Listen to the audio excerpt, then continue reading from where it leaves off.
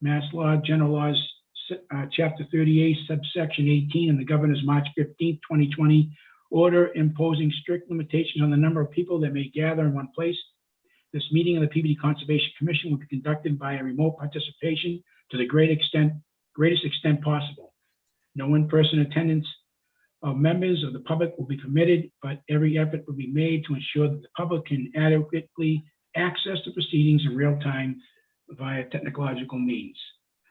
Today, the commissioners for this evening right now is myself, Michael Rizzo is chairman, Lucia Del Negro, who's our conservation agent, Bruce Comax, our vice chairman, Stu Lazarus, our secretary, Mike Vivaldi, commissioner, Arthur Akers, commissioner, Amanda Green, commissioner, and Rita Marie Cavicchio, alternate.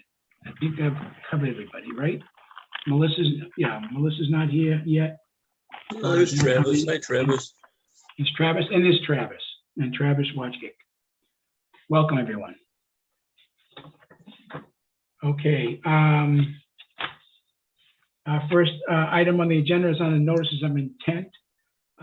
This particular item, which is 11 to 13 Waller Street, item number 1 on the agenda, is going to be continued to our next meeting. Is that correct, Lucia? Yes, they asked for.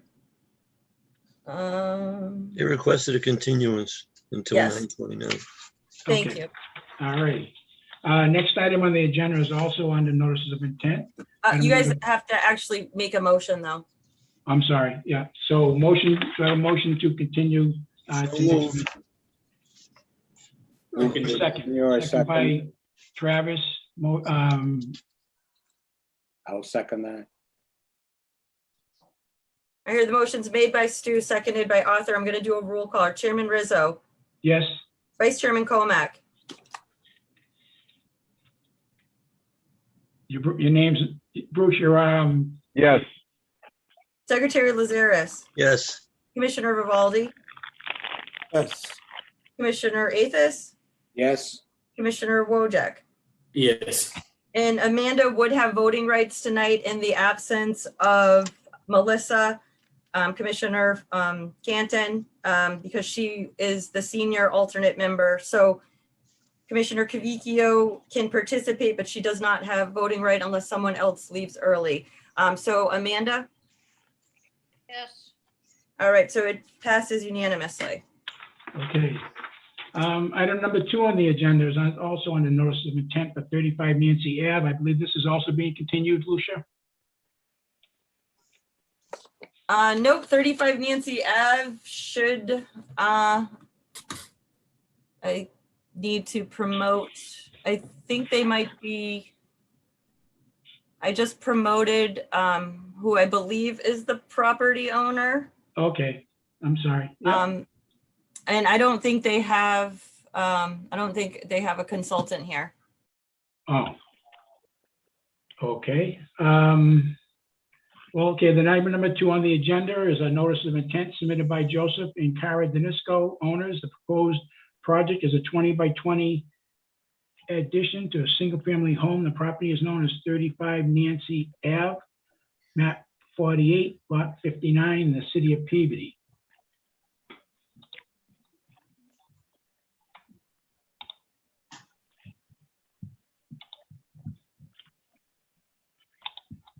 Yeah, that's correct. Any questions for us? I don't know if my contractor's on the line or not, but I believe he was also invited.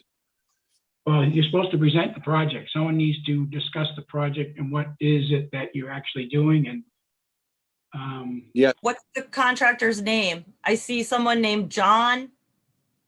It's Sequera Construction. I see Racky Computer and a person named John. Everyone else, I know who they are.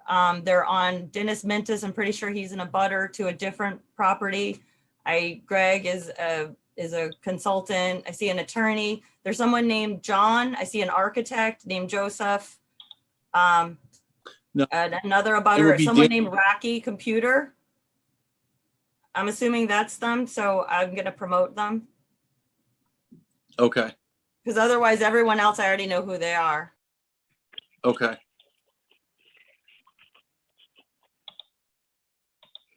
So if Racky Computer, if you are who you are, otherwise I'm gonna have to put them back into the audience because I don't want to call, I can't just allow random people as a panelist.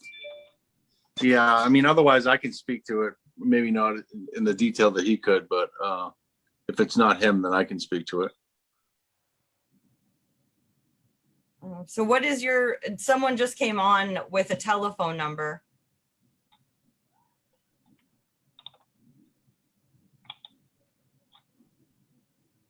Do you know what their telephone number is?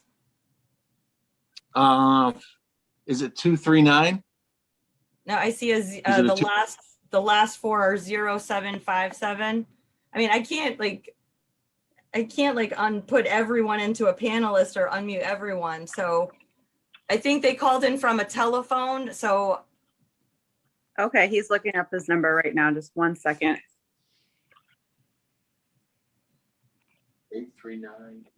839-3235. 3235 is the last four of our contractor's number. Recording in progress. there's no one with 3235 on here. There's one telephone number and it's Okay. 0757. Do you guys want to move on to the next item while we figure this out? Or do you want to just, I mean, it's a single family house in Riverfront. What do you guys? Well, I'm I don't having want to trouble. spend too much time because we have a lot on our agenda. Yeah, and I'm having trouble opening the file and I have no documents. I have the project and the address, but nothing's popping up to open. Yeah, I'm having the same problem with the, So I can't even help you. I don't even, we need somebody to Yeah, present the project to us, so. Let's move on for now, maybe, Well, can I just get, because we've been waiting almost a year for this, so I'd like to just, if the documentation is not there, just provide you at least a brief overview. I know you guys are very busy. Thank you for giving me some time.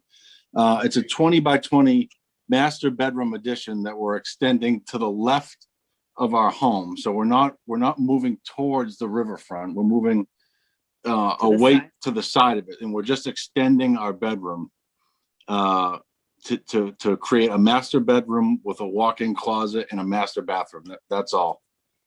That's all we're looking to achieve.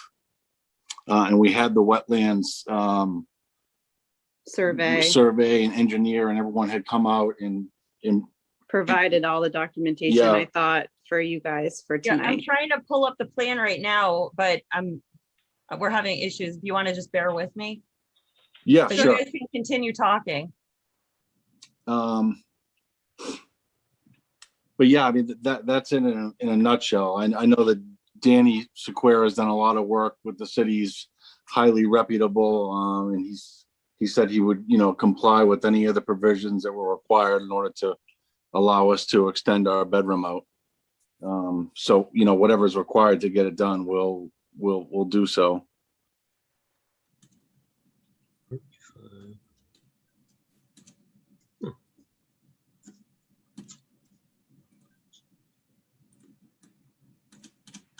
That's weird.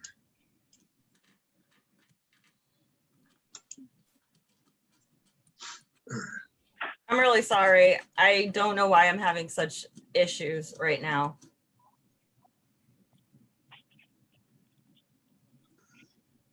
I was expecting someone else to present, I guess. So. This is the riverfront. Can you guys hear me? I Yes. can. This Yeah. is the riverfront isolated wetland. So in my notes, I call out 310 CMR, 10% riverfront development. And this is, they're either allowed 10% alteration or 5,000 square feet.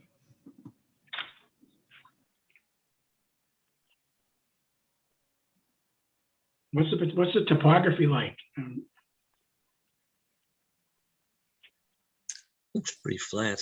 Yeah, I mean, Yeah. it's just a flat, Yeah. it's So the- part of our backyard, that side area that we would be putting the bedroom on. It's just grass. It's part of our backyard. It's Yeah. flat. It's more a side yard than anything. In the riverfront, area, I guess it's considered wetland, but that's actually where the Independence Greenway bike path runs through. So there's an asphalt bike path that runs right through that area.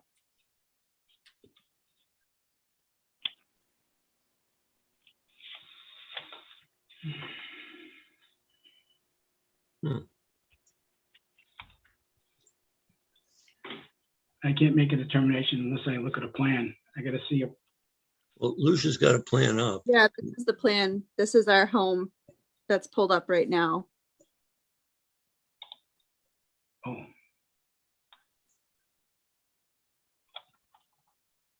Concrete and shed. Lot.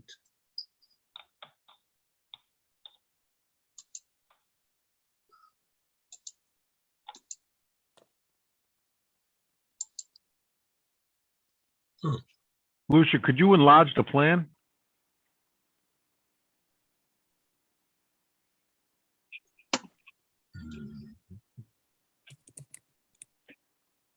Yeah, so that side, that square on the right-hand side, that would be the proposed addition.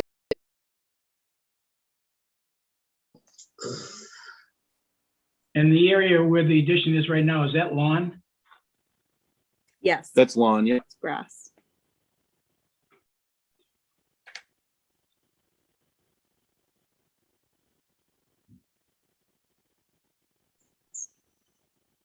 I'm looking at the grades, it's pretty flat, 69. So it goes down 4 feet over. Yeah, it is pretty flat. And where the erosion controls are that'll go around there, what's behind that? Is that still lawn? Is it? The erosion Um, controls right here. Yeah, so So behind our property line, there's a fence, and then our property line goes another foot beyond the fence in the back, and then there's woods, and then but where that erosion control is, that's all lawn. That's all Okay. grass. And even behind that, up to the like I see a concrete pad somewhere. Yeah, what is the concrete pad for? It's just a slab of concrete we put there when the kids were pulled out of school and sports for them to play on. Oh, when did you do that? Last year. It's on grade. There's nothing on it. It's just ball hoop over to it, but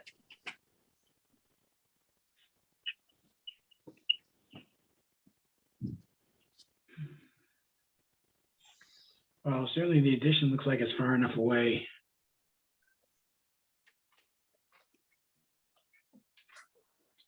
So everything, all the area around the pad up to the house, that's all grass? all the area around the concrete pad is grass, correct? Yeah. That's all grass. It's a pretty big yard. yeah, and I mean, ideally, we would have liked to have gone straight back, but it's easier for us to go off to the side. And I think from, an environmental perspective too, it's probably easier if we go to the side. You know, we have 3 children, and the bedroom end of our house is getting tight. Yeah, Through the chair, yes. staff says that there was a previous bedroom addition. And is that what that is for, the children? No, the bedroom addition, his parents also live in our house, and that was for them to have their own little bedroom.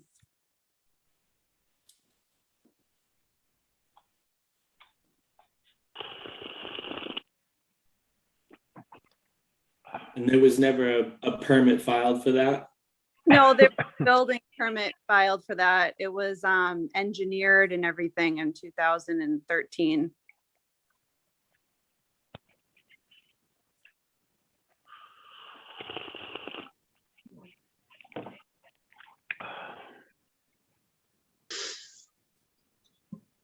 So through the chair, they received a building permit in 2013, but they did not get a wetlands permit. They did not file a notice of intent. I have, with help of Ashley Malia, I think that's her name. She Yep. she works for their construction contractor. She was able to pull and show me, is someone like crumpling something? Because that's all I can hear. Thank you. She was able to pull permits from 94, 1986, 1987, and 1978. All of those permits make sense that there wouldn't have been a wetlands permit filed, but the 2013 for the addition, there definitely should have been a notice of intent filed, and there should have been a notice of intent filed for the concrete pad. So I just want to reiterate what my notes say. If you guys do approve this, you are approving everything on this plan, and you will be bringing their property into compliance. And they did just admit that they created that concrete pad over the pandemic, which, I mean, this is Riverfront. So again, it is a single family house. They are allowed up to, I believe it's 5,000 square feet or 10% of the lot, whichever is more. I'm not, sure. I'm not an attorney, so I don't want to get into the weeds of that. But again, if you guys allow it, you will bring them into compliance. So that's really all I want to say about this. It's a small addition at this point. I mean, the concrete pad is much more intrusive than the addition. Yeah, I mean, that all sounds fine to me. I mean, we had contractors do the addition and the concrete pad, so I'm not sure. But yes, I agree to all that.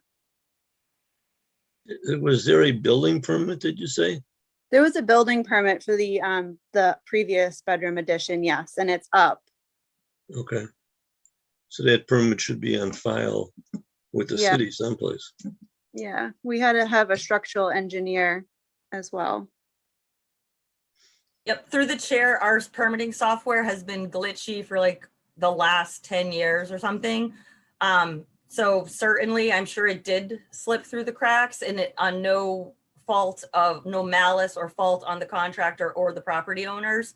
I still am having issues with our current software. So I would agree to that. They definitely did pull a permit on everything except for the concrete pad, because I don't think they needed a building permit for that. But the contractor was able to supply me a permit, and I just read those dates: 2013, in 1994, the breezeway and garage, rear porch was in 1986, the deck in 1987, and the pool in 1978. It's older than me. Where the pad is then, was that grass before or was it treed? Where the pad is now? It was kind of just like a dead area of grass. Yeah, it was grass, but it was, Because you're right on the border of the floodplain, so right. Well, the mason who put it down told us it was on grade and within our property boundaries, so he didn't think we needed a permit for it. Because we didn't put anything on top of it. There's no shed on top of it. There's nothing on it. It's just for my kids to play on.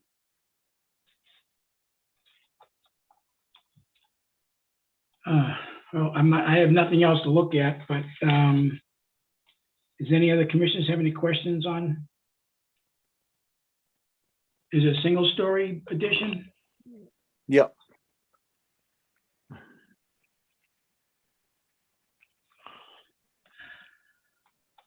Is it got a basement in it?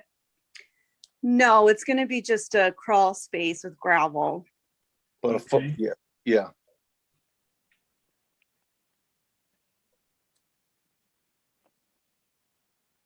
Okay, does anybody have any questions from the commission? I think it's a fairly minor thing. I mean, I can't see the house, but, it's all lawn, it's at grade. It's probably as far away from the resource area as you'd want to get. It's 100 feet from the flood zone. And the grades look pretty, if the site was really steep, I'd be more concerned, but it seems fairly, it slopes back rather gradually to the wetland. So if they stay in the confines of the erosion controls, then I would think that overall it should be okay. If nobody has any questions, Lucia, is anybody there, a neighbor who wants to speak on this matter? Through the chair, Yeah, I would like to know the lot coverage for how much is actually covered by impervious surfaces and how much is covering through this addition too. Is this 35 Nancy Ave? Yes. Yes.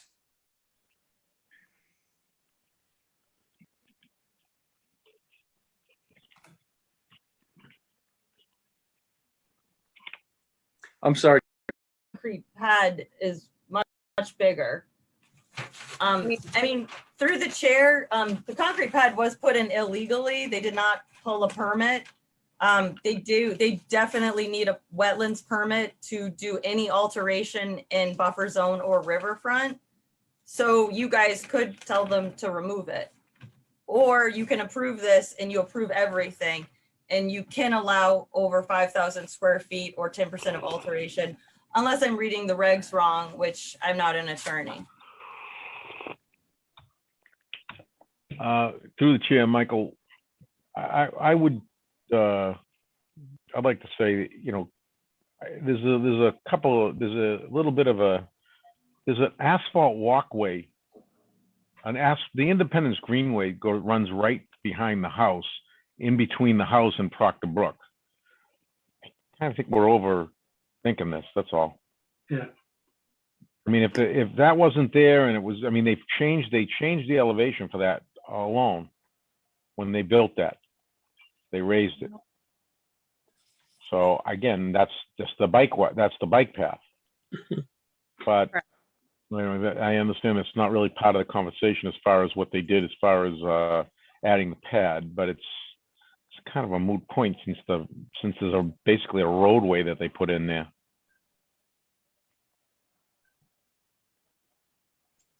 Yeah, I mean, I'm sure this would have been fairly straightforward.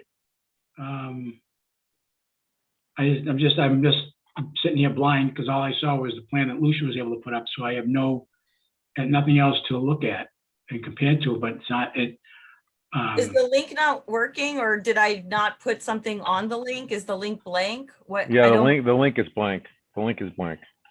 Are you guys able to see other? yeah, Yes, yes. all the other projects were fine. This one was just blank. All right, well, I mean, there's not much more. What more do you want me to? No, I basically, with the exception of having.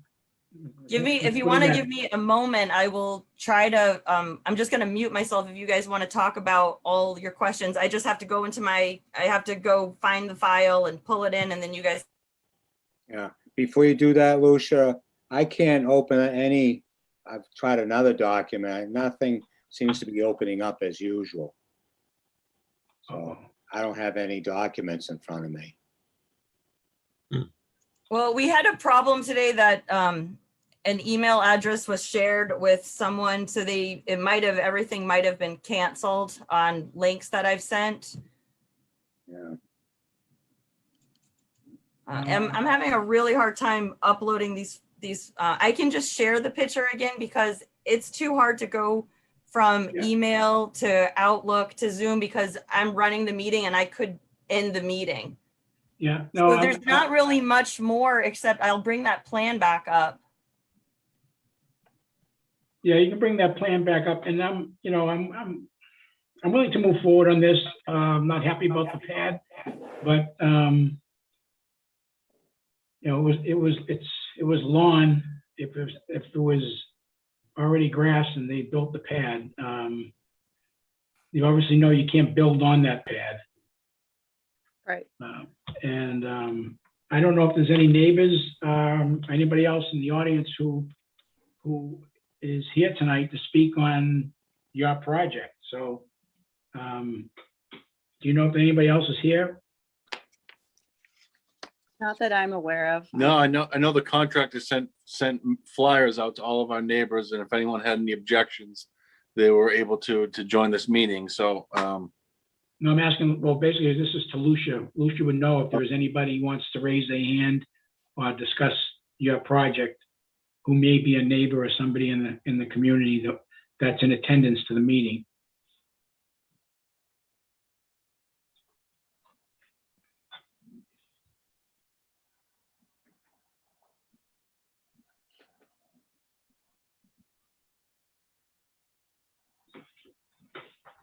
So now would be the time, if you're in the audience, please raise your hand.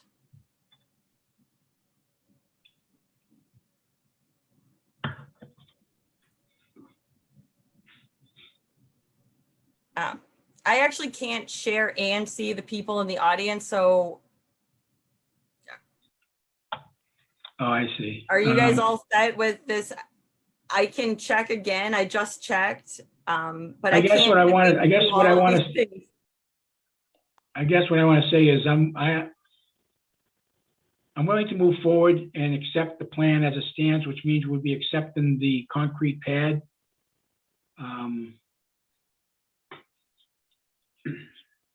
Otherwise, we have to continue this. If there's nobody there from the public who wants to speak on this matter, then there's nobody else in opposition of the project. Based on Lucia's notes, we could issue an order of conditions, knowing that the project limits so contained within the confines of the BMPs. yeah, we would appreciate that. We are very eager to get this going. We've been working for a while to get these plans together, so. We appreciate everyone's, reviewing this and your input tonight. There's no one in the audience, so if you guys want me to put if you're all set, do you want me to share the screen again? No, I'm okay. So, It's just in terms of, there was a condition about the swimming pool, and there is already existing swimming pool, so that would be subject to certain conditions that we're going to state in the motion. yeah, Okay.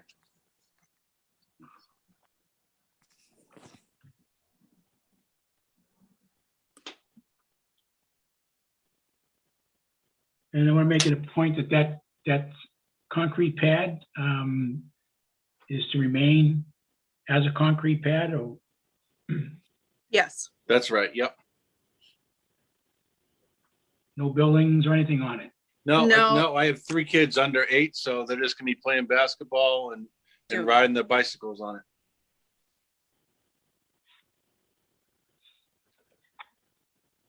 So, Through the chair, yes, would the applicant be willing to provide some enhancements to the concrete pad, such as shade trees or anything like that? Well, then, around the pad. Yes. There's trees in between our, like behind behind the concrete pad, behind the In fence. between the bike path and the fence? Yeah, there's it's all trees. You can't even see people walking on the bike path from our yard. It's all filled in with trees.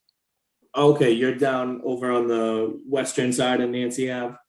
That's right, yeah, so it's all filled in, and we have a couple of big oak trees in the yard as well, so the pad is very well Already covered and shaded and, shaded, exactly. Okay. Then,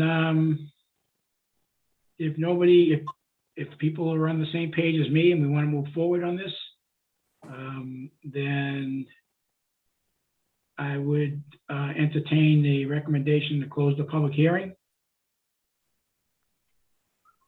Close the public hearing.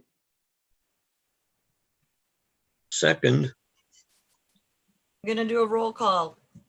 Motion to close the public hearing. Chairman Rizzo, Yes, Vice Chairman Comac, Yes, Secretary Lazares, yes, Commissioner Vivaldi, You're muted, Michael. Yes. Commissioner Athos, Yes. Commissioner Wojcik, Yes. Commissioner Green. yes, All right, passes 7-0. Okay, do I have an recommendation to issue an order of conditions for this project? So moved with the conditions. Second, is there a second on that? I'll second that. By Arthur, okay. All right, I'm gonna Um, do a roll call on. Travis, you were saying? Yeah, I want to make sure that we specify condition number 49 regarding swimming pools. So just to make sure that you let the pool water stand before you drain it for 7 days. I'm sure Lucia could speak to that a little bit more if you need it to be. Yeah. Yeah, we actually don't even drain it. Okay, great. Yeah, so yeah, No, but if you have to lower the water below the skimmer. yeah, So in doing that, you have to wait 7 days. You know, last time you put chlorine in, you have to wait 7 days before you lower that to the bottom of the skimmer. okay, So chlorinated water isn't going out and getting out. You're pretty far away from the wetland, but it's because you're in the buffer zone, that's what the requirements are for a pool within the buffer zone. okay. We can, Okay? All right, and then we have conditions 1 through 50.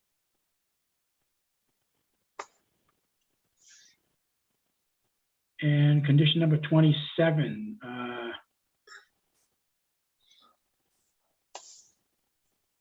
Providing a copy of the order of conditions to the commission. Notify Conservation Commission in writing 48 hours prior to construction starting. You need to let Lucia know when the erosion controls are established so she can go and inspect them, make sure they're correct. okay. And I think that's it. Is that all, Lucia? Well, yeah, 27 is a standard order of conditions that you guys put on everything. Yeah. So, I mean, hopefully they read it. I mean, I emailed this to Joseph as well as Ashley Malia. But the extra condition that you guys added was that the concrete pad, number 51, is the concrete pad to remain a concrete pad with no structures in perpetuity. Yes. Yep. So that motion was made by Travis, seconded by Bruce. I'm going to do a roll call. Chairman Rizzo, Yes. Vice Chairman Comack, Yes. Secretary Lazares, Yes. Commissioner Vivaldi, No. Commissioner Athos, Yes. Commissioner Wojcik, Yes. Commissioner Green,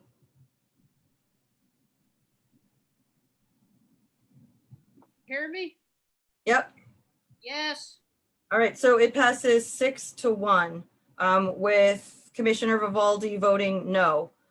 And I will remind you guys, property owners, Mr. Danisco, I will, Kara and Joseph, I will remind you guys about that swimming pool and you're gonna have to have the order of conditions recorded beforehand. Give me the book and page. Just make sure you read the letter that I mail with the permit. Okay. Okay.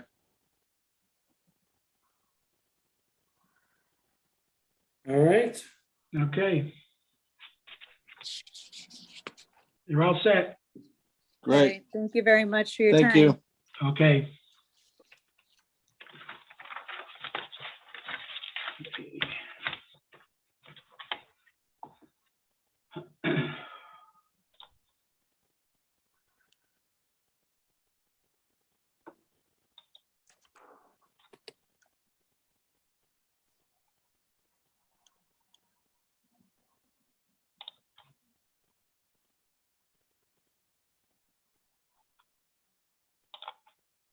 Yeah, the following documents I have, they're showing up. Just that particular address, I couldn't open anything. Yeah, me neither.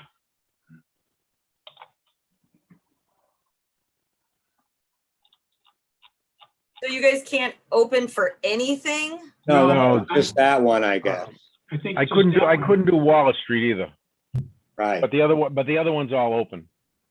Oh, the important one is, okay, yeah, I got the NOI for the next item, so, Wallace Street might not have opened because they didn't give me any new information. And I'm not sure what happened with Nancy. Maybe I forgot to put it in there or something. But as long as you guys can get into the link and see the other one. I think we're good. Yeah.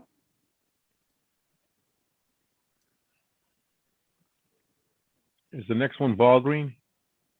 Yeah. next item is, Yeah. item number 3 on the agenda is also a notice of intent. It's a public hearing on a notice of intent submitted by Norse Environmental Services, Inc., Maureen Herald, for Eric Pelletier, owner, the proposed project installation of an in-ground pool, patio, raised deck, installed patio associated with grading and utilities within the buffer zone. The property is known as 6 Ball Green Drive. Good evening. My name is Steve Erickson from North Environmental Services. We've got an existing single-family home. The house was built in the 60s sometime, mid-60s. The property has fencing all around the property. There is a wetland to the rear of the property. We're looking to install an in-ground pool at the back of the house. We can't move it toward the side, to the front. There's no way we can get any further away. But the entire area that would be installed would be an lawn area.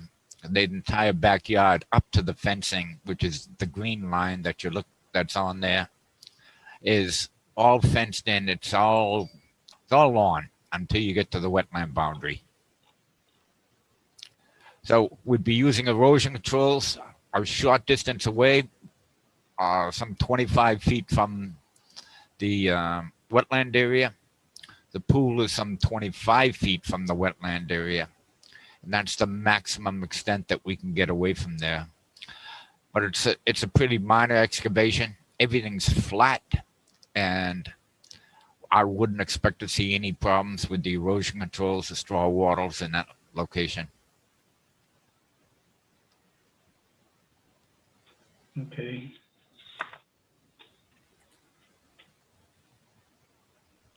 Are you the owner or the builder? I'm sorry, was that a question? Yes. Could you repeat it? Are you the owner of the property or are you the builder? No, I'm Steve Erickson from North Environmental Scientist. Okay, I'm sorry. I am a soil scientist, a wetland scientist, registered sanitarian, a couple other things, but they don't really matter too much.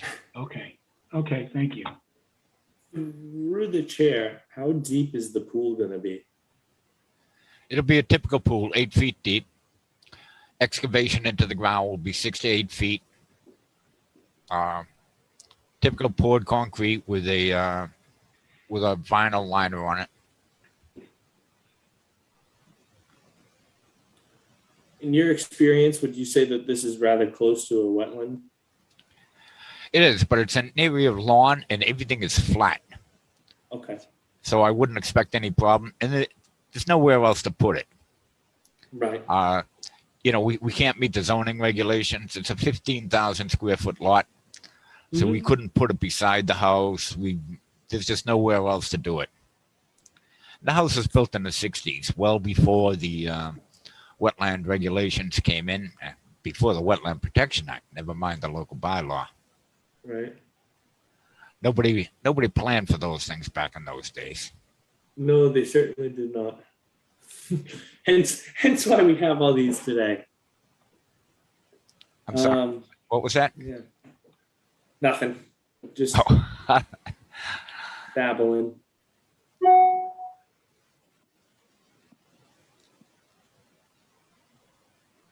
What are the erosion controls you're going to be using? I'm sorry. What was that? What are you using relative to erosion controls? I still didn't hear you. What erosion controls are you using? We'd be using straw wattles. Okay, I think they work better because gravity works with them. If you would like some silt fence behind that, we could do that. That's not a problem at all. But the straw wattles I find are the best. Hay bales introduce, invasive seeds and everything else, and they're a pain in the butt to get rid of after you're done. They get very heavy when they get wet. no, I'm okay with that. I was just asking the question. I don't think silt fence is necessary. You said it's fairly flat there? It is. It's a flat lawn area. There's a drop off to the wetland, but the only drop off is in the back where the wetland is. Yeah. And the excavation for the pool, where are you planning to, or how are you planning to get the material out? The material can be stacked to the side, then loaded into a truck. We'll be pooling in a truck on the right-hand side because there's a little more space there rather than the left-hand side. Left-hand side, it's only 21 feet. It's a little bit tight there. But there's no restrictions on getting the material out from that side out to the Newington Road? No, not a Okay. problem at all. So my question is, can you extend the erosion controls up to the property line on both directions? Absolutely. You could condition it to extend the erosion controls to the property line on both sides if you would prefer. Yes. Not a problem. Okay, so if you can make that change to the plan, we can condition that. Yes? Let's see. Anybody else have any comments on this from the commission? The chair? Can you hear me? Barely. What's wrong with I must have dropped my MacBook. I was just wondering, are you getting rid of any trees? Any trees? Yes. No, it's all lawn. It's completely lawn area. The only thing around there are cultivated trees, landscaping shrubs, and that kind of thing. Okay, thank you. Thank you.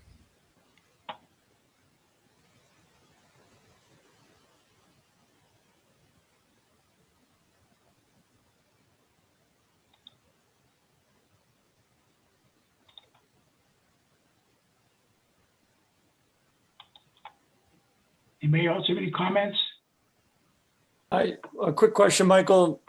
The idea that, is it 25 feet so this is wetlands, not riverfront or any other protected body of water? It's No, not that it's a bordering vegetative wetland. In this case, a typical red maple swamp. Got red maple trees in it, a lot of buckthorn, some sensitive fern, cinnamon fern, that kind of thing growing in the lower reaches. If you look at the satellite imagery, it's right in between two parts of the same subdivision, pretty much. It's a really, I don't want to say insignificant wetland, but it's Well, we try not to use that word with a wetland, right. but we've got a lot of red maple swamps out there. A lot of red maple swamps, and it is very small. Through the chair is there's an existing, in the Google Earth shows an existing above ground pool. Is that gone? No, but it will be. Okay. And what is the pool deck going to be made of? There's a concrete pad that will be poured around the pool. Okay. Is there a fence around that? There will be. It's required by the building code. So the fence, where is the fence going to be? Do you know? I don't offhand. We haven't determined that, but fencing is required around any pool, even though the entire yard is fenced off. Okay. I mean, presumably a child could still have access to the front and wander off into the pool. And becomes a big liability issue. So there will be a fence installed, conventional 4-foot high chain link fencing. Mhm. Okay.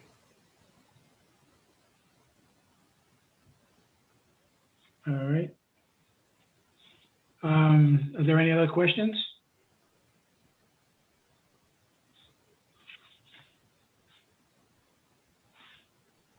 Hearing no other questions, and is there anybody in attendance tonight, Lucia, that may want to speak on this matter?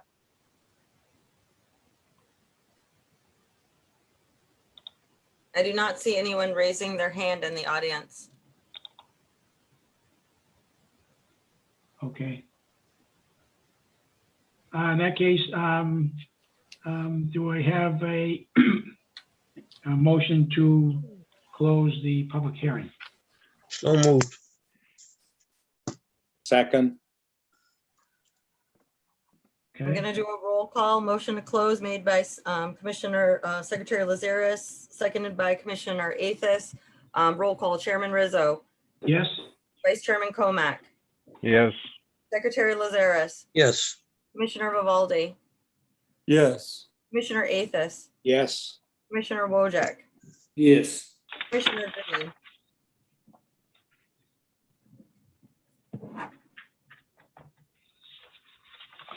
Amanda, you there? Yes. Okay, sorry. All right, so that passes 7-0. okay. Do I have a motion to issue, did I ask order of conditions? That was so just, moved. second, Seconded. Okay.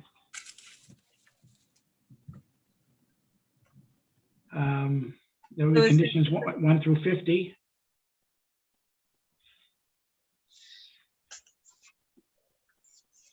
Correct, and that would cover up numbers 27, about recording the order of conditions at the registry and getting it to Lucia, and also about the requirements of a swimming pool, which is condition number 49.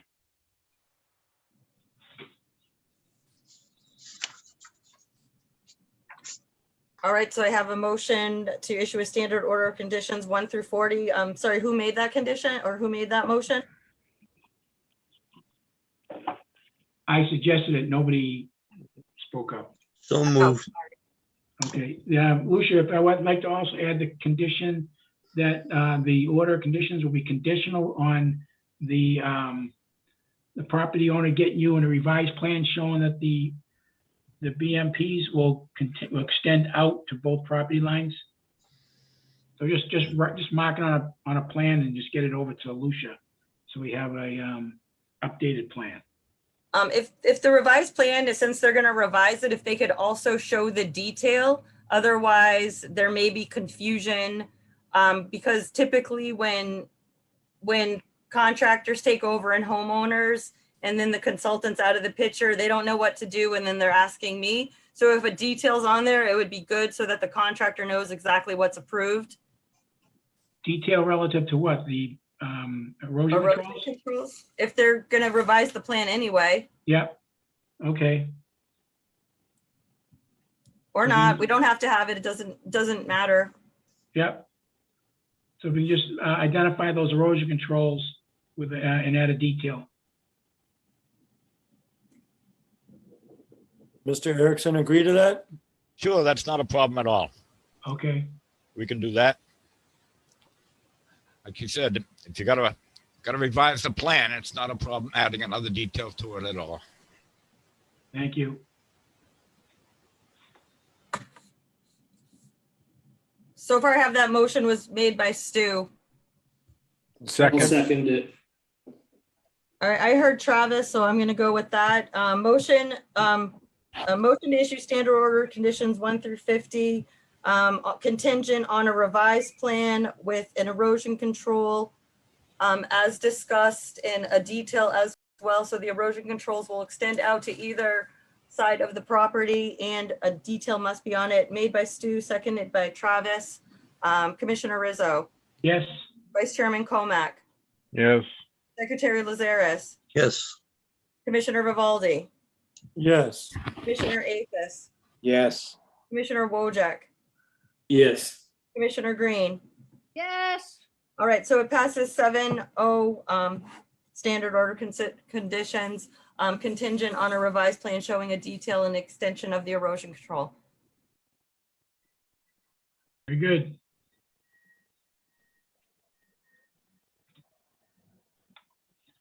All right, well, thank you. Thank you, commissioners. We appreciate your time. Very well, thank you.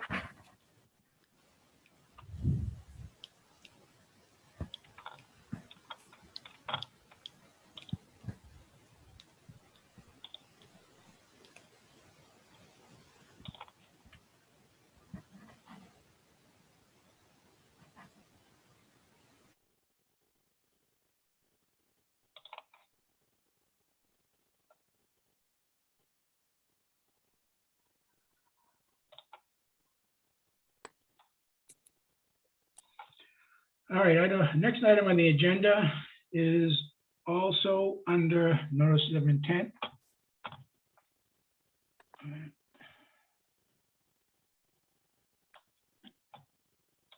Alicia, that 0757 phone number was Travis Sumner as well, but he'd be associated with this one. Okay, next item is item 4. It's a public hearing on a notice of intent submitted by LEC Environmental Consultants, Andrea Kendall for Sumco Echo Contracting LLC, Richard Sumner. Applicant proposes site preparation activities in support of future development by others. Given the size, topography, and configuration of the property and the goal to maintain and improve the existing contiguous forested vernal pool buffer, the project footprint of any development will need to accompany the north and west portion of the site and will result in permanently impacting the westerly quarry hole. Replication is proposed for lost resource area. Property is known as 0 and 51 Jubilee Drive, map 81, lot 3, and map 91, lot 12 in the city of Peabody.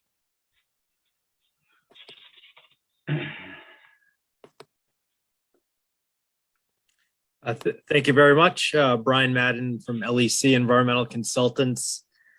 I'm in place for Andrea Kendall. She apologized for not being able to make it. She's on vacation this week.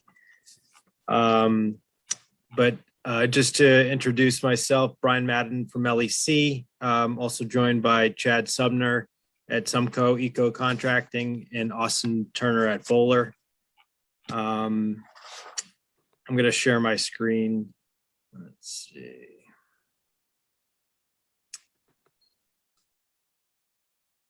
All right. Does everyone see my screen now? Yes. All right. So Andrea and others had met with you informally back in May to discuss the project, but just to give an overview and refresh everyone's memory and review the resource areas, I'll walk you through it. So within the southern portion of the site, there's a bordering vegetated wetland system. There are two in the northern portion of the site. There are two quarry holes that were previously excavated out, presumably associated with prior site use and or highway work. The westerly quarry hole does qualify as an isolated wetland and isolated land subject to flooding. It maintains generally steep vertical rock face embankments. In the easterly quarry hole, which extends off-site, was determined to be a vernal pool. This past spring breeding season, LEC conducted a number of site evaluations to document the presence of obligate or facultative vernal pool species. We documented 5 spotted salamander egg masses within the easterly quarry hole. We did not observe any activity, any breeding activity, or any fairy shrimp within the westerly quarry hole. which is not too surprising due to the steep embankments and the lack of attachment sites for breeding activities. So not ideal for amphibians to breed within. So as you can see on this image, the majority of the on-site conditions have been previously disturbed and degraded to some degree. We are proposing to do some site prep work in advance of future site development. And what we are proposing to do is fill in this westerly quarry hole and then provide wetland replication at a 1.1 to 1 ratio, basically expand upon the bordering vegetated wetland system within the southern portion of the site. And we've proposed a diverse planting regime. And Sumco would be doing that work. This is their specialty, and Chad can certainly weigh in on level of detail and sequence of work. But they truly are the best in the business at this. And additionally, as mitigation, we're proposing to provide some buffer zone enhancements in and around the easterly quarry hole. Again, as I mentioned, the majority of that is there's forested upland that surrounds the pool itself, and then it quickly transitions to open degraded conditions, which do not provide habitat for spotted salamander. Most folks may know this, but outside of the breeding season in early spring, spotted salamanders will spend the majority of their life cycle within burrows or leaf litter within the forested upland. They generally avoid open cleared areas that have early successional growth and have been documented to avoid migration through those habitat conditions when migrating towards pools. So what we're proposing to do is infill in some areas that are lacking forested cover and plant a variety of native species, trees and shrub species to essentially kickstart the transition to providing functional habitat, terrestrial forested upland habitat for the spotted salamander that will enhance the buffer zone habitat conditions in and around that easterly quarry hole functioning as the vernal pool. And so with that will significantly improve the habitat conditions around that system. And I guess maybe before I go any further, I can open up to questions if you want us to go into any further detail on the wetland replication, sequencing steps, plantings, we can certainly do so. Okay, yeah, I have a bunch of questions. So looking at the site, how right now you want to go in there and basically clear a site with no building or no plan. So we're trying to look at something and say, why would I approve something that I don't even know what's going in there, and to what extent you need to clear this site? You made good points, but we don't have any idea what you're building that we can even make a judgment on in protecting of the habitat in the endangered habitat area. You know, why would we let you do anything in the 200-foot buffer zone to a vernal pool without knowing what you're going to do there? So that's one of my questions. The other is, where are you going to access, if you're going to expand the existing wetland down the lower corner, down the southerly end, and expand it out, how are you going to get access to that back section? Are you talking about putting a road in between the new wetland and then putting a road right next to it along the property line? So I have no idea how you're accessing the site. So I just find it a little odd that you're filing a notice of intent. I could see coming before us before to talk about the property and maybe some things that may need to happen, and then you come with a notice of intent with no plan for a project.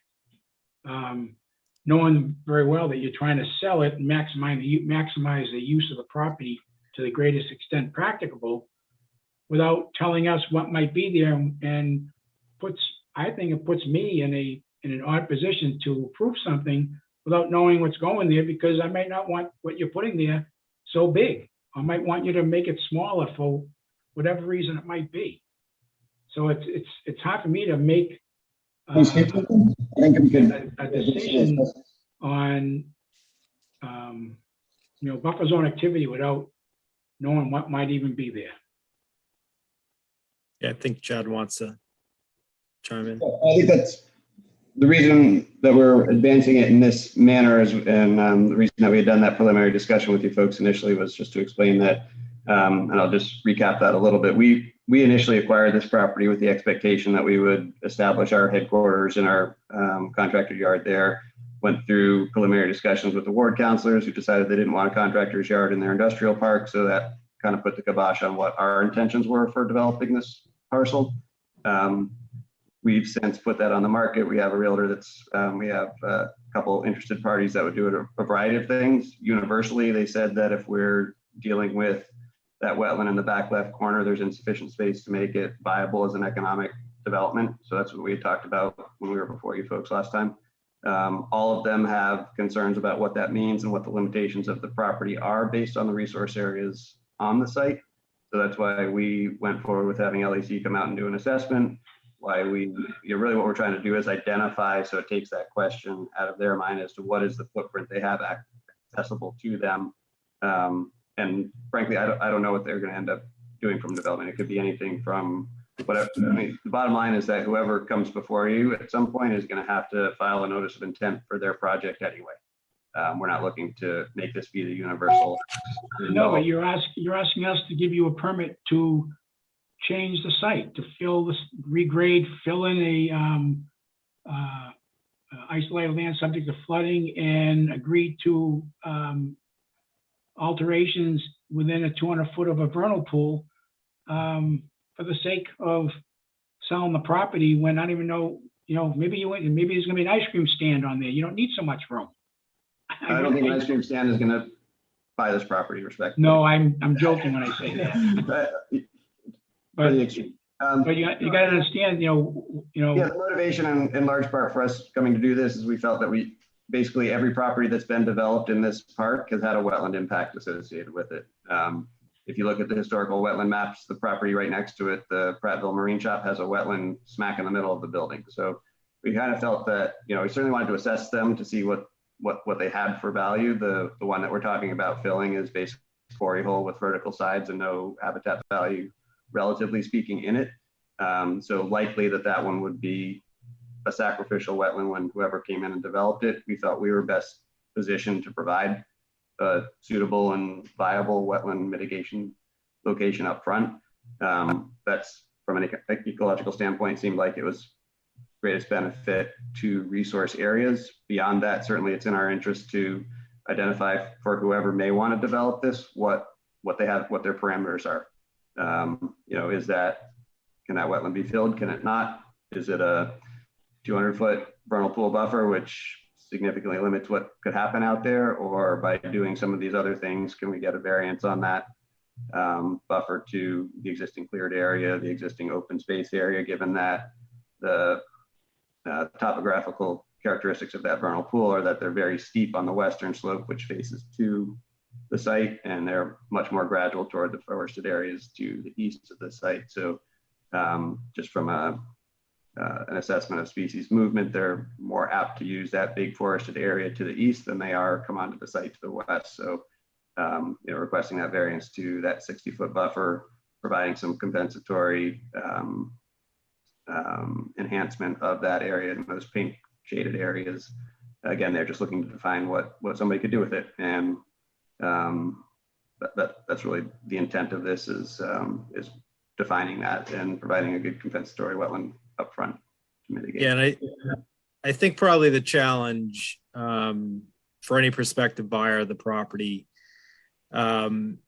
unwilling to pull the trigger on a PNS until there's some assurity that they have enough area to develop the site for their functions, let alone pay for the costs associated with any engineering site plan that comes along with it. So it's a little bit of a chicken and egg type situation. And that's why the development, the site prep work has been phased in this manner. But so you see how that puts us in a odd situation. Certainly puts me in an odd situation, Yeah, and I guess I understand what you're saying for sure. And Did you guys, and now I read in detail the NOI and you did a good job on it. My question is, do you know if there's been the habitat evaluation that can help us understand a little better? Like, do you know that there's no, in that area that you said is kind of open, that there is no habitat there for the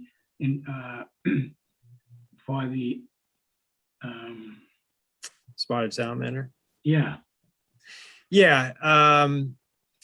So this spring we were out there several times looking at the breeding activity, the wildlife utilizing both quarry holes. I've been doing these sort of evaluations and done plenty of drift fencing and pitfall bucket trap installation work, coupled with well-documented literature confirming that spotted salamanders are adverse to, again, traveling through open areas, and it's pretty intuitive on why they avoid those areas. Exposes themselves to predation and or desiccation. They generally stick to areas within the tree line, and this is a very fragmented landscape to begin with, and so it's not too surprising that this isn't a robust population out here. And we only, again, documented 5 egg masses, and that's the bare minimum to meet the certification qualifications for vernal pool. But there is, on that easterly side of the property and extending offsite, the remaining fragmented forested upland where there's a remnant spotted salamander population.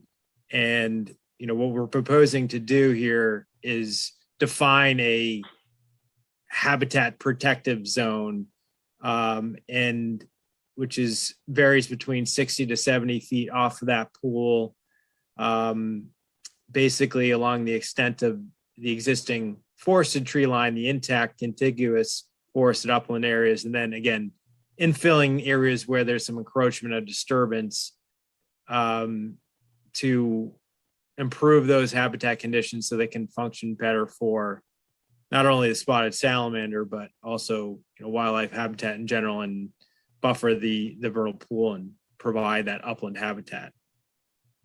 Okay, and then the other, where the westerly hole there that you want to fill in, which is completely overgrown now with trees and so forth. One could say that's habitat too, but you're going to remove all that.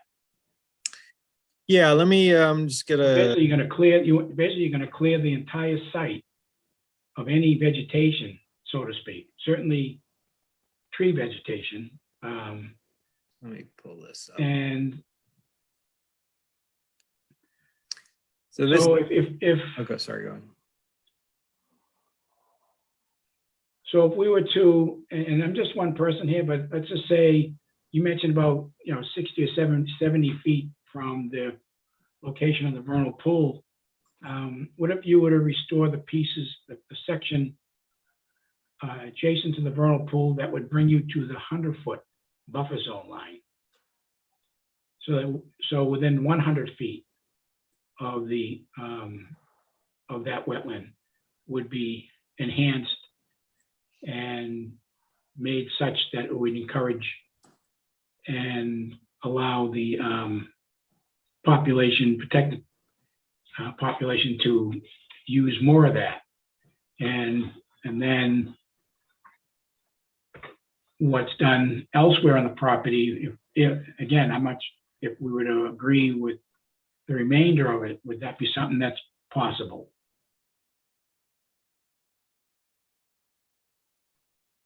Because in your NOI, you're basically saying there's really no value to the easterly wetland, Westerly one, yep. that isolated land. But certainly there's a lot of habitat available for, other animals. So, I'm not too keen on approving issuing order conditions on clearing a site and just at minimum, going within 60 to 70 feet from the vernal pool when, if you really wanted to protect the vernal pool, I'd like to see it enhanced out to 100 feet. And then maybe, again, I don't know what kind of project you're building there, so I don't know how much room you would need. Do you mind if this is Austin Turner with Buller, do you mind if I weigh in?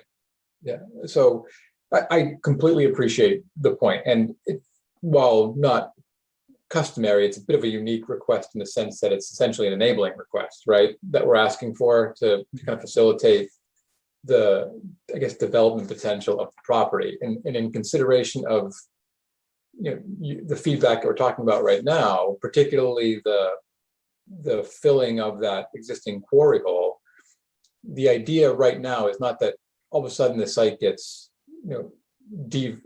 devegetated or bladed necessarily with this particular request. This request is simply, I say simply, I'm not trying to minimize it, but to alter that existing quarry hole and go and replicate it as in that lower left corner of the plan, knowing full well, as Chad alluded to earlier, that any development program that's going to be proposed in this property is completely and entirely subject to additional notice of intent with the Conservation Commission for that work. So what we're asking for tonight is fill that quarry hole and replicate it in an area that's contiguous to, frankly, a more valuable wetland, at least in my opinion. And then some level of understanding as to how close the commission is comfortable for us to get to that existing vernal pool and the restoration efforts of that degraded buffer. Okay. Beyond that, we're not asking for any approval or saying, okay, at least in my opinion, a presumptive. All right, then let me ask this question. That's a good point. I'm glad you explained that. So based on whatever the decision is made this evening, if we were to close the hearing, or whether we have to continue it, because we have DEP comments also. With an order of conditions, your plan isn't to go out and start clearing. No, sir. The plan is not all of a sudden, if provided the commission approved this application, it's not that we're out there immediately starting to clear vegetation. The focused point of this particular request really predominantly is fill the existing quarry hole and replicate it. Yeah. And some level of understanding as to how close a future and prospective development program could get to that existing vernal pool boundary. Okay. And with the filling and replication of the quarry hole, Chad and his team would be completing the restoration efforts that's shown in pink on the screen, or some version of that we were all collectively in agreement for. Mm-hmm. And then it's time out, right? Then it's time out. Because Chad has to go and consummate a deal.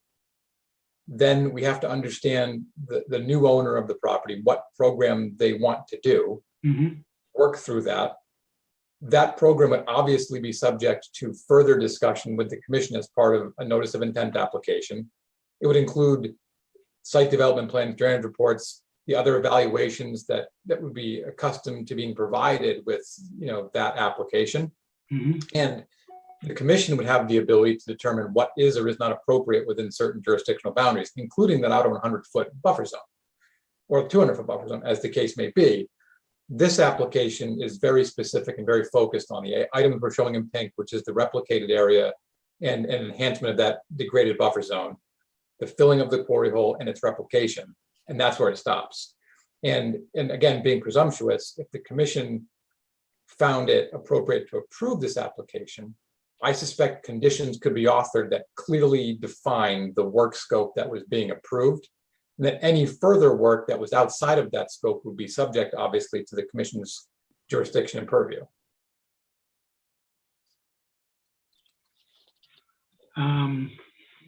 Okay, but I think, well, if you, so that what makes it difficult is the question about any work between the limits of that pink boundary and the 100-foot buffer zone. Yep. That will, and I think to your point, I think there's just to, I'm simplifying this from my own head because I'm simple, and I think there's two things. I think where you're going is talking about them separately, and I think there's the filling of the quarry hole and its replication. Yeah.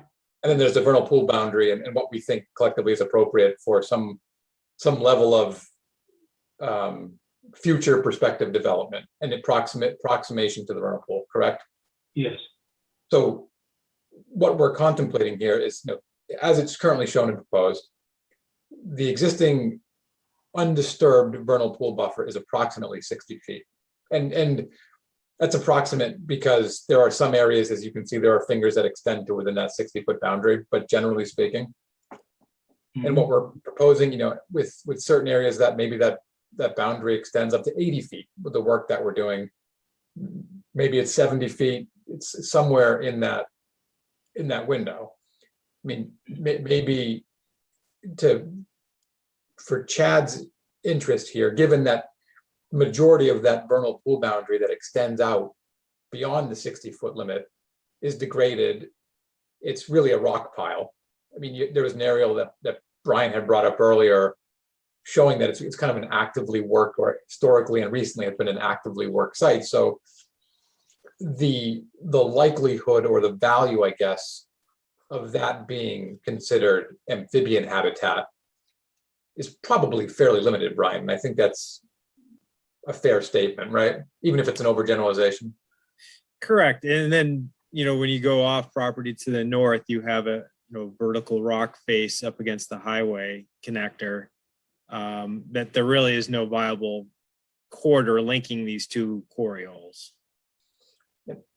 So in consideration of that, I mean, I'd like to hear what the commission feels is an appropriate buffer given the site's historical use, what it looks like today, and the, I guess, the value or perhaps lack of value of that kind of open area. And is it 100 feet? Is it as we're showing it? Maybe is it some middle ground in between that may be appropriate with some additional restoration efforts? Okay. All right. Then let's hear from the rest of the commission and see how they feel about this.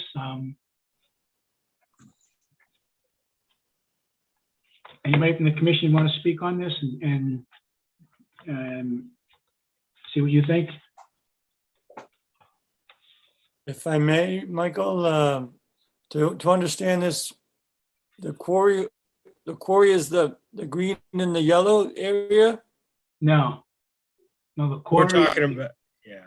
The quarry is the northwesterly corner of the property where you see that polygon with the yellow lines going through it. That's the hashed area. Okay.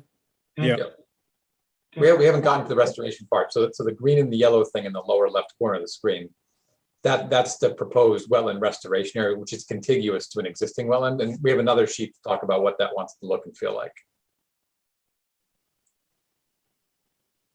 So basically they fill in that, I can simplify, they fill in that hole and make that usable and include that with whatever they need for area for development, whether they keep some of those trees, whether they don't keep the trees, we don't know. But the area down in the bottom would be a protected area.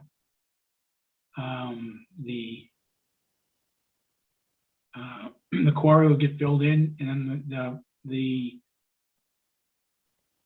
kind of the question that I had was relative to the vernal pool and to what extent.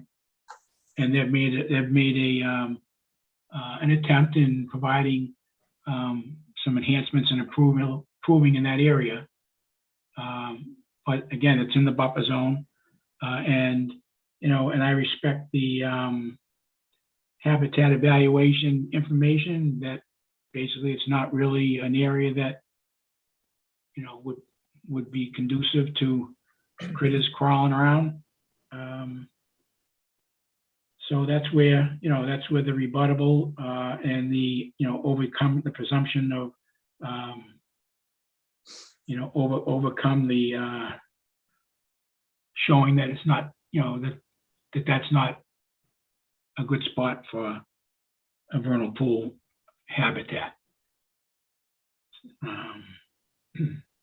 But keeping in mind that the whole 200 feet is considered is protected by our bylaw.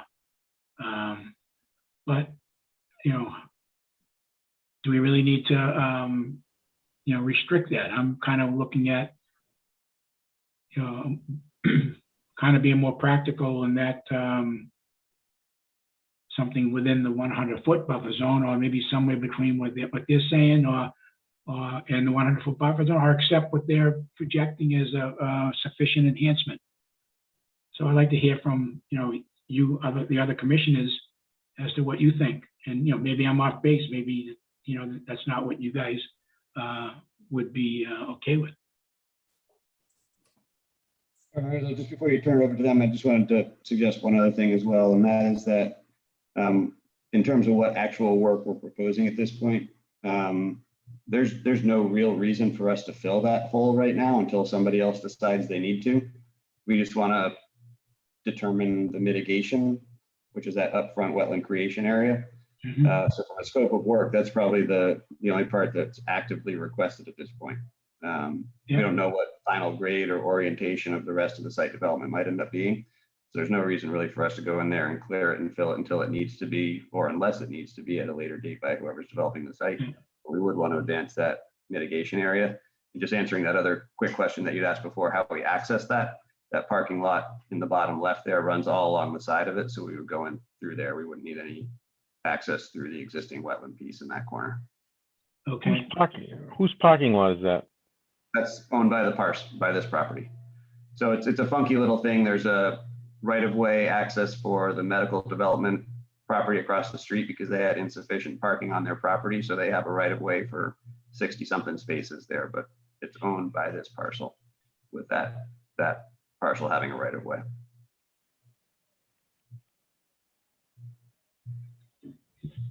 And then up in the pink right now, we're showing about 2,500 square foot of enhancement of the forested habitat for the vernal pool support. Through the chair, were members of the commission able to read DEP's comments? Because they're a little hefty. I just got a chance to look at them today. They were obviously sent over today. I'm wondering if the applicant had a chance to review the DEP's comments as well. I have not seen them. I don't think we've seen them either.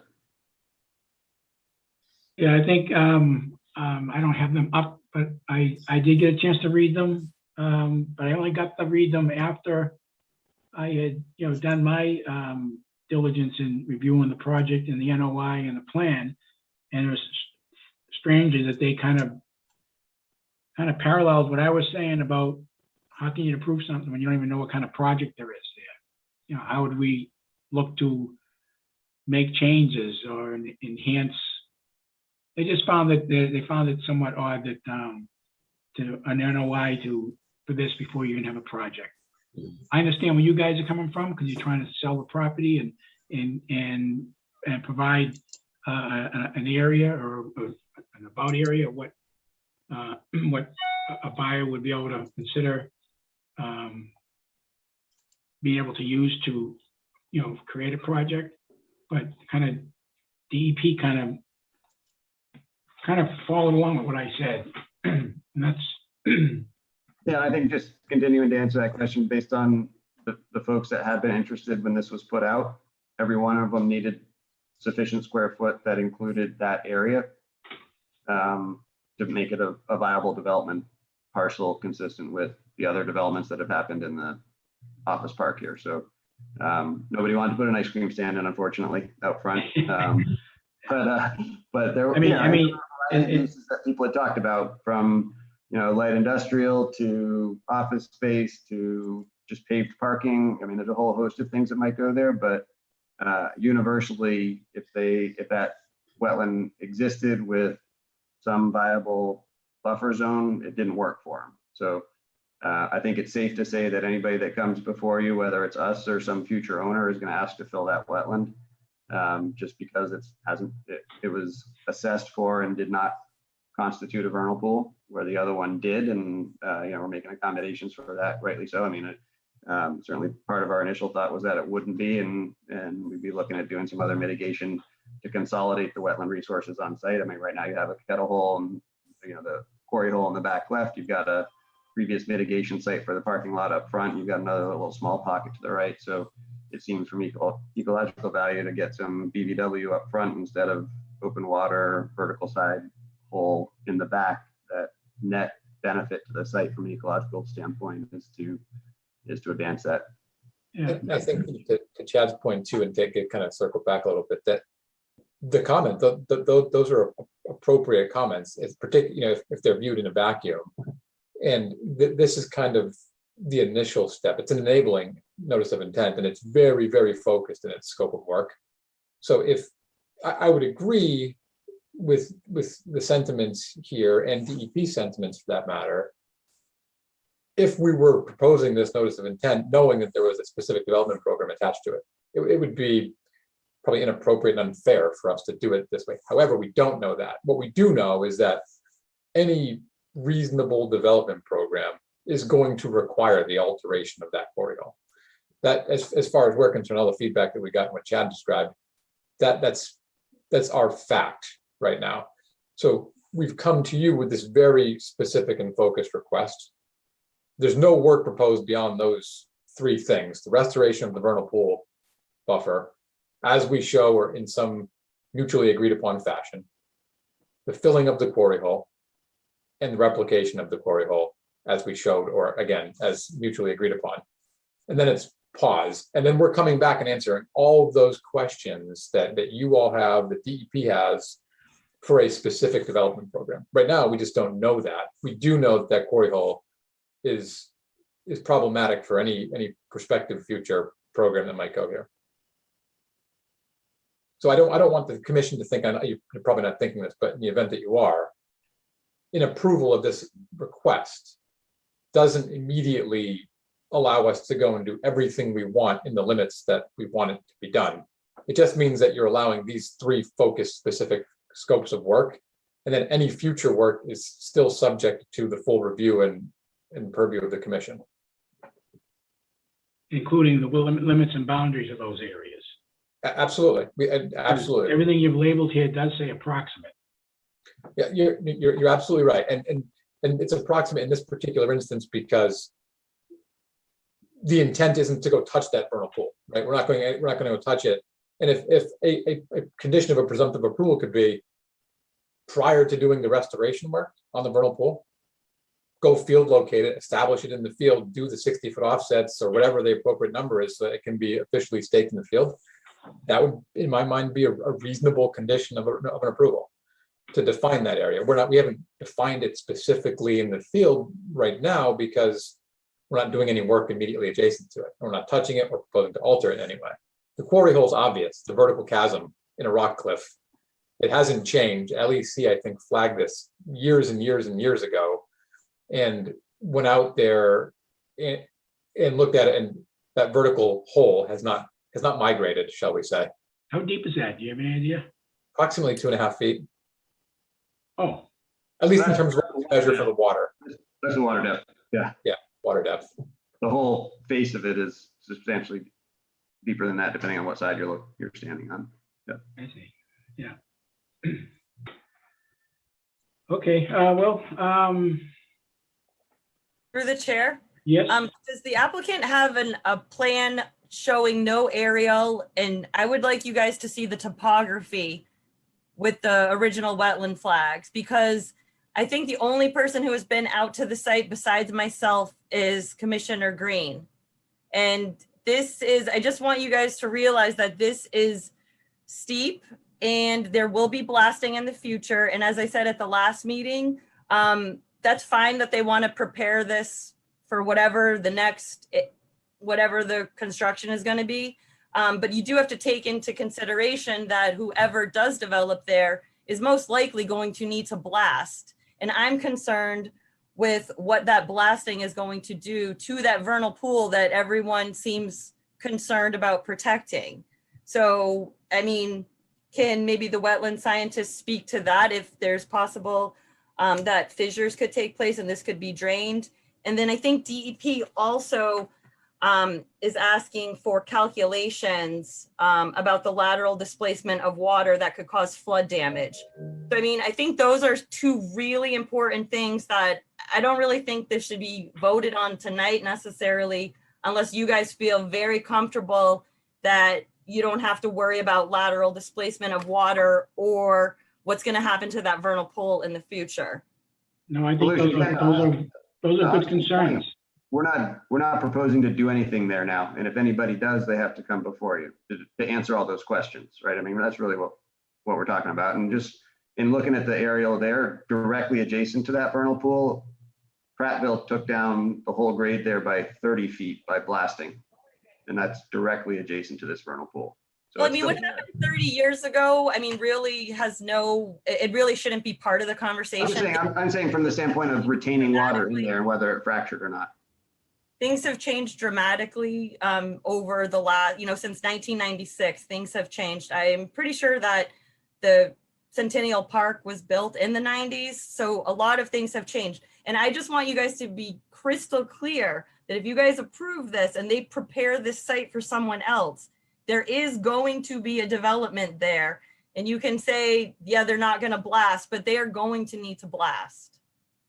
I don't think we're saying that Through necessarily. the chair, I can bring up, we have an old, a record survey that I'd be happy to bring my screen up and show you so you get a sense of the topography that is generally out there. That's helpful. Yeah, maybe, I think that maybe you do a site visit.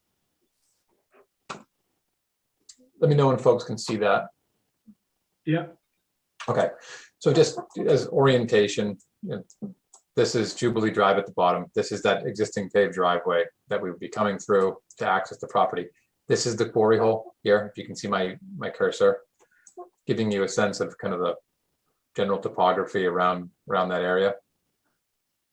And then as you kind of move over here, this is the general area of that other isolated wetland pocket and the vernal pool boundary. So the approximation of those areas was obtained from this specific plan.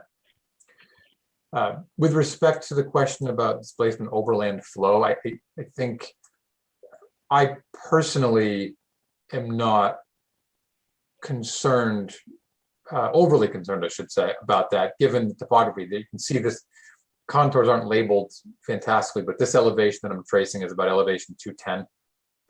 Generally speaking, this represents a high spot in the property. Water kind of drains into that quarry hole, or from the high spot, alternatively, drains down and towards that other wetland system located along the easterly side of the property, or runs off kind of off this cliff face and kind of just meanders or ponds, if you will, either in this flat spot or down towards this offsite. What used to be a stormwater facility and it's probably gone feral over the years, that's associated with the highway. So in terms of the displacement, we considered this in the preparation of the notice of intent. We weren't concerned about it. I'll offer that any future prospective development program that would come here would be subject to preparing a full drainage report and hydrologic assessment consistent with your requirements, those of Mass DEP, and would be obligated to document how it met all of those performance standards, of which would be runoff to the respective resource areas and any points of analysis. So we, as part of this application, don't anticipate that we're fundamentally changing the hydrology or the hydraulics of the property. Simply relocating the quarry hole, which is just a vertical chasm, doesn't fundamentally change how the property is going to And drain. what about the activity, the construction activity that would take place outside whatever line we consider to be, whether it's 60 feet or 100 feet from of the vernal pool, that the construction activity may or may not have any adverse impact on the habitat in that area, assuming, let's just say, blasting. Sure. And just so I'm clear, and again, I'm not questioning you, I'm asking this for clarity so I can give what I feel is an appropriate answer.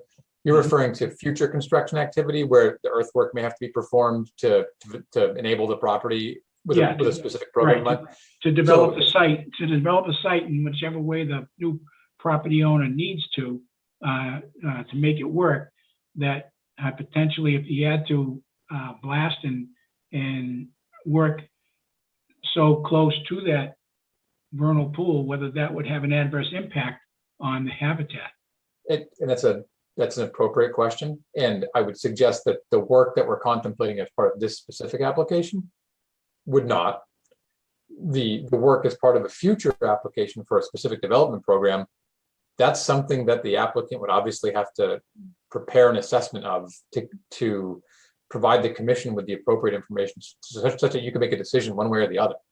And because I don't know the answer to that question and I'm really not capable of answering it, it could be that someone needs to look into that about what are the effects of, like I use the word, major alteration or construction, changing of a site such that blasting and heavy equipment and whatever might be necessary is detrimental to habitat of this type at such a close proximity.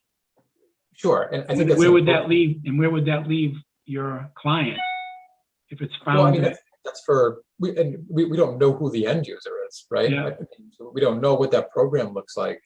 I think it's certainly a reasonable and fair question to ask of a prospective program, and that's something the commission, frankly, should ask. Right now, I mean, Chad can speak to this, but the work that we're contemplating here, at least as I see it, doesn't require blasting or heavy earthwork activity that's going to disrupt those ground surfaces. Like blasting is a bit more invasive, obviously. That's not contemplated here, and it's not going to change the hydraulics. So if the commission were to approve the application, it could be qualified conditionally to say that you can't do that, right? And if you do anything different than what's specifically described in the approved order, or as it was constructed as part of the notice of intent application, got to come back and talk to us. And we're not permitting that. We're permitting this very specific and focused set of tasks. I'm offering that to give the commission obviously the protections, because I don't want to set the implication that you approving this application tonight thereby fundamentally approves any future application for work. It's very specific and focused. Everything else has to come back before you, including major earthwork. Okay. Through the chair, I think that I'm interpreting DEP's concerns as though in the future you leave an applicant or you leave a prospective buyer with this filled in lot and this filled in quarry in this pristine lot, but then we don't see any development for 40 years, 50 years. We don't see any development, and we just filled in an isolated land subject to flooding, a quarry hole, for no purpose. And I think that is what the concern of DEP is. And if it's not, that's one of the concerns I have, that it's just not worth altering the wetland when we have no proposed end use. Hey, Brian, just as a curiosity, do you have a sense, I think we were touching on this briefly, but perhaps it's worth expounding upon, that quarry hole, do you have a general sense as to, in terms of how it's functioning or its values as a resource area, comparatively speaking to, you know, a more conventional wetland system? Well, I mean, comparatively to the easterly quarry hole, it's not providing the same level of wildlife habitat functions and values. I mean, it certainly offers some wildlife habitat value, but not specific for vernal pool species, which was proven to be the case on the easterly quarry hole. I think carrying that forward a little bit, what we're really looking at doing is compare. I mean, there's a completely different way to look at this whole scenario, which is we're proposing this as a wetland enhancement project. We're going to do buffer zone plantings around a vernal pool in a previously cleared area. We're going to create a BVW that's contiguous to an existing BVW that's consolidating the on-site resource areas and increasing the value of those on-site resources area. That's all. That's the scope of what we're talking about right now. Whatever might happen in the future for this property, that's the scope that we've presented. And like I said, we don't, Travis, to your point, we don't need to fill that right now. There's no reason to do that until somebody decides that they need to, or they don't need to, or whatever they need to do there. I mean, the other way to think about it is essentially what we're doing is we're banking wetland mitigation on site for whatever potential impacts may happen to that quarry hole. And it may never happen. To your point, it could be 30, 40 years from now, nothing happens, you still got a quarry hole, and you also have 1-to-1 ratio of additional BVW that's been created. I don't see that as a negative. One way to safeguard that is you could condition the order to say that the westerly quarry hole cannot be filled until a new notice of intent is filed. Sure. To the chair. So you own this property. You were going to develop in particular, you're going to go a direction for your headquarters or something. And now you want to go into another direction.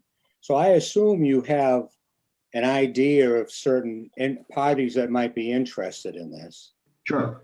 And I don't understand why you can't have an agreement of purchase and sales contingent upon approval of the Conservation Commission for whatever they have in mind. Instead, you want a global approval that might be used, may not be used. So for me, it's a lot cleaner if I knew exactly what was going to go there, and then we would have a much easier time deciding what's appropriate. I think, and that's the crux of it. That's really the nail on the head of everything that we're here for, is that all of those things that you need to assess the development from a conservation standpoint, from a building development standpoint, from all those standpoints, costs a lot of money to put together. And people that don't understand the potential for whether this piece of it can be mitigated, filled and mitigated, are not willing to expend that dollar value on a hypothetical development if there is no assurance that they'll be allowed to fill that piece. So we're trying to provide that assurance for them through this process so that they can then say, all right, I understand that I have buffer zones. I understand I have to go before the Concom. I know that I need this particular portion of the site for my development to be viable. They've agreed that this makes sense to fill there and mitigate up front. And now I've got to give them the full plan, but I'm willing to invest in that full plan because I have an assurance that at least this very small piece of it will be acceptable. The rest of the development is up to me to come up with something that's acceptable. But that's the element of it. So we're trying to take that little piece away. You've already invested a substantial amount of money coming before us tonight. We have, but not to the extent when you start doing like cut fill analysis and hydraulic analysis and site plans and sewer and everything else that goes with it. What I'm saying is maybe that potential buyer, you don't need to do all those things. I think they will. Yeah. And Travis, you raised an interesting point, so why fill it if it never gets developed for 40 years, then you fill the resource area in, right? It's a perfectly reasonable and appropriate question.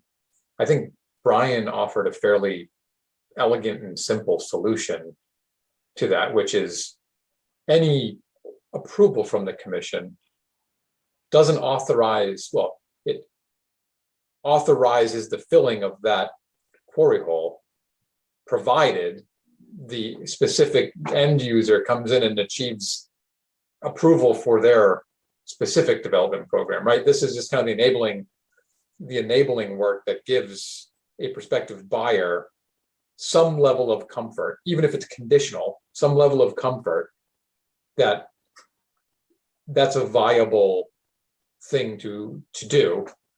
But we still have the vernal pool boundaries. There's a whole bunch of other resource area stuff and specific development program items we have to navigate, work through, and ultimately achieve approval for. It's not a foregone conclusion by any means, and that protects the area from being filled in and then left there. So through the chair, on that point,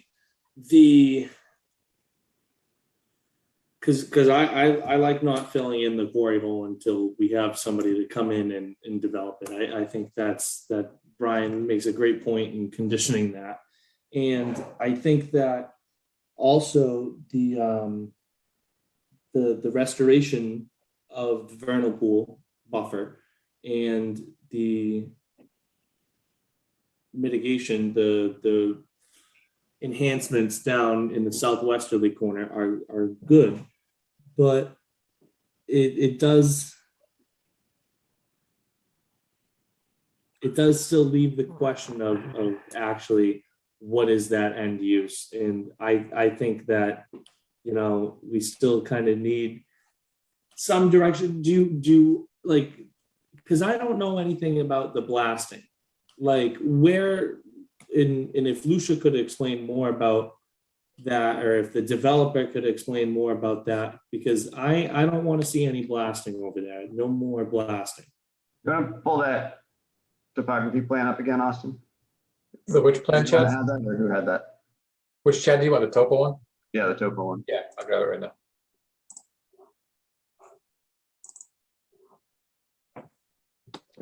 So generally the site breaks down into 3 terraces. You've got that back area that Austin was talking about before, which is around that there. And then you see those really tight cluster of grade lines as you move southwest. There's another big flat area. That's where there was a fence in area when we acquired the property. So there's that. And then there's some more tighter grade lines that go down to the upfront area, which is where that wetland area and the paved areas are. So the conceptual things that we put together, there are ones that predated us that we've seen. If you slide back up a little bit, a lot of those focused on leaving that front terrace alone because you have a parking lot and you have a wetland resource area, and then doing some manner of split level development where you have in that middle terrace either a parking or building, that upper terrace, another parking building scenario. I've seen ones that had almost like a walkout basement style where you had the foundation on the middle level was below the foundation for the upper level. But blasting is expensive. So for the most part, they're trying to minimize that and more work with the grades that are there. So there could be some leveling, there could be some hammering. I don't see this becoming a Prattville type site where they mine the entire site down to street grade. This gives you some context. I don't know if folks can see that, but this gives you some context. Yep. Yeah, there you go. That terracing looks like. Yep. So the division is more of a roadway along the western perimeter. From an access standpoint into the site. Yeah. That's one scenario we've seen. Yeah. Yeah. Either one that goes right off the parking lot up the western boundary, or one that kind of comes in right next to Prattville and then snakes up through that middle level and then up to the back level. You can see that little serpentine you get there on the parking lot right now. And there's currently an existing path that follows that way up the west side and then hooks back up to the northeast. Yeah, it comes around here. But I think the difference in elevation from the plateau up top to down by the replicated wetland area is somewhere in the order of 50 or 60 feet difference in elevation, roughly. Yeah, I mean this elevation down here, this is kind of back there. So you kind of picture you got to get up 50 feet. So like you said, terracing. You know, I guess if a project could be such that the plateau section up top could stay fairly, you know, at that elevation, that would probably be less potential. And like I said, I think removing ledge is an expensive undertaking, and a number of the scenarios that we've seen that predated us that we looked at had that exact thing. They were leveling the upper level and had parking in a middle level, and so they're not looking to, from what I've seen, anybody that's assessed this realizes that they're better off leveling, doing a balanced cut fill, maybe bringing some material in to level that off. But yeah, I don't foresee anybody doing, I mean, you can see Prattville right next to it. The top of that 2-story building is on grade with where we are. So they moved a lot of rock out of there. Yeah. I don't see that happening here. I can't definitively say that, but I don't see that happening from a cost standpoint. I have a question, just kind of hypothetical. Yep. Would you have had to have filled the quarry hole if you put your contractor yard there? Don't know. Never got that far. Bummer. Yeah, I know. Tell me about it. We were talking about putting a building out front and yard towards the back or something like that. I think we certainly would have been within the buffer zone. I tend to think we wouldn't have. But we also had a pretty low parking count requirement for that, where basically every other type of development doesn't have that luxury. Right. Especially in that industrial park. Yep.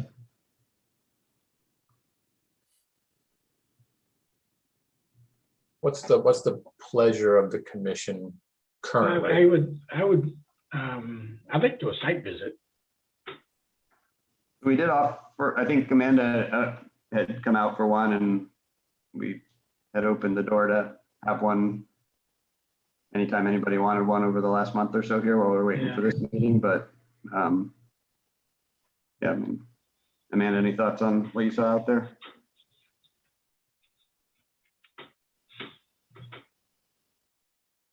You guys hear me at all?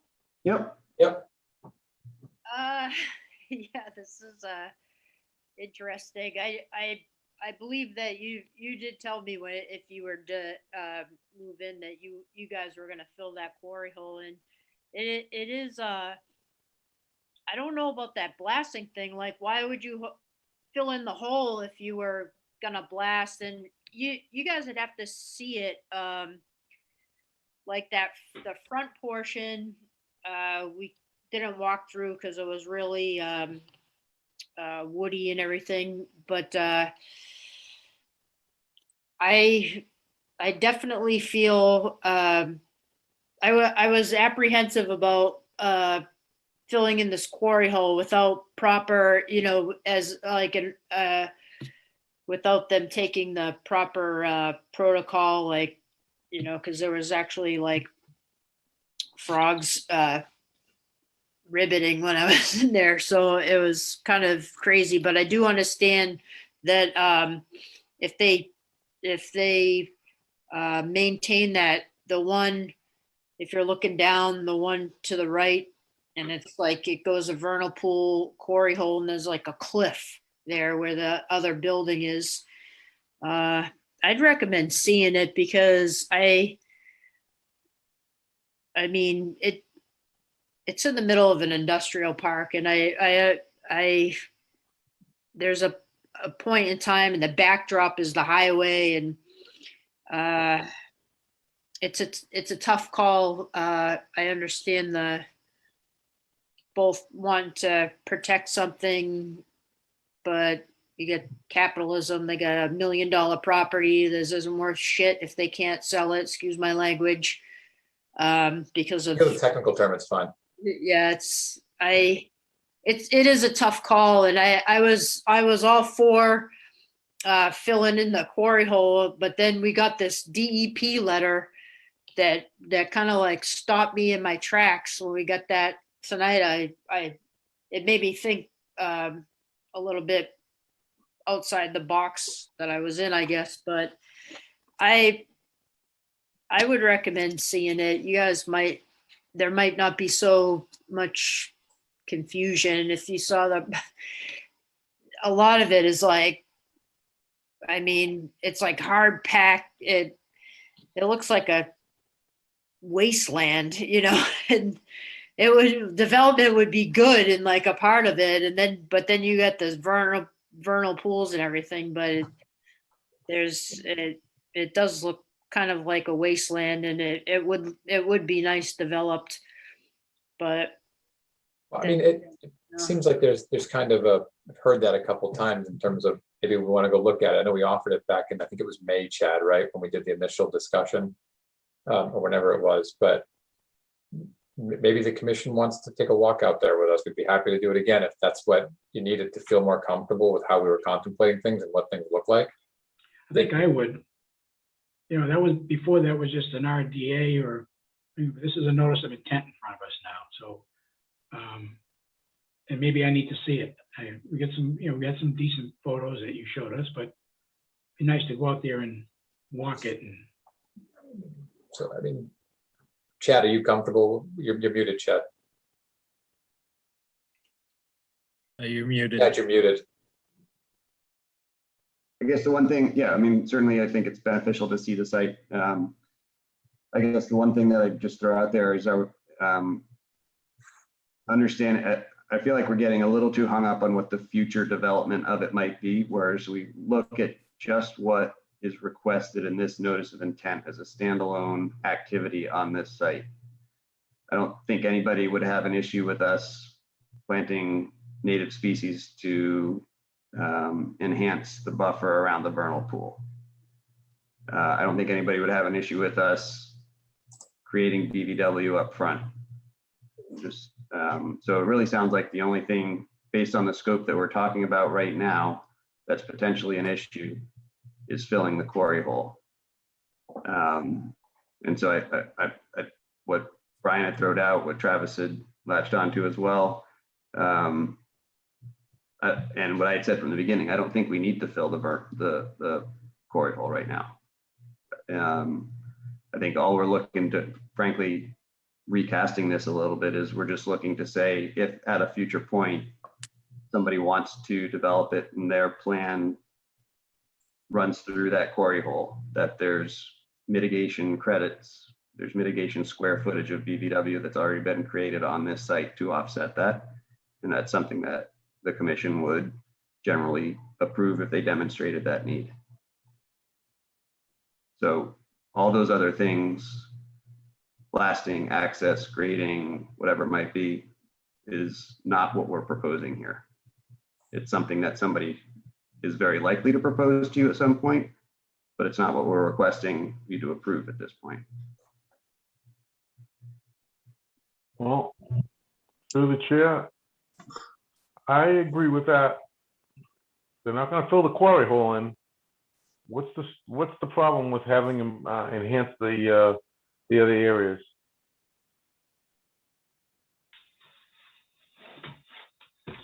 no, those are good points. The question is what the end result is in doing so. You know, you know, to get what they wanted to, they have to blast. They have to do those things, and maybe those have an effect on the habitat. But that's not what they're asking. But they're not asking for that right now. All they're asking for is the approval to enhance. If they're not going to fill the quarry hole in, they're just asking to allow them to enhance the wetland, the other wetland areas. Like he said, they're expanding it. Expanding those other wetland areas already. I mean, somebody's going to have to come back. Whoever develops the site's going to have to come back in front of us. Yeah. No matter what it is. All I'm just saying is if you sell that property to somebody and they have their understanding is that there's going to be a you know, a wetland replication area, there's going to be filling of that quarry, and there's going to be some restoration up in that vernal pool area, and that's all. And then, but we say, okay, but you're not taking any rock out of there. Yep. But You say, wait, you know, that we said we were going to do this and this, but we need to do this in between. And the answer is like, no. That's fine. This person just spent $1 million buying a piece of property that maybe he can't do what he needs to do. Absolutely. Well, that's their problem. That's not what he's asking us right now. Yeah. That is their problem. Yeah. Or they need to adapt their plan so that it is something that is acceptable to you folks. Absolutely. That's exactly the point. Yep. Through the chair. Yes. I do want to just point out to the commission under our local ordinance, section 3236, general wetland loss and replace. I did put that in my notes, and there's only 3 circumstances where typically the commission will allow general wetland loss and replacement. And one is water dependent uses and structure, B, the construction of new utilities and operation and maintenance of existing utility lines, and C, public projects. And then there is one blurb where you guys would be allowing, so you do have the ability to deny this under our local ordinance if you felt that everything was meeting the performance standards under the act, especially the ones 310 CMR 10.574 parentheses little b parentheses 1, as well as the performance standards for replication 10.55, all of the general performance standards A, B, 1, 2, 3, 4, 5, 6, 7, 8.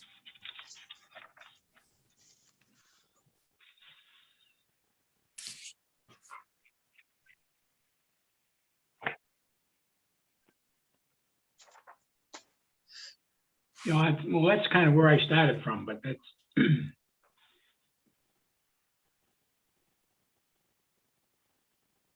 that's where I started from, because I knew that, you know, we have the right to protect the vernal pool to the extent of our bylaw, in addition to 310 CMR. But I'm also you know, accepting and understanding the efforts that's been made already about the potential value of the buffer zone around the vernal pool.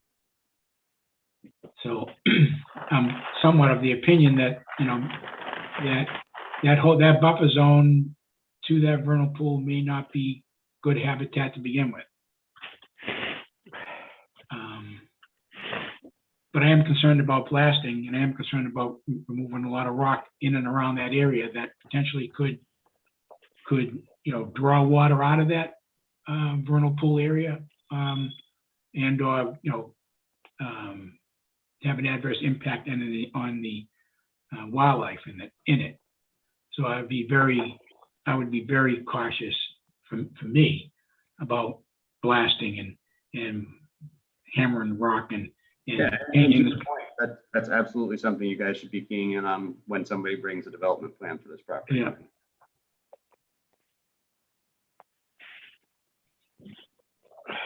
So what's the commission want to do? We could, you know, we can continue this and have a site meeting if other commissioners are willing to go. I didn't go to the last one, but I would certainly go up there. I'm pretty open to go anytime.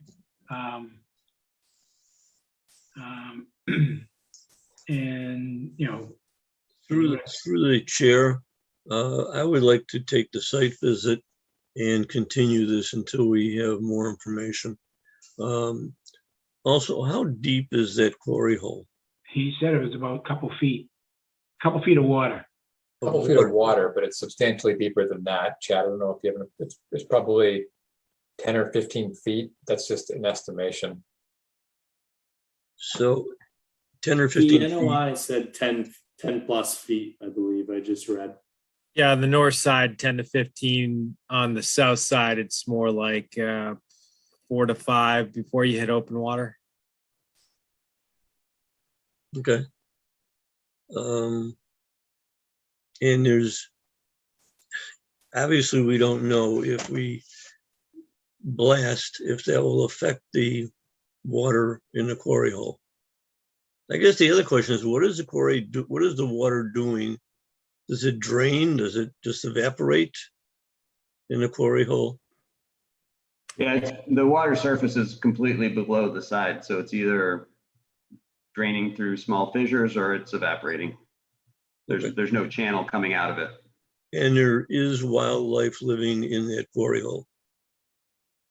I think there's, yeah, something would be living in a water body anywhere. Question is whether it's, you know, the vernal pool stuff is particularly protected due to the endangered nature of those species, but yeah. I mean, the concern I have is that if you start blasting, do you create a situation where the quarry hole dries up as well as the water for the vernal pool starts to leak out?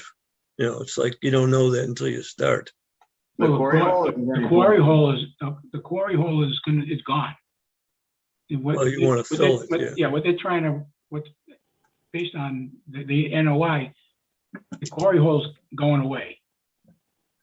And they're gonna replicate that in the southwesterly corner of the property. And then they're gonna offer to enhance the area around the vernal pool.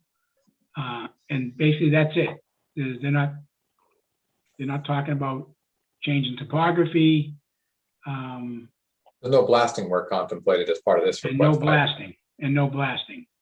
Yeah, which I think is an important thing. I know we've been talking about it, but just, Yeah, there is no blasting proposed as part of this specific request.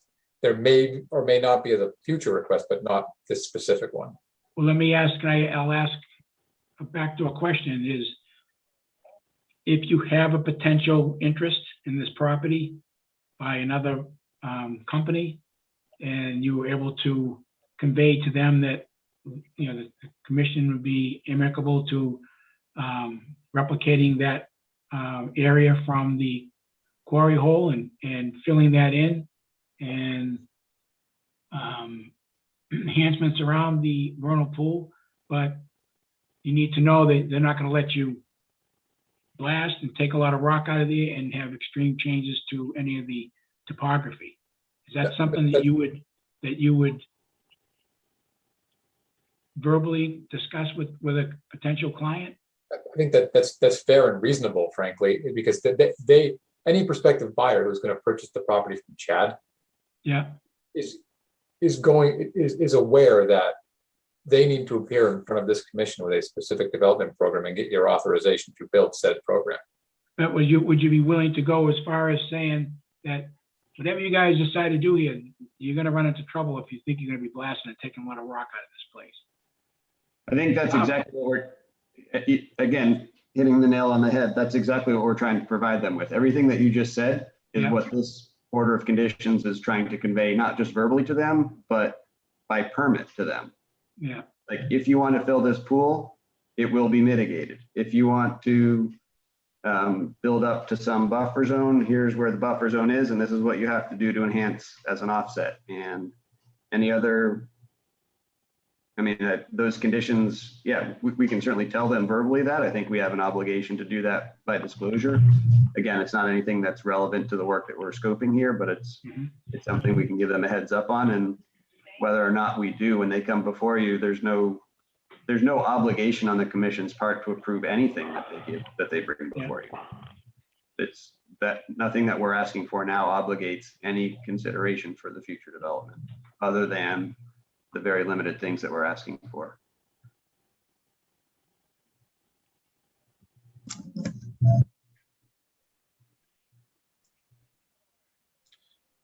Through the You can say chair. no to five, you and your successors could say no to 5 more development plans that come before you at some point over time here.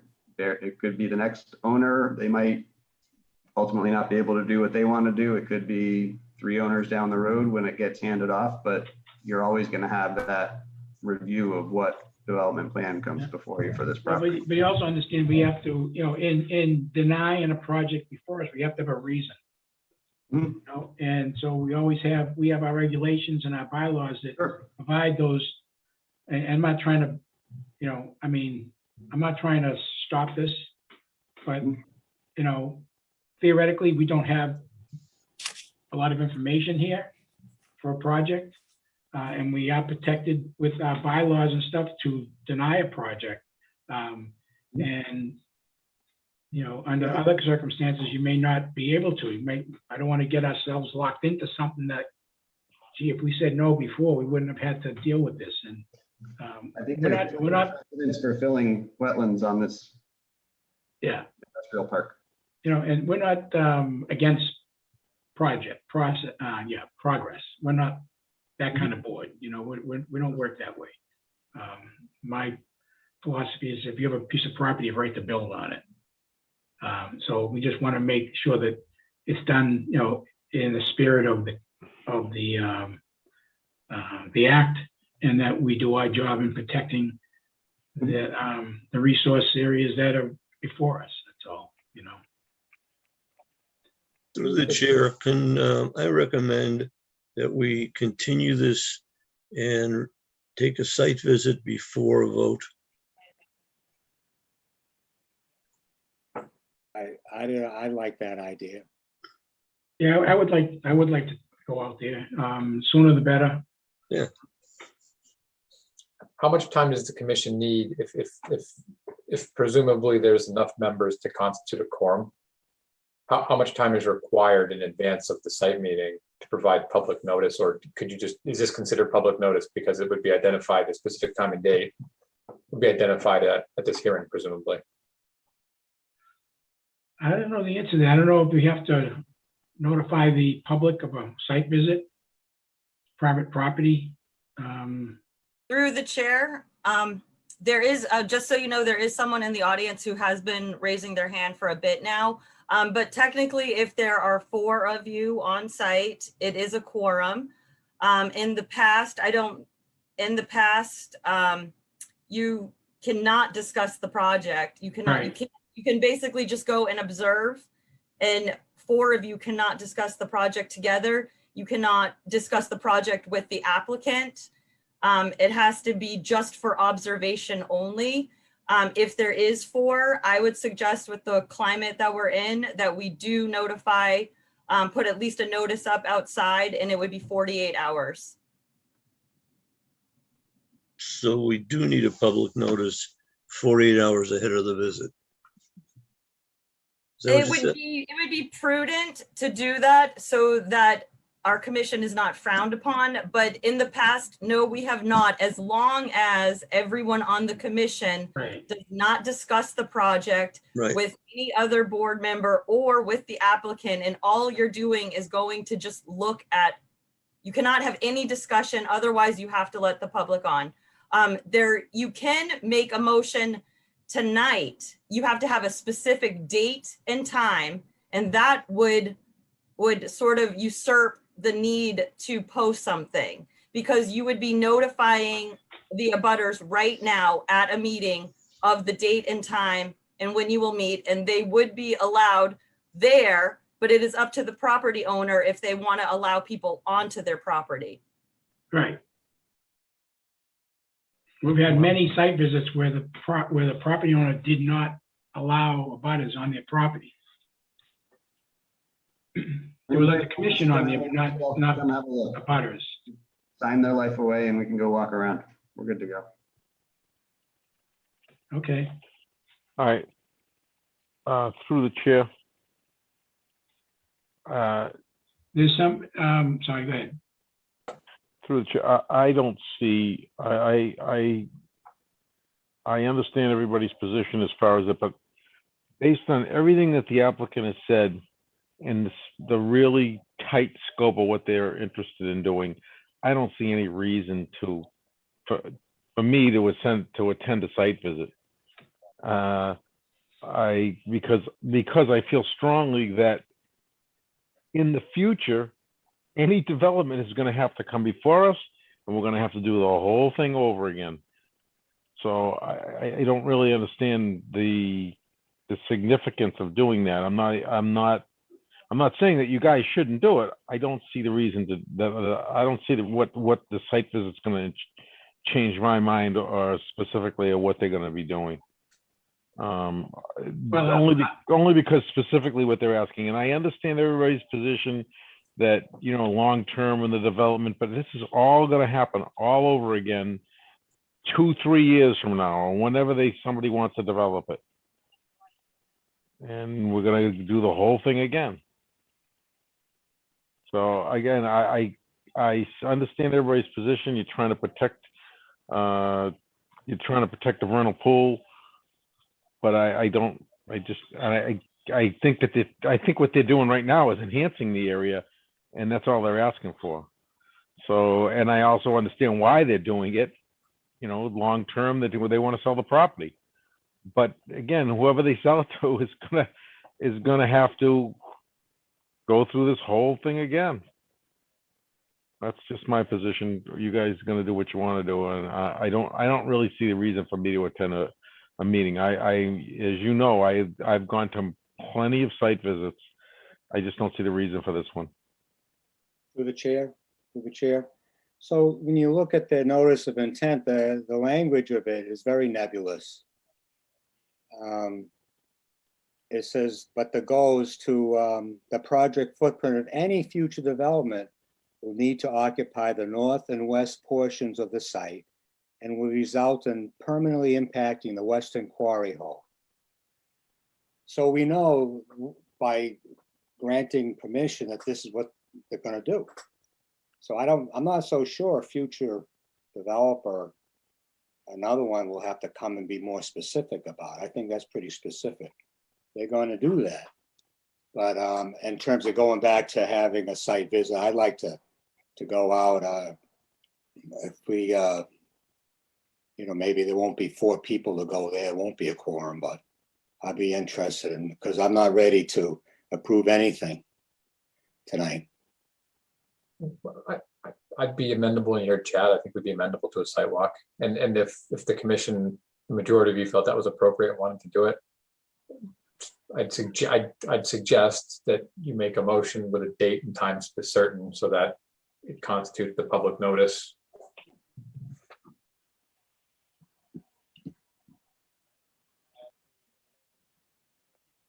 So it's August 4th.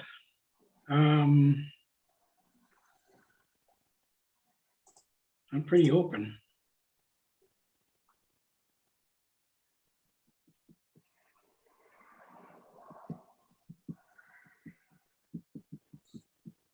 I can go out anytime.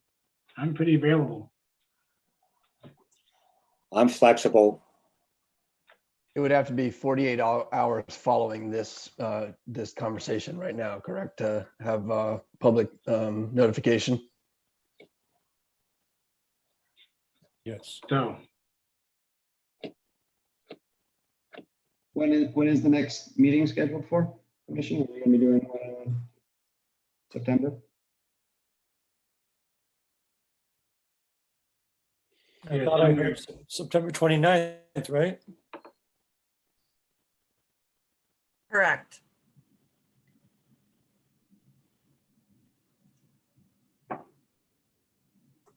I mean, 48 hours from now is like this weekend. Is everyone going to want to spend their weekend going on the site, or do you want to do this another time? I've already been out to the site, so you don't have to plan your schedule around me. And it sounds pretty clear. You guys already know. I just wanted to point out the regulations, and that I just wanted to do my job and point out the regulations and make sure you guys understood that as of right now, I don't feel that there's enough information to approve this tonight. And I do just want to say there is at least one abutter with their hand up. So this is a public hearing. So we do, before you guys continue, you do need to allow them to speak if they still want to speak. yeah, I know. Right now, we're just discussing about what might be a possible meeting time. I concur with you.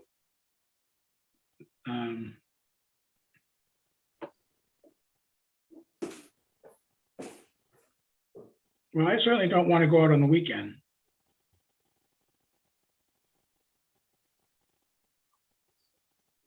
May I propose August 12th around like 2 or 2:30? It's a Sunday. August Oh, 12th? I'm sorry, wrong month. Yeah, August August 12th is next Thursday.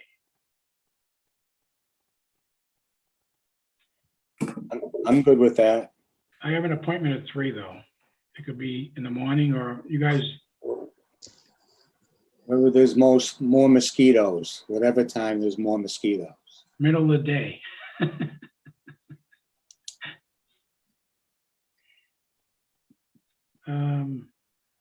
You want to do you guys available during the day, like at 11 in the morning or something? I am. I'm not, but I do not need to go on the site visit either. I have I visited the site a while ago, probably a few years ago. The topography hasn't changed. Yeah. Yeah, that's probably So 3 years ago. if you wanted to go out at, say, 11 on the August 12th at 11 a.m., I could do that. 11 a.m. is good.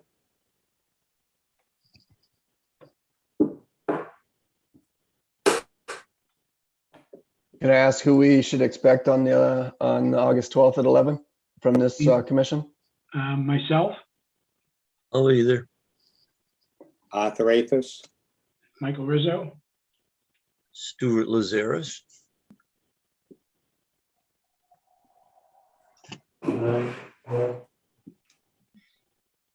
So no quorum. and that's no quorum. Quorum. Everybody else ends up coming and there is a quorum. We've got the notice, so regardless, we can talk about whatever we want to talk about while we're out there.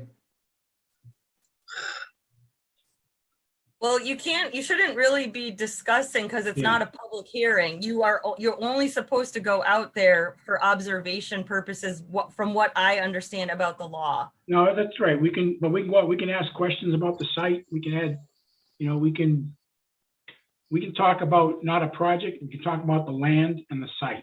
The public is also welcome, correct? Yeah, Alicia, I thought that's why we were talking about giving public notice for this, in case there were 4 there.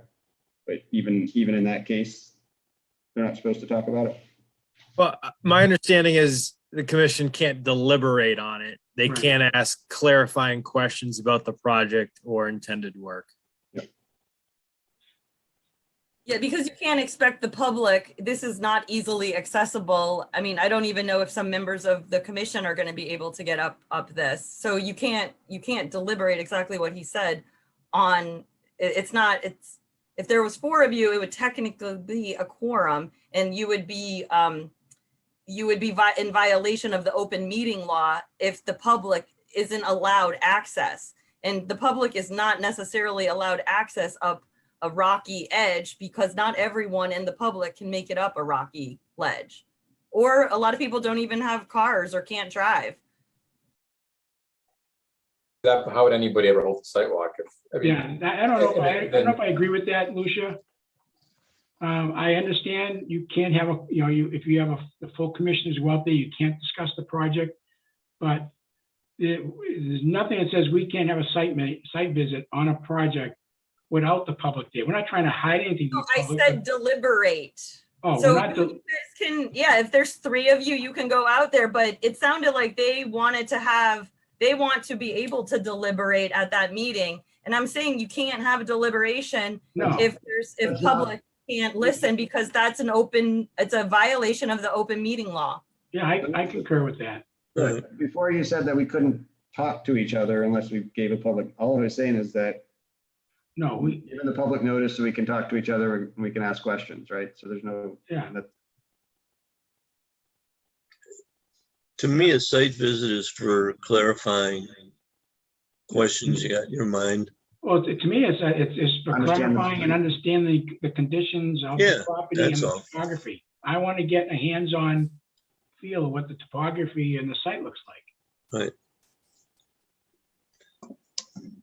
All right, August 12th, 11 o'clock. There's 3 commissioners going. Got it. Correct. Okay. Do we want to listen now to the Yes.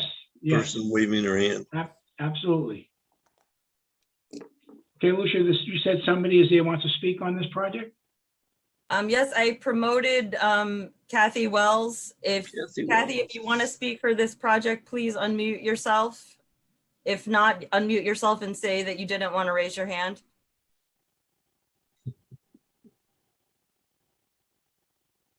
Okay. Okay. Hi. Hi, Kathy. Well, I just wanted to speak to the vernal pools. I'm a big naturalist, as you well know, Lucia, and I'm quoting Mass Audubon that right now, out of 11 species of salamanders in Massachusetts, 3 of them are endangered, and they live in vernal pools. And every spring, salamanders, tree frogs, small shrimp type animals make their ways over to the vernal pools to breed, and they often go to the same vernal pool that they were born in. And if you replicate a wetland area and you don't keep where they originated from, that's not fair to the wildlife. And Mass Audubon says I should be asking my my conservation commission to follow the laws and protect our wildlife. Vernal pools are endangered right now. These animals are endangered, and I know that construction is big, but to approve something where they don't even know what they want to be doing is just opening a door.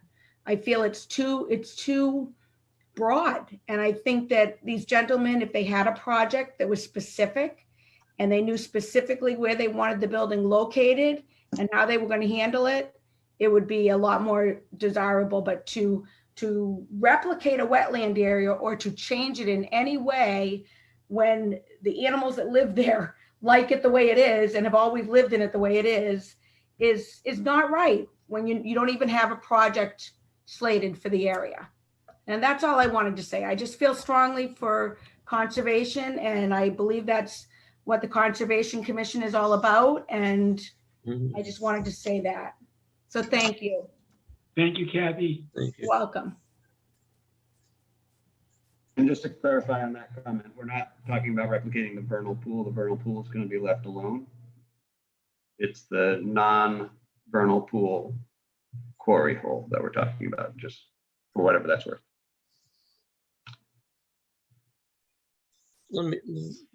I'm sorry, I misunderstood. I don't think I understood that.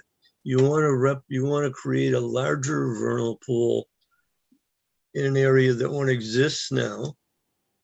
No. We're not creating a vernal pool. We're leaving the existing vernal pool alone. Okay. What they're saying, Stu, is the existing vernal pool would remain in its entirety and not disturbed.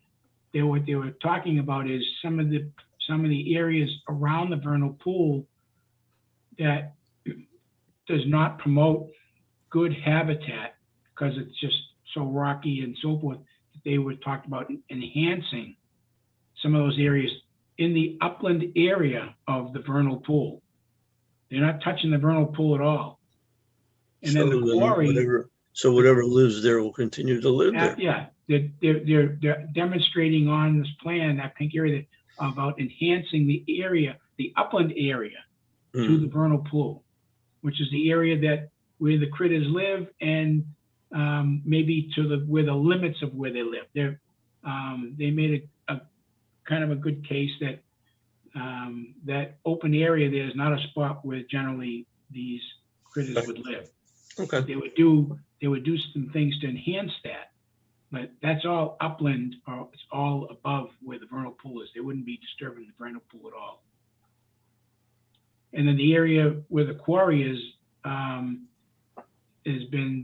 it's labeled as a vernal pool. It's got a vernal pool certification number, but the evidence says it's not a vernal pool. Am I correct about that? On the easterly quarry hole? It's labeled, identified as a potential vernal pool, not a certified vernal pool. Okay. Through the And chair. you've made, well, that's why I want to go there. I want to kind of see, that's why I want to see it. You know, so that would help me. That's going to help me by going there and seeing it, even though it's summertime. Through the chair, I did promote one other person who had their hand up, and Quinn in the audience. Okay. And Kathy Wells does have her hand up again, so they need to speak through you. Okay. Yes, hello. Hi, Ann. Hello. I am no expert in any of this, but it just seems to me, I do live up in that South Peabody neighborhood, but I guess my concern is that we don't know exactly what they're planning to put in there. So how can we do any kind of decision on the conservation side of things? So I just applaud you for your diligence in caring for the environment. Thank you. Thank you.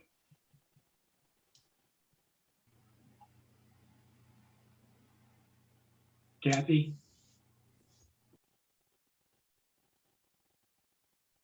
You're muted.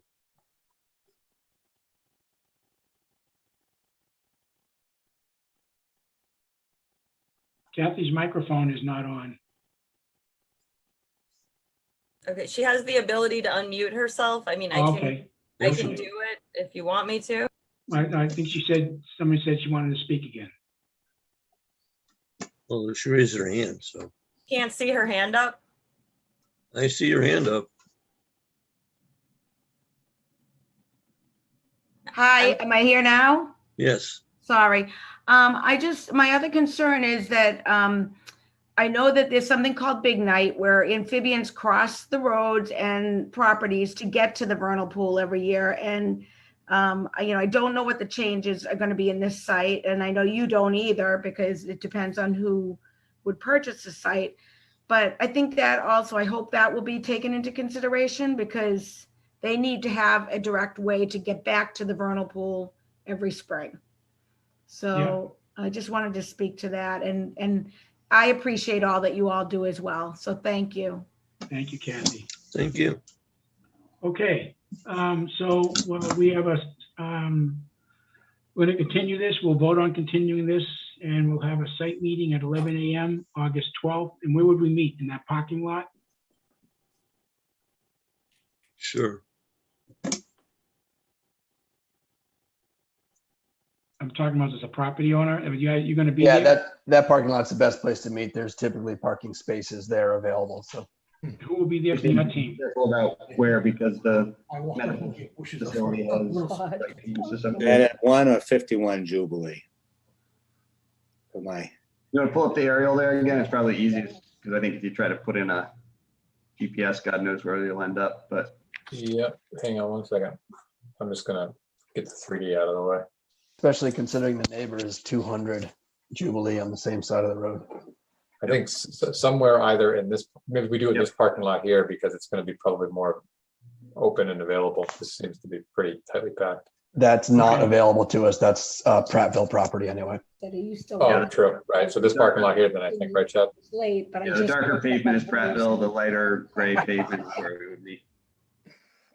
Okay. And who's going to be in attendance from you guys? I'll be there. I currently have a conflict that I'll try to swap, but I can't guarantee that I'll be able to do that. Will anybody from LEC be there? Sorry. Yeah, I think they probably could have somebody there speaking for you, Brian. We'll Whoever it might find be. someone. We'll find Yeah. someone. Okay. May send and along. Okay. Very good. Okay, at this point, can I hear, can someone make a motion to continue this? So moved. Have a second? Seconded. All right, I'm gonna do a roll call. Yes. Motion to continue made by Stu, seconded by Amanda. Chairman Green, Chairman Rizzo, Yes. Chairman Comac, Yes. Secretary Lazares, Yes. Commissioner Vivaldi, Yes. Commissioner Athos, yes. Commissioner Green, Yes. Commissioner Wojcik. Yes. All right, so it's continued until September 29th, 7:00, and the site visit will be August 12th at 11 a.m. Yeah. Thank you very much. Thank you, everybody. guys. Good night. Bye now.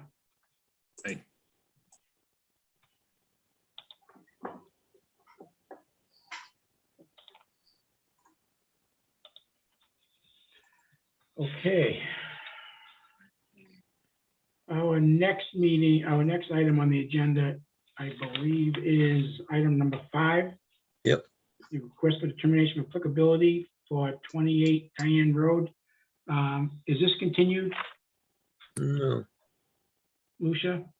No, no. Not continued, okay. I would hope that this is like a 15-minute. Okay. Let me just get it up on my screen. That is RDA.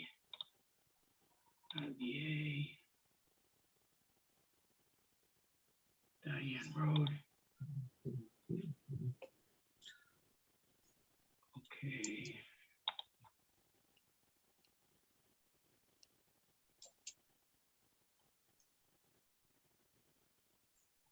Okay. So item number 5 on the agenda is request for determination of applicability. It's a public hearing on a request for determination of applicability submitted by Gregory Hawkworth, William and Sparius, LLC, for Stephen and Nicole Racky, owners. Proposed work is the installation of an in-ground swimming pool in the buffer zone to a BBW. Property is known as 28 Diane Road, map 108, lot 306 in the city of Peabody.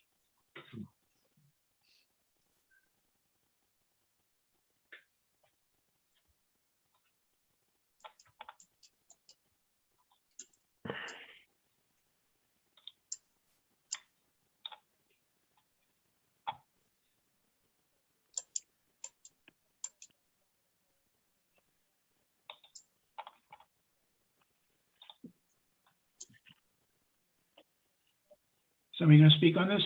Yep. Thank you, Mr. Chairman. Good evening. Greg Hockmuth from Williams and Sparagus, representing the Rackies for the RDA filed for their project at 28 Diane Road. If I could just share my screen, I just want to give everybody just a quick idea of where we're talking about here. Diane Road is eventually off Linfield Street. It abuts Radden Park, which I believe is a Little League ball field.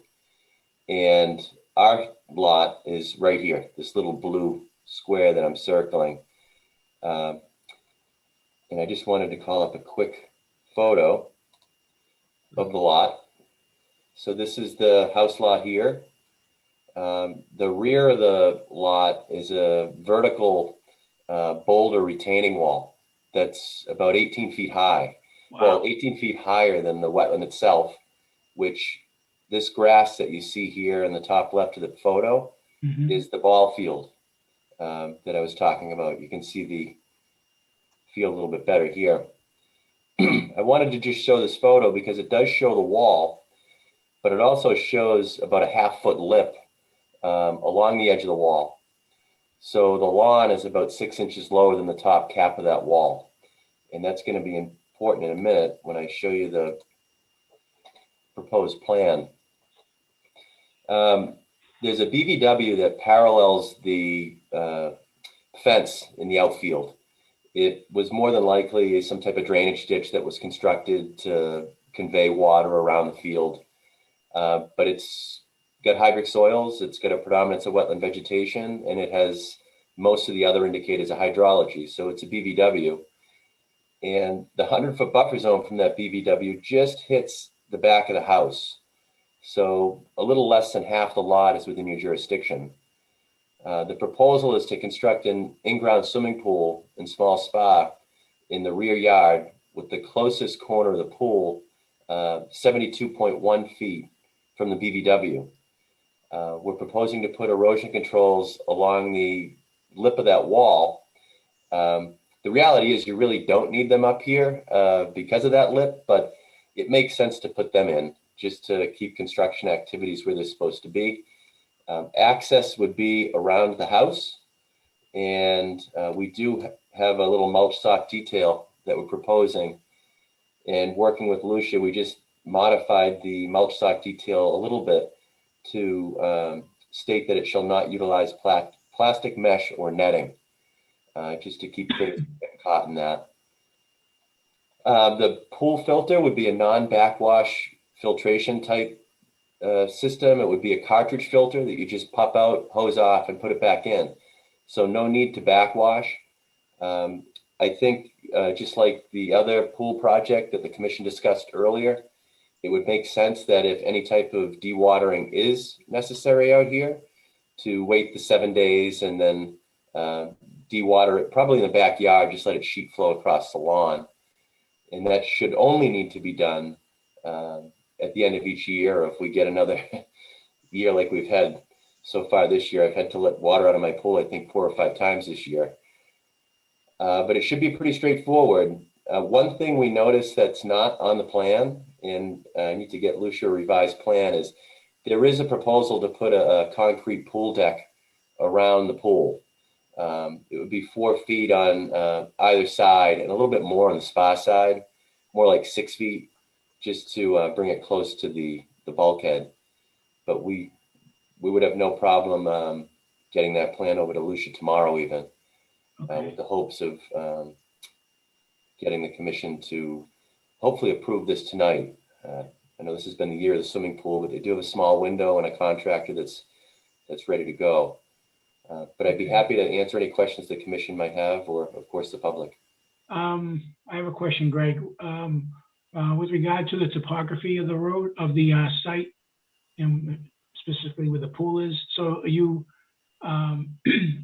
keeping everything right at grade? 'Cause I do notice that you're 6.5 feet from your abutter.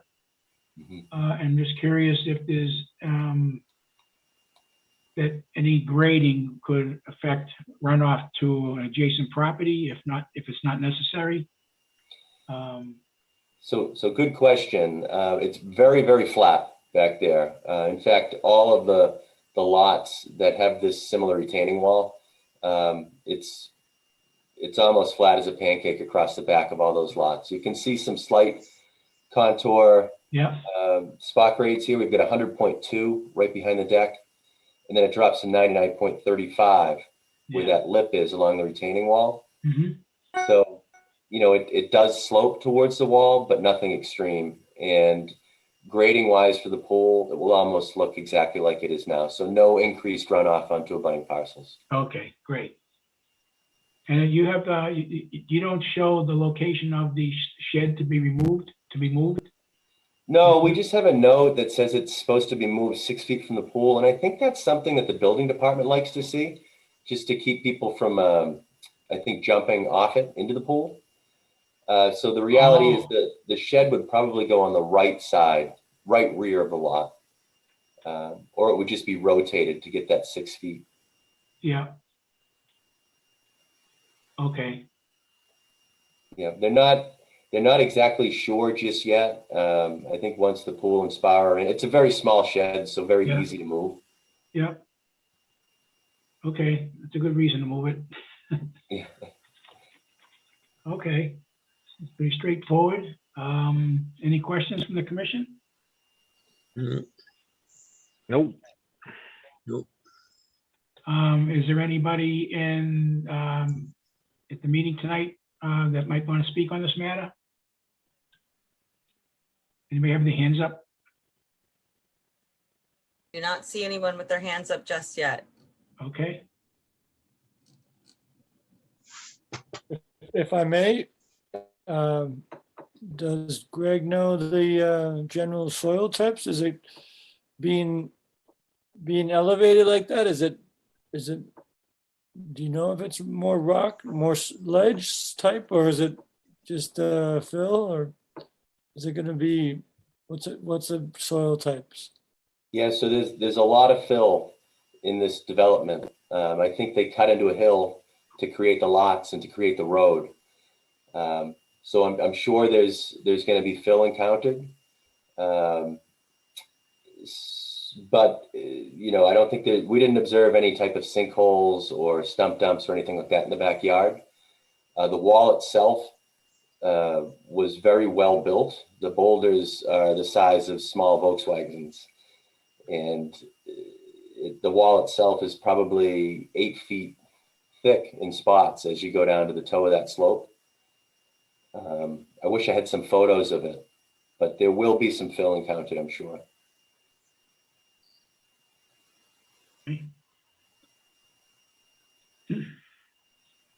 No proposal to, I should point out, all the spoils from the pool excavation will be removed from site. They won't be spread in the backyard or deposited over the wall. Great, awesome. Okay, you don't see anybody, Lucia, who wants to speak? Nobody has their hands raised. Okay. Well, the project Close seems, the public hearing. yeah, it seems straightforward. So if there's no other questions from the commission, the commission wants to move forward, we could may have entertain a motion to close the public hearing. So moved. Second by Mike. Okay, Going to do a roll call. Chairman Rizzo, yes. Vice Chairman Comack, Yes. Secretary Lazares, Yes. Commissioner Vivaldi, Yes. Commissioner Athos, Yes. Commissioner Wojcik, Yes. Commissioner Green. Yes.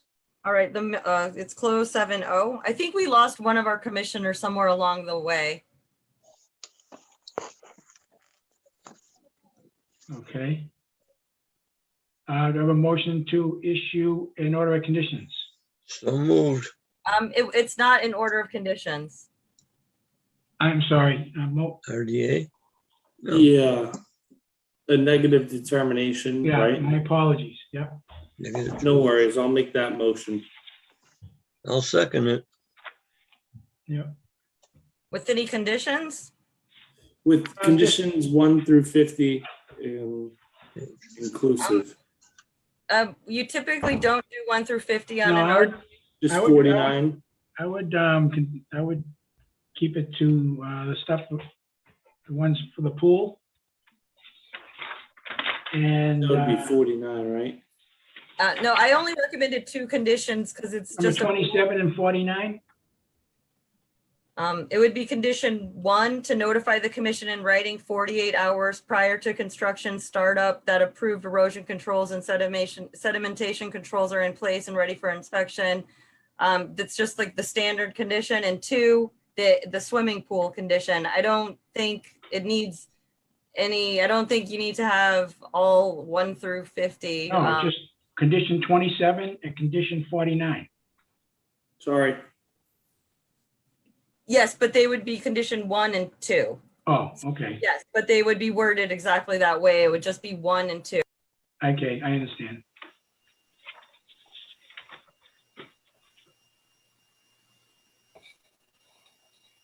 Okay, So moved. Second? All right, I'm gonna do a roll call. Motion made by Arthur, seconded by Stu for a negative determination with the erosion control condition and the swimming pool condition. And Greg, you'll explain that to the property owners, correct? I will. Yep. All right, I'm gonna go ahead and do a roll call. Chairman Rizzo, yes. Vice Chairman Comack, Yes. Secretary Lazares, Yes. Commissioner Vivaldi, Yes. Commissioner Athos, Yes. Commissioner Wojcik, Yes. Commissioner Green. Yes. All right, so it passes 7-0. And I do want to say for the record, it looks like we lost alternative member Rita Marie Cravicchio. Oh. Okay, hope she's okay. Thank you very much, everyone. Have a good night. You too, Greg. Okay. All right. All right, next item on the agenda is a public hearing on a request for determination of applicability submitted by BSC, Marissa Valentino for Peabody North Dartmouth, care of Mike Moskowitz. The proposed work is a maintenance program and repair portions of an existing falling wall. Site is presently unsafe and the detention basin is not functioning properly. The work may start under an enforcement order prior to the hearing. More information can be obtained by city staff via email. Property is known as 189 Andover Street, map 39, lot 42 and 43 in the city of Peabody. Through the chair, Yes, as you know, I have to recuse myself on this one. okay.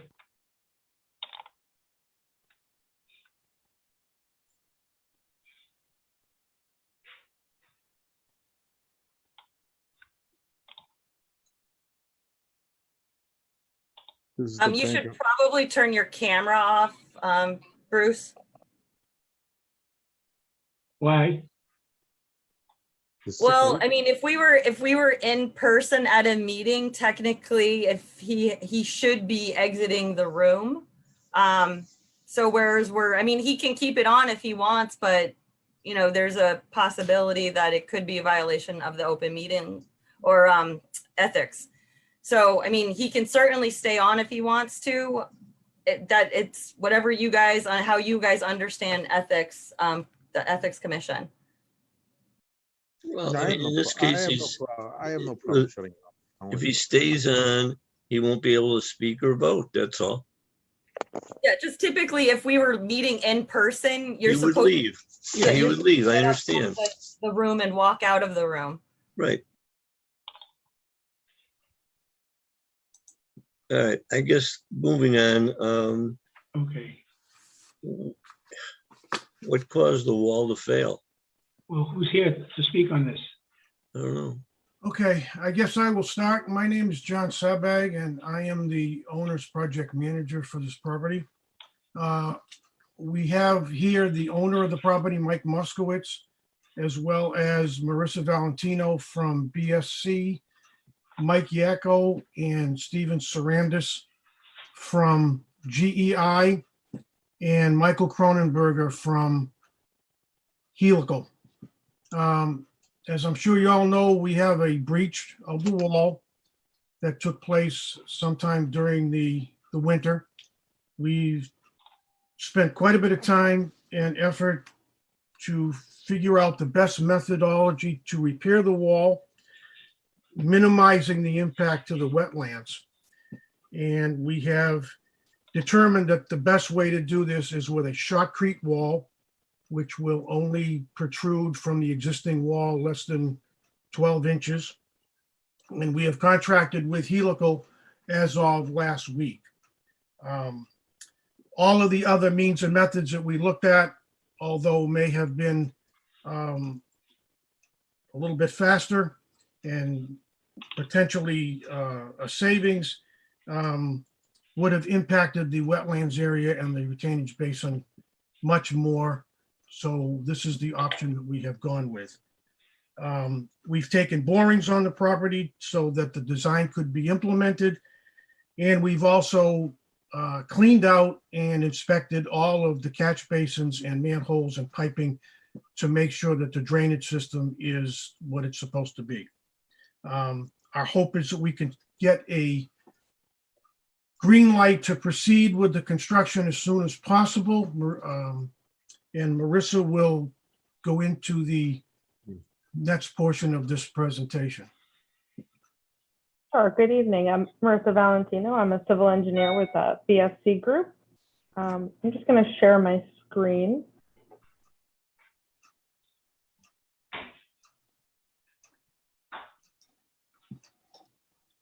So as some of you are familiar with or aware, the site is located at 189 Andover Street.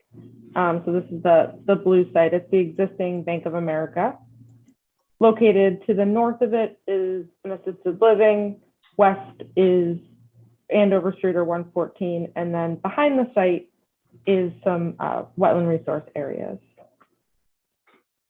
Here's some pictures of the existing wall that John was alluding to, the damage to the existing wall. So as you can see, most of the damage is along the tallest portion of the wall. So here's a site plan just showing what some features of the site. So as you can see in red, this is the wetland resource line. This is from a 2007 order of conditions that was filed for the original site work. In blue is the detention basin, the existing detention basin. And in green is the existing wall. So the detention basin goes up to the wall. The drainage from the site generally goes from, the site is generally sloped from Andover Street 114, which is located at the bottom of the page, to the top of the page. All the drainage sheet flows into catch basins, into a pipe system, and then it's discharged into this basin. So for the wall restoration project, because there is such a grade difference, and in order to access the lower portion of the wall, we'll be using the adjacent site to access the bottom portion of the wall. They've determined a 16-foot temporary access to the area would be required. This would be comprised of crane mats and cinder blocks to allow for water to pass underneath. All of this work this is the buffer, this is the wetland resource line right here. So all of this work is within the 100-foot buffer line.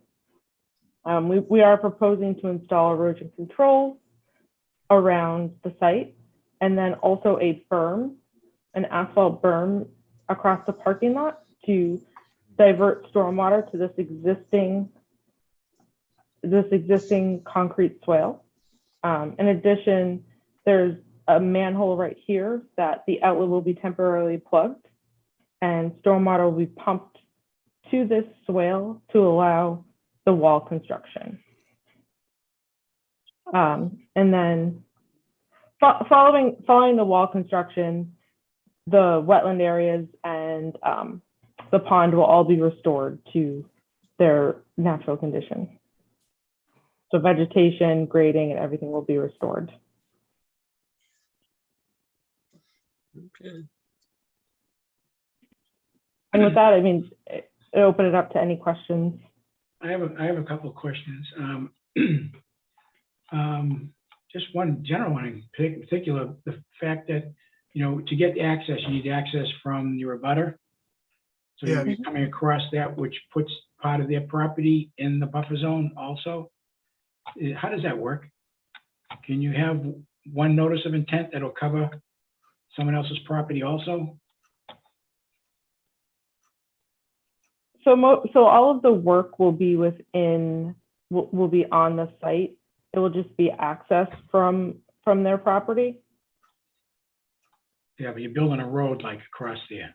I'm not trying to make it difficult. I just want to make sure the legality wise, is that okay? Can we do that? Do that under this notice for, I'm not trying to be difficult, just want. It would be just a temporary access for. It doesn't mean, it's still an alteration to the buffer zone that's on someone else's property. I don't know whether that can be considered. I mean, I don't have a problem doing it. Is it okay? Can it be on your NOI? So we're actually requesting an RDA, so a request for determination to, yes. And as far as if it could be on our property, we only have survey of wetlands from 2007 with the wetlands line shown on our property. So we don't have any information for their property. We do have GIS information that alludes that area is in the buffer, but we don't have actual limits of the wetlands for their property. Okay. And I'm assuming you have permission from them to use their property? Yes. Okay. Okay. That was just one question. A couple of questions I have is, so I understand how you plan on repairing it. My question is the area where the failure is, because you're going to do that by driving reinforcing into the soil and then plating on the outside of the existing wall and bolting it in, so to speak, and then adding rebar and putting a concrete wall in front of it. And so where the big hole is, where the failure is, what are you connecting to? Are you putting the Versalock blocks back? What are you doing there? This is Mike. Yeah, this is Mike from Helical. We're going to be infilling temporarily to seal the gap as we drill the nails. So the nails are drilled in, and those help reinforce the soils behind it. We will temporarily fill the gap as we build the nails, and then that'll allow us to come back in one phase and install the permanent shotcrete phase.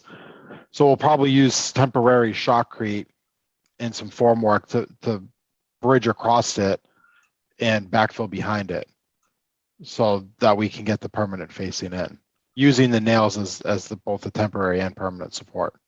Okay. And how does that, and what about the drainage structures that are in the close proximity to the wall? Because these go in like 15 feet or 20 feet. Correct. the nails are spaced about roughly on a 5-foot grid, but we do have tolerances both vertically in location on the wall and inclination of the angles up and of the nails up and down and left and right. So as we approach the catch basins, we can file the nails outward, downward, and to miss utilities. Directly like the catch basins, but also the pipes behind from the catch basins. We can, knowing where they are and where we are in the wall, we can locate the nails either above them or below the pipes. Okay, so the areas behind the existing wall that has the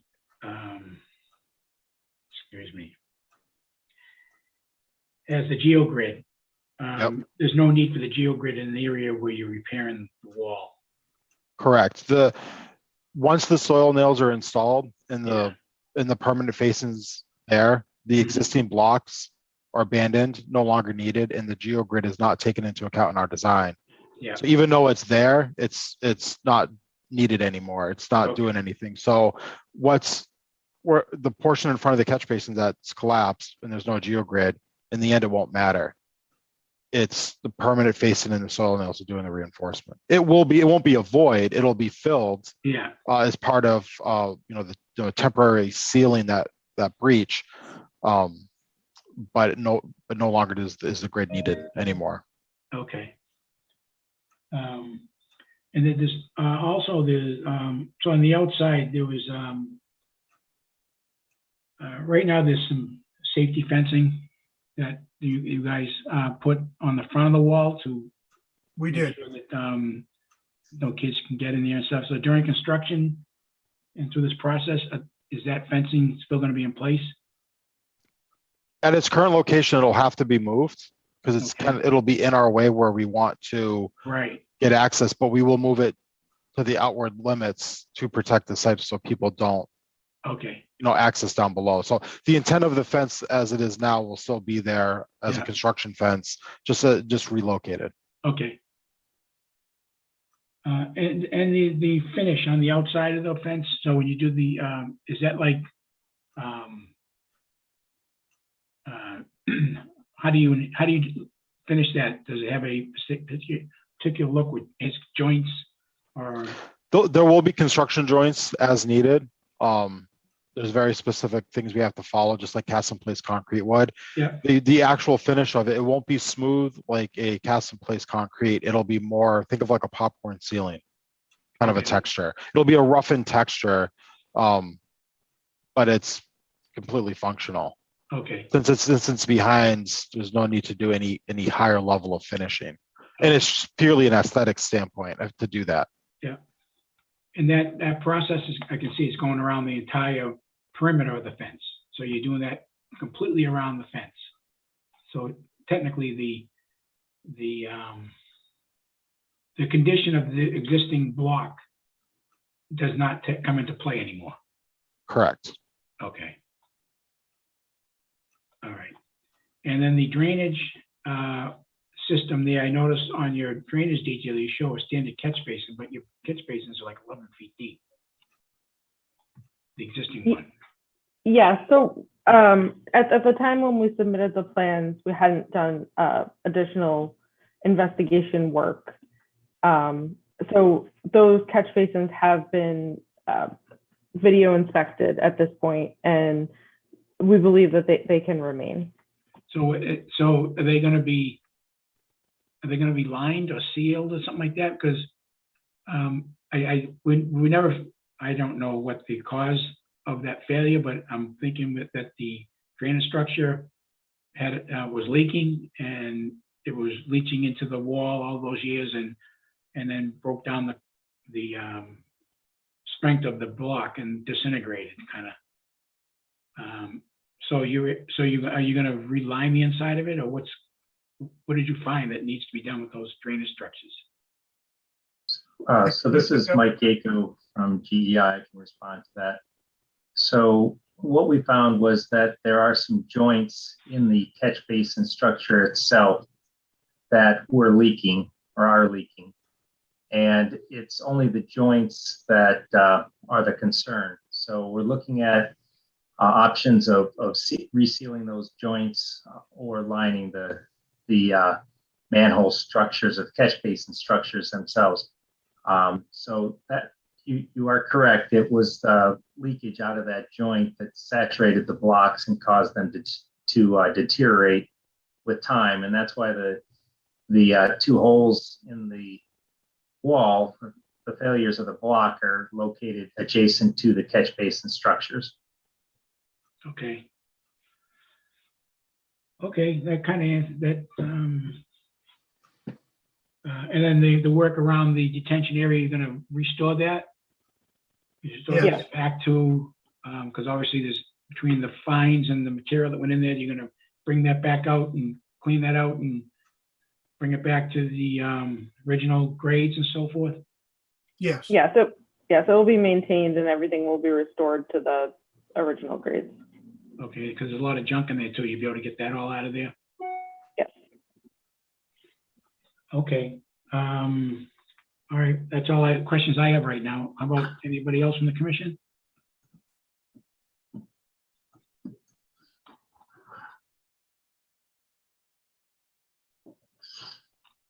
Through the chair, there were comments on Lucia's part.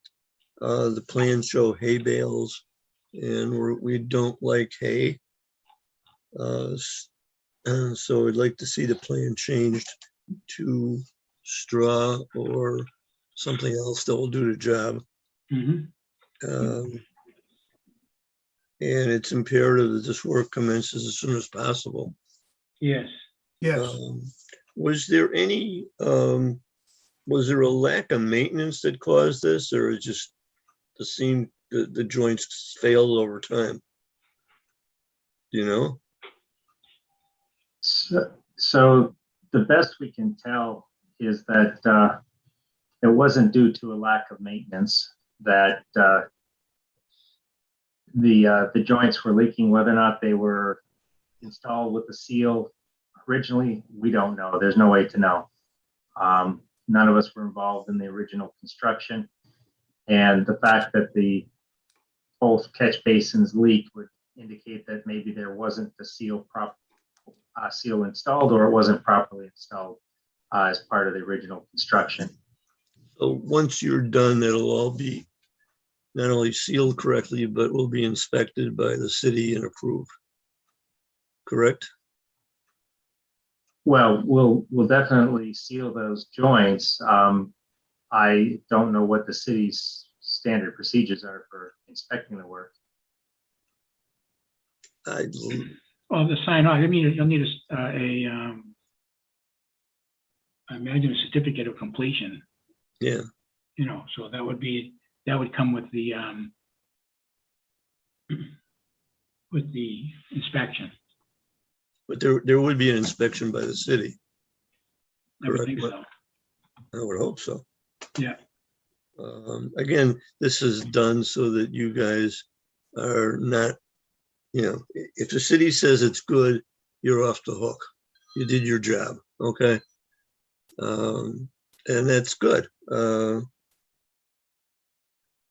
was the only questions I had. What is the construction schedule? Will it occur this construction season? Yes, the hope right now is, you know, assuming that we can get approval now to proceed, we're going to get this done as soon as possible. It looks like it's probably going to be the start will probably be around the end of this month, the 1st of September. We're going to try to do some of the site work to get ahead of it, but it looks like it's going to be at least 3 weeks before the contractor can mobilize. But we're going to be doing this as fast as we can. The duration is somewhere in the range of about 7 to 9 weeks. So we're hoping to get this done before the cold weather. Okay. And all the work will take place, the repairs from below and not from above? You're not going to need to have heavy equipment up top adjacent to that wall. Correct. Correct. Most of the equipment is going to be down below. We'll have some minor equipment up top, but it'll be kept at a safe distance from the face of the wall, out of its zone of influence, farther back into the parking lot, within the limits of the work. Yeah.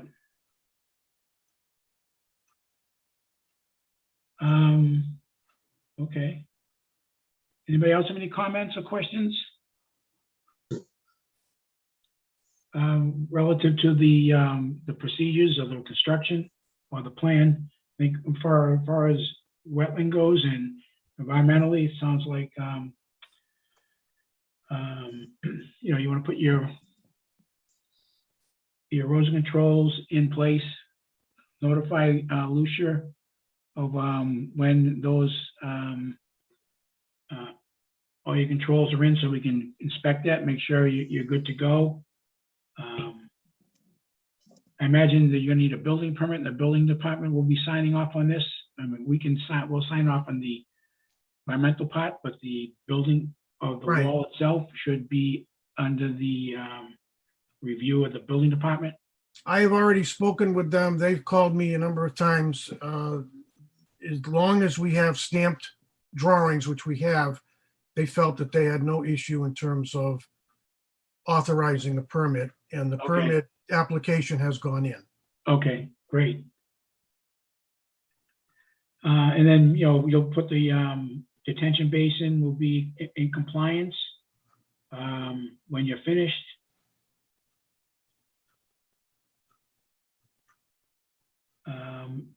I guess basically to match the original order of conditions that was there. So do you have access to that? Do you have the original order of conditions? Yes, we have that. Okay. And the operation and maintenance, will there be an O&M plan moving forward on this? Certainly not necessary probably for the wall, but for the detention area? Yes, so there was an O&M plan included with the original order of conditions, and we were planning on including that going forward as well. Okay. And then up above the guardrail, when it's all put back, that's all going to be replaced new. I noticed the guardrail is damaged, the fencing is damaged, so what's your plan with that? If any of it can be salvaged, you know, we'll try to salvage it. If not, it'll all be replaced. Okay, My guess is that during the construction, most of it's not going to be usable again anyway. yeah. And obviously, you know, one of the observations out there was a pretty significant damage to the guardrail and the fence, and it kind of led me to believe that what's happening in the wintertime with snow removal. We need to make sure that doesn't happen again. We don't want them throwing snow over the fence. You know, any snow removal should be removed from the site. You know, because I think that's what probably caused some of the damage that's out there, at least to the guardrail and the fencing. Understood. So maybe we could have, I don't know, Sign, right? Lucia, should we have a sign or something along the back saying about snow removal or no dumping or no? I think that's a great idea, and I would also suggest that you condition it as well. The 5 conditions that you already listed, and then that would be the 6th, that they maybe give a revised plan showing the signs. Okay. As well as I would also condition it because remember, this is just a determination, so they don't have to come back to have me approve it unless you guys put a condition that they have to come back and let me know when the work is done to check it out. Okay. So we would like. I won't know if the signs are up if they don't tell me. Okay, so we can do that. Okay. Excellent. And maybe when we can get you the proper nomenclature, what the sign should read. You know, it's kind of simple. I think it just says no. I don't know. I forget what we use in other places, Lucia. No dumping of snow or. Off the top of my head, I can't remember, but, yeah, no. I mean, if you guys can think of something right now, so I don't have to do it when I'm drafting this, Yeah, No I mean- dumping of any kind? including snow. I think it's important that we say snow, because I think that's why some of that problem, some of the damage was out there. yeah, and they shouldn't be dumping, you're not supposed to be storing snow in detention basins as far as I know. Yeah. Unless it's approved.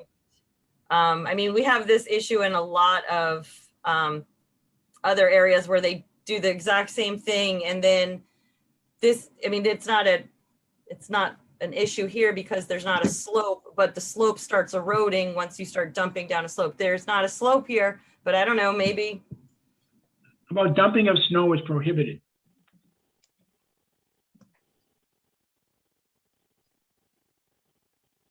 Okay.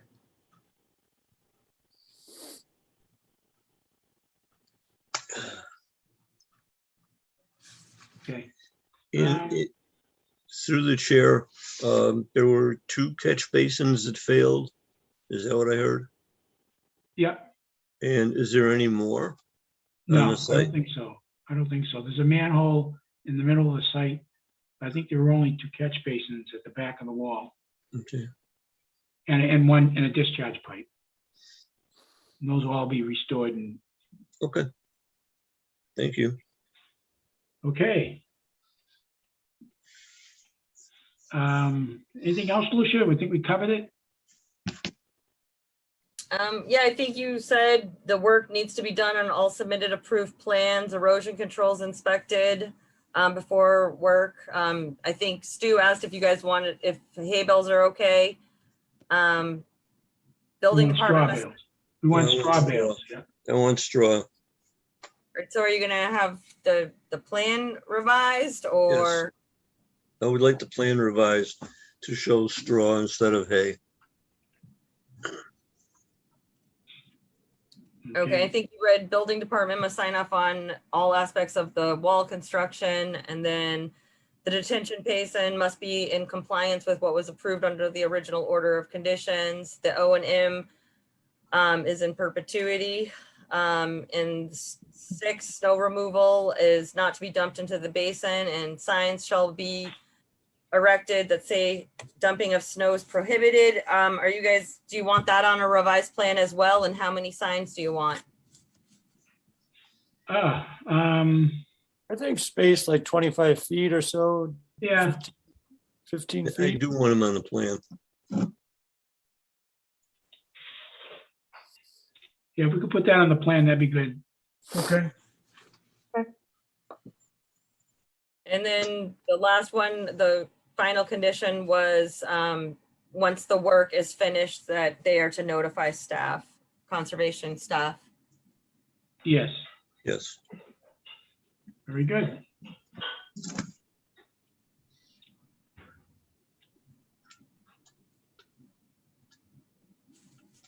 Okay. So that would be a negative determination with conditions? Yes, but you would need to open it to the public first. No, I know that. I'm just discussing that. Okay. All right. Yes. Does anybody else in the commission have any questions? Seeing none, is there anybody there in attendance who wants to speak on this matter from the public? I do not see anybody, nor has anyone called me. Okay. So seeing that, then Move to close the public hearing. Seconded. all right. All right, motion made by Stu, seconded by Arthur. I'm gonna do a roll call. Chairman Rizzo, Yes. Secretary Lazares, Yes. Commissioner Vivaldi, Yes. Commissioner Athos, Yes. Commissioner Wojcik, Yes. Commissioner Green. Yes. All right, it passes 6-1 with Bruce recusing himself. Okay. Very good. Okay. All right. Thank you, John. Thank you all. Thank you. You guys, that was just a Thank you. closed. We didn't really do the motion yet. Yeah, right. I'll make the motion to issue a negative determination with the conditions aforementioned. Yeah. Second. Who seconded that? Arthur. All right, I'm gonna do a roll call. Chairman Rizzo, Yes. Secretary Lazares, Yes. Commissioner Vivaldi, Yes. Commissioner Athos, Yes. Commissioner Wojcik, Yes. Commissioner Green. Yes.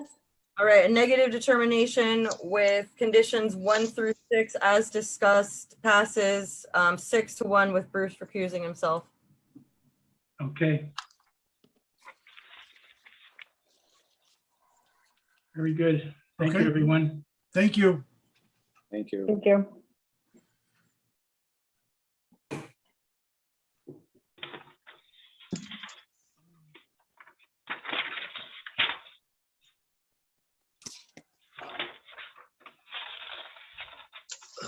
Number 8 is withdrawn.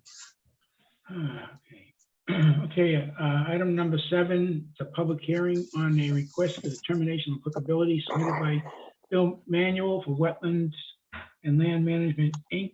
for 55 Pulaski Street, Realty Trust. Dennis Giannis, trustee. The applicant is seeking confirmation for the extent and location of wetland resource areas that may be subject to jurisdiction under the Massachusetts Wetland Protection Act and the City of Peabody Wetland Ordinance within and surrounding the property known as 55 Pulaski Street. Good evening, everyone. This is Bill Manuel from Wetlands and Land Management. Is Bruce back? And- Do you know, Lucia? Excuse me. Sorry, Bill. Lucia, do you know if Bruce is back? Can't see him? No. I'm here, yeah. Okay. I'm not seeing anybody. I don't know, maybe it's my. Okay, sorry, go ahead, Bill. All right, so it's getting late. I'll get right to it. The commission is familiar with this site. I had a discussion with you back in the springtime regarding an enforcement order. It turned out the enforcement order was not necessary. The work that was occurring on site was outside of buffer zone. During that entire process, I explained to you what the resource area was. It happened to be an isolated vegetated wetland that was located off property on 17 Gallant Road. There's a site plan. Thank you, Lucia, for putting that up. The property in question is that piece of property at the bottom of the plan. It says lot area 73,816 square feet. That's a portion of the property. And you can see where that isolated wetland is off-site, and the resulting 100-foot buffer zone captures only a small portion of the extreme northerly part of the property. So we are looking to, if the wetlands occurred on site, we would have filed an ANRAD, but the wetlands don't occur on site, so there's nothing to confirm on site. So we're asking for a determination of applicability, much like I did on that Race Drive application a few months ago, looking for a determination that no other resource areas besides this buffer zone exists on the property. So what I'd like for you to confirm this evening is that this is an isolated vegetated wetland, as I described to you back in May. There is no state-regulated bordering vegetated wetland. I've given you a FEMA map in my presentation material that shows there is no borderland subject to flooding. I've given you a copy of the USGS map in my submittal that shows the nearest river is the Water River, which is about 400 feet away. So there's no riverfront area on the site. So essentially there is no state regulated wetland areas on this property. I gave you a copy of the natural heritage map, which shows that there are no areas of priority habitat or estimated habitat. There are no vernal pools on this property. So I'd like a determination that there's no vernal pool habitat on the property. And I would also like for you to confirm the limit of buffer zone from that isolated vegetated wetland. And once we do that, then the landowner has a clear understanding of where the jurisdictional areas are, and they can proceed with land planning. So that's the extent of what we're asking for this evening. Okay. Yeah, that's kind of how I remember it.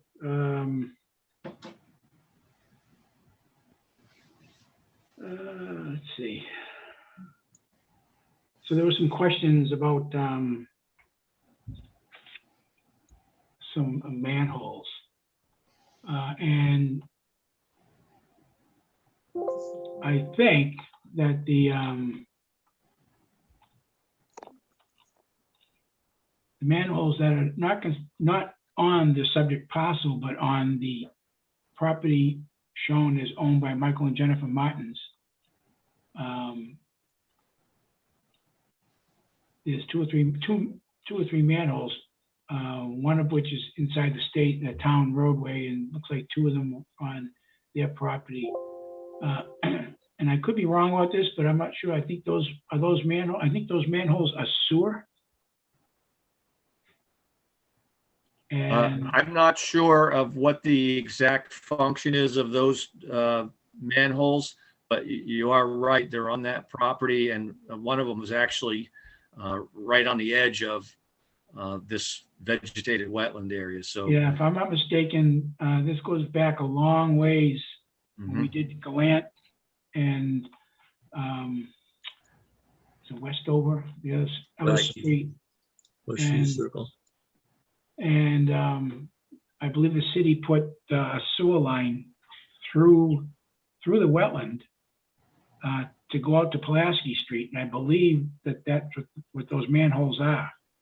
And the sewer, I think, is like elevated. If I remember right, it was like sticking out of the ground.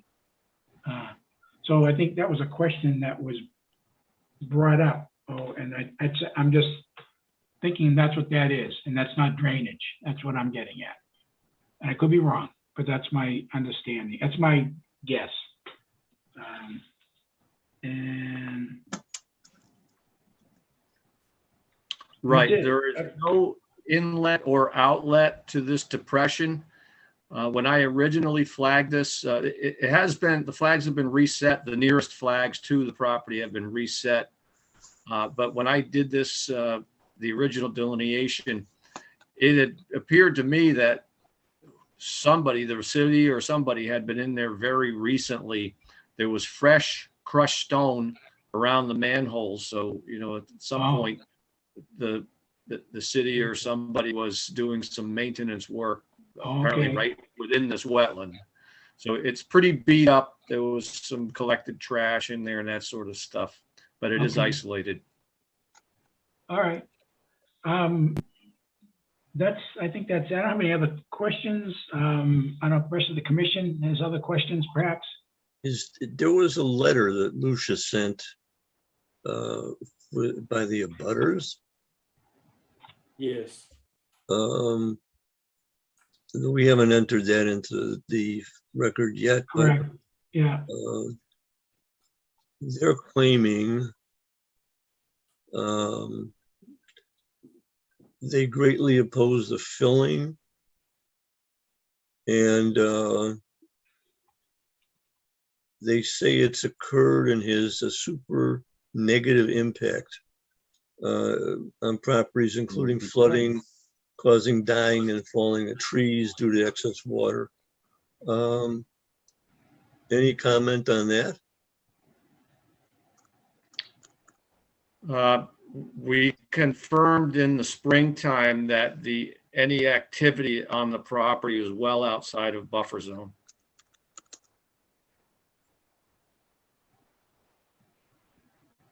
So the filling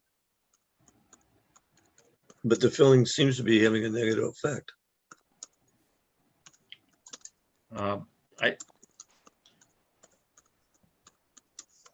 property, for the most part, the southerly, say 2/3 of the property has already been previously developed with the parking area and the restaurant. The remaining land to the north, basically from the limit of, you could see the grading there for where the filling and the placement of earth was occurring. Everything to the north of that or to the left on the plan is pretty well invaded by Japanese knotweed, which is a very strong upland indicator plant. I can say that when I was here in 2015, there was there was that wetland area was ponded. So I know that the area held water back in 2015 before any of the recent earthwork had occurred. So I'm not sure if there's any, I had not noticed any recent effects caused by placement of fill outside the buffer zone. Okay. Why, through the chair, why is this being like, just this area being filled with gravel? That's the side form issue. I understand it's outside the buffer zone. As discussed, you will follow all the information. Yeah, the developed portion of the property, Travis, is significantly higher. You can see by the topography. And I'm not sure why Dennis thought that it would be a good idea to expand that now, but apparently he did. And, basically we said, Dennis, just please stop and let's figure things out first. So the activity that resulted in the enforcement order took place outside the jurisdiction of the commission? That is correct. Is that correct? Yes. I see. Which is why the commission withdrew that enforcement order in May. Okay, right.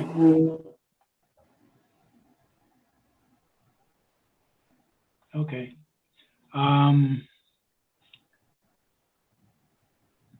Let's see.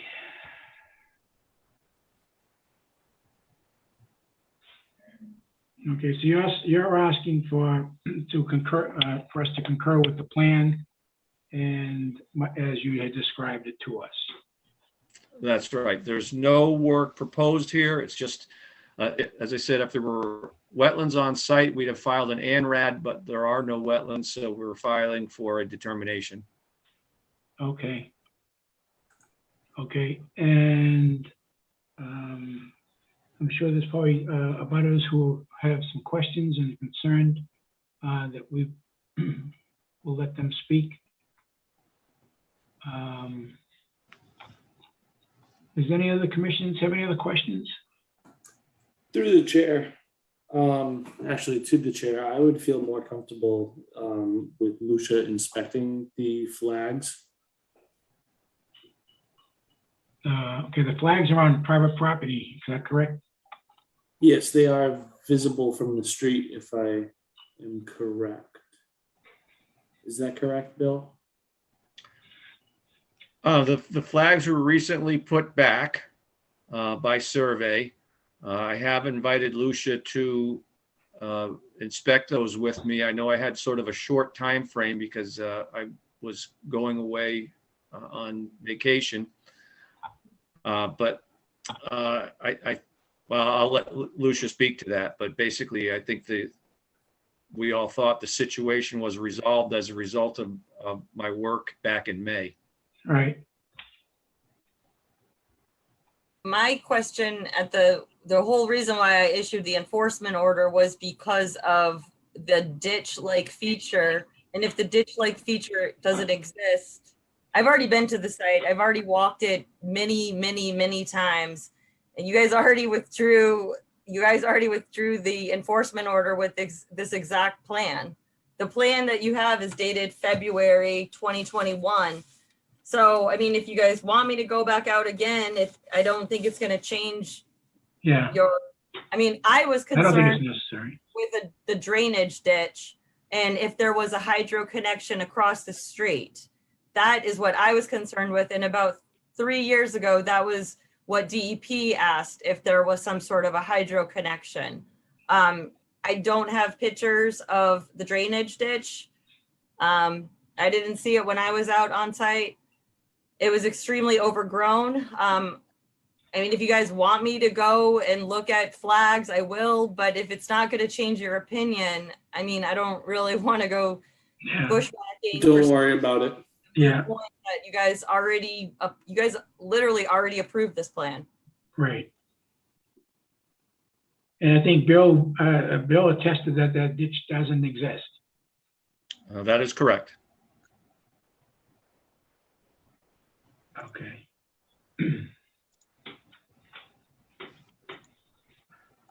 Okay, I don't know what else to do except if there's nobody else any questions, we'll open it to the public.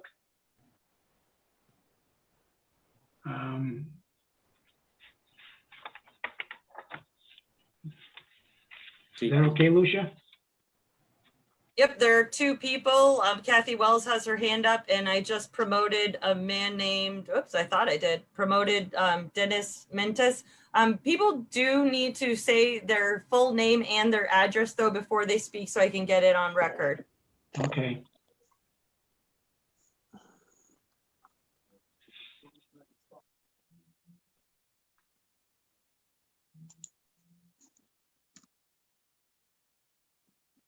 Does Kathy have permission to unmute herself?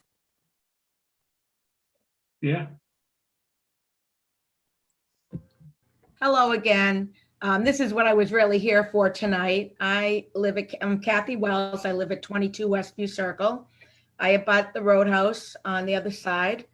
The Roadhouse always has had water pouring off their parking lot and down into this drainage area.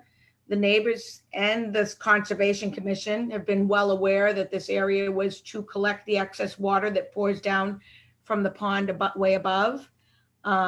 We discussed it when the bus lot was there, and we are all experiencing erosion of our properties, wet basements that we did not have before since the filling began. And I would like to note that the Roadhouse has only been approved to be a restaurant and bar. They have not been approved to expand their parking lot to put alternate vehicles on it, which they are doing now. Nobody has given them a cease and desist on those vehicles.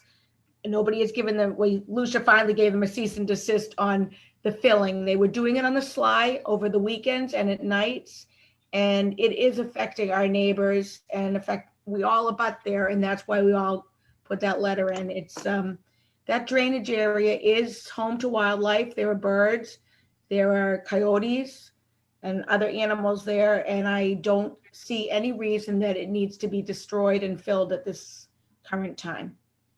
And that's all I just wanted to say. And I have John Sermon here who would like to speak. He's on my same computer with me, if that's okay. Sure. Okay. Hi, I'm John Sermon. I live next door to the Roadhouse on the high side. All behind our yard, all the way up to the big pond up the street. Okay, that water cascades, even if it's not even raining out as bad as it has. That it's a natural flow. It goes right through Dennis's parking lot, and as you can see, it ruins his parking lot because it just cascades right down, and it goes right over the fill, and it goes into that little pond area. And it's always been a pond there. There are animals there, many types. And before they filled in the bus lot across the street, there was a vein with fingers, where the river came all the way up to the fence, because they filled that in illegally years and years ago. So there was actually water going through there, but they filled it in. But the water still flows through, but not as good as it used to.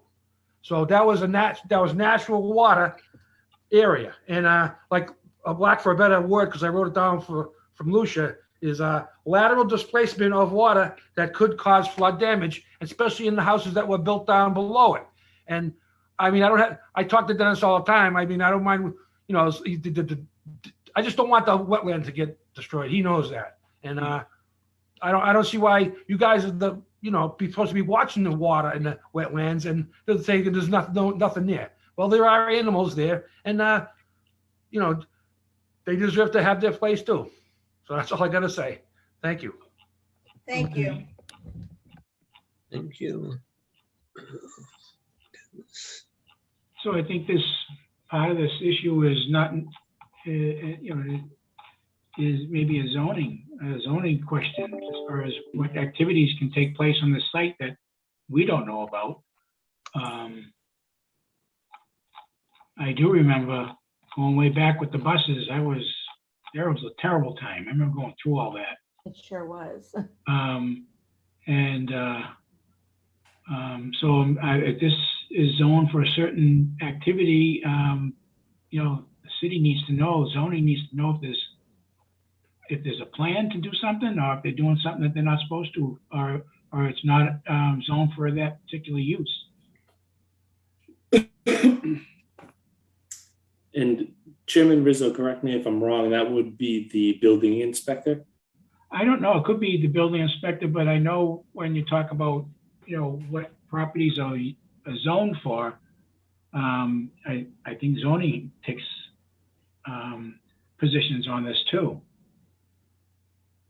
If they're expanding their parking and they're not supposed to, or they're permitted to for so many cars, and not, developing the whole site. I don't know the answer to that. That is something that I believe is the zoning, I was reading up on this a few weeks ago. There are parking maximums. So if they're not in compliance with that, I believe the building inspector is the department to go to regarding the actual, regarding that, the parking. I mean, not that Lucia has nothing else to do. She's so busy, but Lucia, you ever talk to like zoning about something like these kind of things?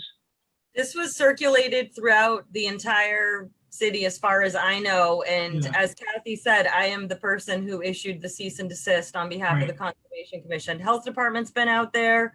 I would imagine that the building department, there's been numerous complaints for the last 2 years. Yeah.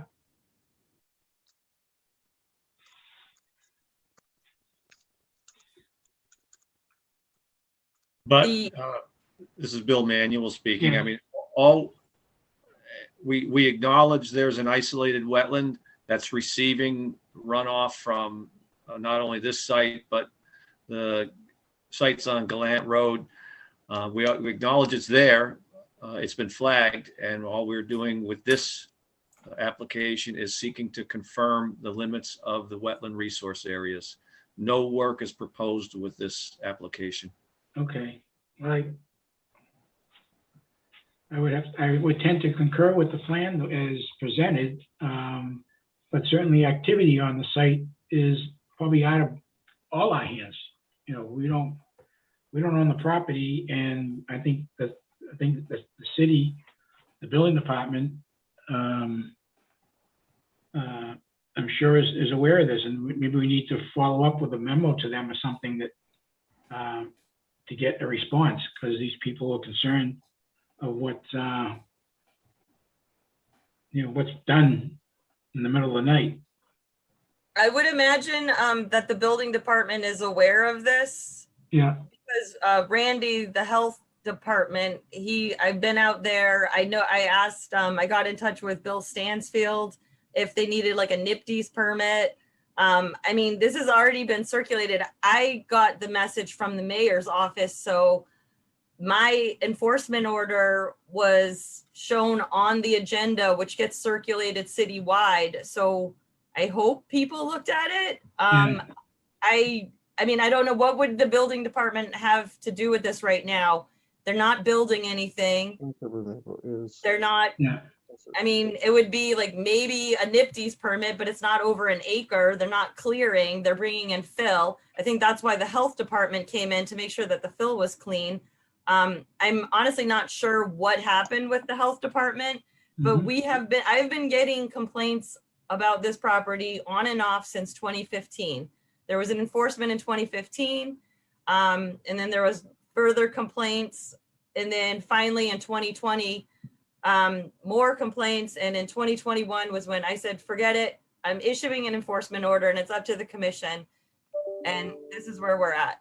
Okay, I do think the resident, the abutter does have her hand up again, and I do need John Sermon's address. I know that it's Pulaski Street, and I know Kathy lives on Westview, but I really do need addresses. okay.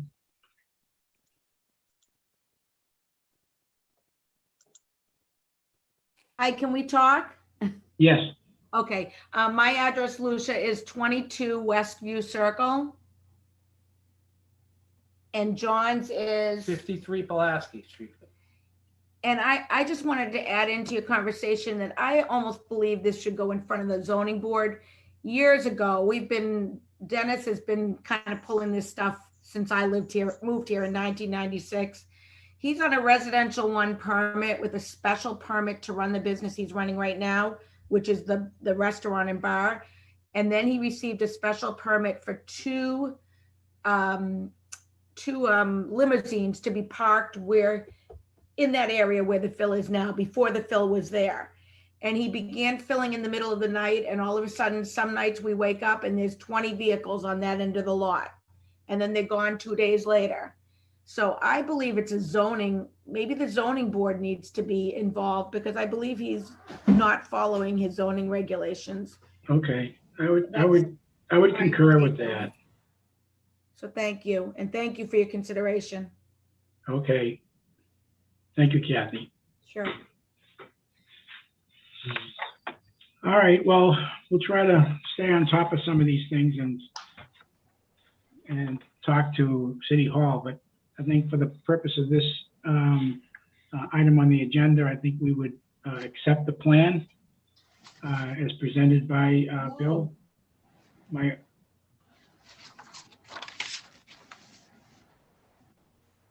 Right, and Mr. Chairman, as well as accepting the plan, we are also will be looking for a determination. Yes? Yes, we haven't been asked to respond. We live right on the 15 Gallant Road. right on the wetlands. If we would like an opportunity to speak when it. Yeah, I didn't, I made all the opportunities. I didn't know. I'm sorry. No, please don't. I appreciate you taking the time to listen to us. My name is Dennis Mentis. I live at 15 Gallant Road here in Peabody. My driveway, however, does go up to Pulaski Street. A couple of years ago, when the roadhouse started filling that land, if the board remembers, we approached the board about them filling it. And at that time, they were ordered to stop and desist, even though our ward counselor at the time said all they were doing was cleaning out the area. Well, since then, over the past couple of years, they've filled in a huge area over there. Number one, it is now actually higher than the grade of Pulaski Street.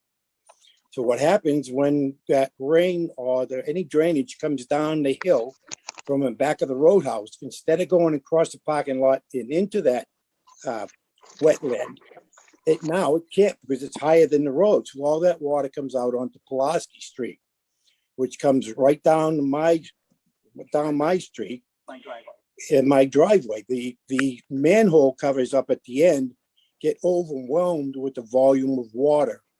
And if you look, I've had the city out here and they've done some repair work and everything, but what's happening is that water is pouring down my driveway. It is ruining my driveway. I actually have a worn out crevice in my yard from the water draining down the driveway and off into the wetland. The city has been down, they have seen it. They tried to do some repair for me, but as long as this flooding continues and that water not allowed to drain its natural way, I continue to have this problem. I have flooding in my driveway. My driveway is being washed away. You're welcome to come on my property anytime and look. You can see where the land is washed away around some trees, a couple of which have already fallen. This is an ongoing problem. Now, I understand I'm not an attorney by any stretch of the imagination, but I had heard that there was a law, the civil drainage law or something, natural right to flow law, where that if a property changes his or her property that causes damage to another property by not allowing the water to flow its natural way, I'm experiencing that. I'm experiencing where he stopped the water from draining into this wetland, coming down the street into my yard, damaging my property and my driveway. Again, that wetland area has always been wetland. We've always had a buffer that we could not touch it or go near it. It was 100-foot buffer. I can't believe that wetland, that parking lot is not within the 100-foot buffer, because all of our properties somehow are in that. I even got as-built plans from the city when this project was done and completed. I was the first house to ever be built down here. At that time, my address was 61 Pulaski Street before they built Gallant Road. So that's why I'm now Gallant Road instead of Pulaski Street. I had Kathy come over today earlier. I showed her the trees that are literally being uprooted from the water pouring over them and eroding the land. My concern, sir, is that with him filling up that area, the pool of water that is there now is going to get higher to local property owners in the area, including ourselves and our neighbor next door at 17 Pulaski Street, 17 Gallant Road. Because if that thing fills up, because he's filled, it's going to go into their backyard as well as cause more water problems here. So it's not just an issue of wetlands, it's also an issue of the natural flow of water. And I want to express, we have map plans showing the outline of the wetlands does not match what they've given you as what the wetlands are. And I have the plans right in front of me. I'd love to show you where it extends over to their property. These are plans, the original plan. These are the original plans for the development of Westview and Gallant Road. And these were the quote as-built plans that were submitted to the city with all the easements and all the sewer lines, pipelines, the 100-foot buffer zone. The drainage that you spoke of earlier, one of those drainage is actually the street drainage from Margin Street. That comes from Margin Street up by where it starts, is up by the Bishop Fenwick School, comes down Westview across into that wetland. The manhole covers that they're talking about, there are two. There is one right at the sidewalk of Pulaski Street in that wetland. And then inside the wetland, there is another manhole cover there that also is a part of that same pipe. What happened was when the bus lot filled in, the water could no longer drain out that end into the river. So what happened was the manhole cover that's on the inside of that wetland would pop open every time it rained, hence flooding that area. And that's what initially began that wetland area. They've been down several times where they've tried to repair it. They even took the grading cover off and they put a solid manhole cover on it. And that just would pop off in the heavy rains also. But you're welcome to come on my property. Like I say, you can visually see the damage being done to my driveway in my yard from the rain runoff. And I just think that somebody's going to address the fact that the right to flow water law isn't being adhered to. It's being blocked. Also, it would be interesting to see those plans you have. That were, I can show you right now if you'd like. I can arrange to meet with you and show them. They are the ones that were signed off by the city and everyone else on this project. It shows all the easements on this street and 17 Gallant Road, and even easement on my property for my water and electricity. So if Lucia, if they were able to get you those plans, could you be able to make copies of them? Certainly somehow I can figure out how to, yes, either scan them in Or, I mean, if they came from the city, did you get them from, No, it's a James? developer. That No, was, the developer gave them to us these were the plans that he went in front of the city with. can you see if we do a camera? I have them right here. So she wouldn't be able to give them, they're too big.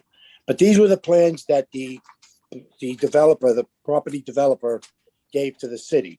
Yes, we should And then have, when- there should be a record of we should have a record of the I would, approved I would- drawings for Westview Circle and Gallant Road. Gallant Road. And then we got a copy of them where all the city people, the people had signed off on the as-built that it meets the requirements or the plans or whatever the proper terminology is.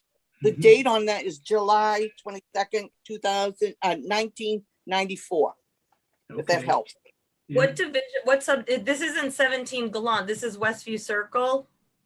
And No. got both Gallant Two different Road. There were two different filings. There were two different projects when they did Westville Right. Circle and then Gallant, or vice versa.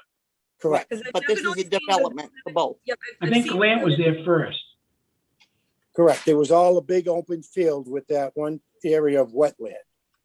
And then was subdivided into different house lots and it became Gallant Road. Then after Gallant Road became Westview Circle. Right, right.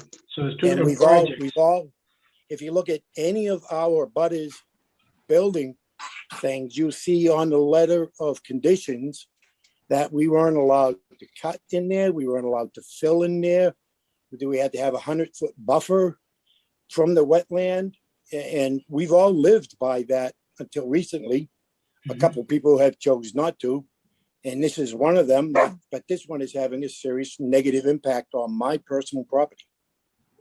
Okay. I we mean, got- like I say, you can look, the land is now higher than Pulaski Street, Yeah, where he's filled. I He's done it can, purposely. I'm through the chair. I'm looking at Street View right now, and it's not good, but it's not in our jurisdiction right now. But- So I think we need to work on getting this to the proper powers that be. To the chair, what you have to realize, if it's not in our jurisdiction, we have no authority to do anything.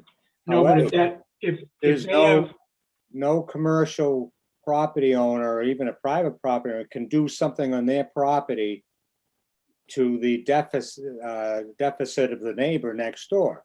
So if this person owning this property did something to his property that causes flooding on your property, the building inspector is a person that can rectify that, and the city council is another authority that can rectify that, or a private lawyer. If you can. And I had the city I'm Yeah. sorry, the city engineer did come down. Go ahead. I'm sorry, the city engineer did come down. And I was showing him a lot of this. And not to be disrespectful to him in any way, shape or matter, it seemed like it was a non-issue with him.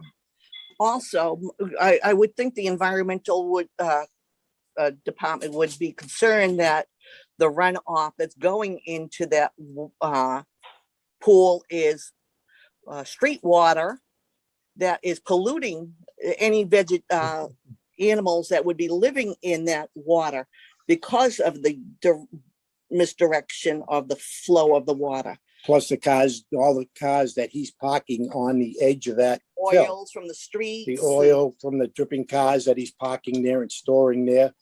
You know, I'm sure that oil and runoff are getting into that wetland. Well, all I can say now is that this seems to be a health problem. So you really have to keep at the elected officials and the people running the city in those areas. But as far as this meeting right now, we are saying that there's no wetlands that this property owner is affecting. I dispute that, sir. I would just ask that. I think what we need to, I think what we According need to to the do. plans I have, sir. Yeah, I think what we need to do is we need to get a copy. We need to look at the permitted plans. I don't know where those records are. But Well, we I'm need to- wondering if that's the plan that if the whole reason behind my enforcement, does Does it show a drainage ditch on there with a 200-foot buffer zone onto their property? Is there any way you can see? I can show you what I have. Can you do a camera? I mean, you Well- guys can turn your camera on, but it's going to be really difficult to see it, I think, on, because you're about 2 inches on my screen. Okay, no, I believe you're correct. There is a buffer for the drainage ditch there. The city had done it because of last fall, they even tried repairing that, the street drainage there because of a problem that was going on there. So I believe you are correct about the 200-foot buffer on his property. The plan that you're showing doesn't, I don't know if it's different, but it does not look like the plans that we have that have all the pertinent signatures from the city on it. With the hay bales. With all the erosion control, where the 100-foot buffers were, even on my driveway is not in the 100-foot buffer, but they still made me put a berm to prevent the drainage off my driveway into that wetland. Mr. Chairman, this is Bill Manuel speaking. Yeah. I'm aware of that plan that the neighbors are speaking of. Alicia showed it to me. It was in I want to say the building inspector's plans. It was an as-built plan. It was from 1994, just as the Mr. Mentis indicates. And Lucia and I looked at it very briefly when I came in to do I believe it was to file the application. And the plan was 25 years old. And as you know, wetland determination is good for 3 years. And we didn't think that plan had any relevance to what I'm trying to accomplish today, which is to figure out the limit of jurisdiction in 2021. Right. Well, I concur with that, Bill, but one thing that's crawling in the back of my head is that the delineation that now shows where the wetland is, whether or not that's changed since 1992 in not in a natural way. And that can be a problem. If there was a wetland somewhere and somebody filled it in, and just because you can't see it doesn't mean it's not there. And I would like to I would like to see the subdivision rules, the subdivision plan associated with the environmental permitting for Westview Circle and Galant at this location to see what the BBW limits were back then. And just by observation, look and see how different that might be. And that's what I'm getting at, was on this particular property, were there wetlands on there that were filled in? They were. And that's a problem. If that's the case, that's a problem. Right. And we need to find those drawings. We need to go back into our files and look at the subdivision plans there associated with the order of conditions and the permitting to see what the wetland flag configuration looked like back then. So we're not going to answer that tonight. And I'm not going to, we don't know that answer right now. We have to look into that. You've done everything you're supposed to do. Okay, I'm just going back in history now to see what, if anything, was done, incorrectly.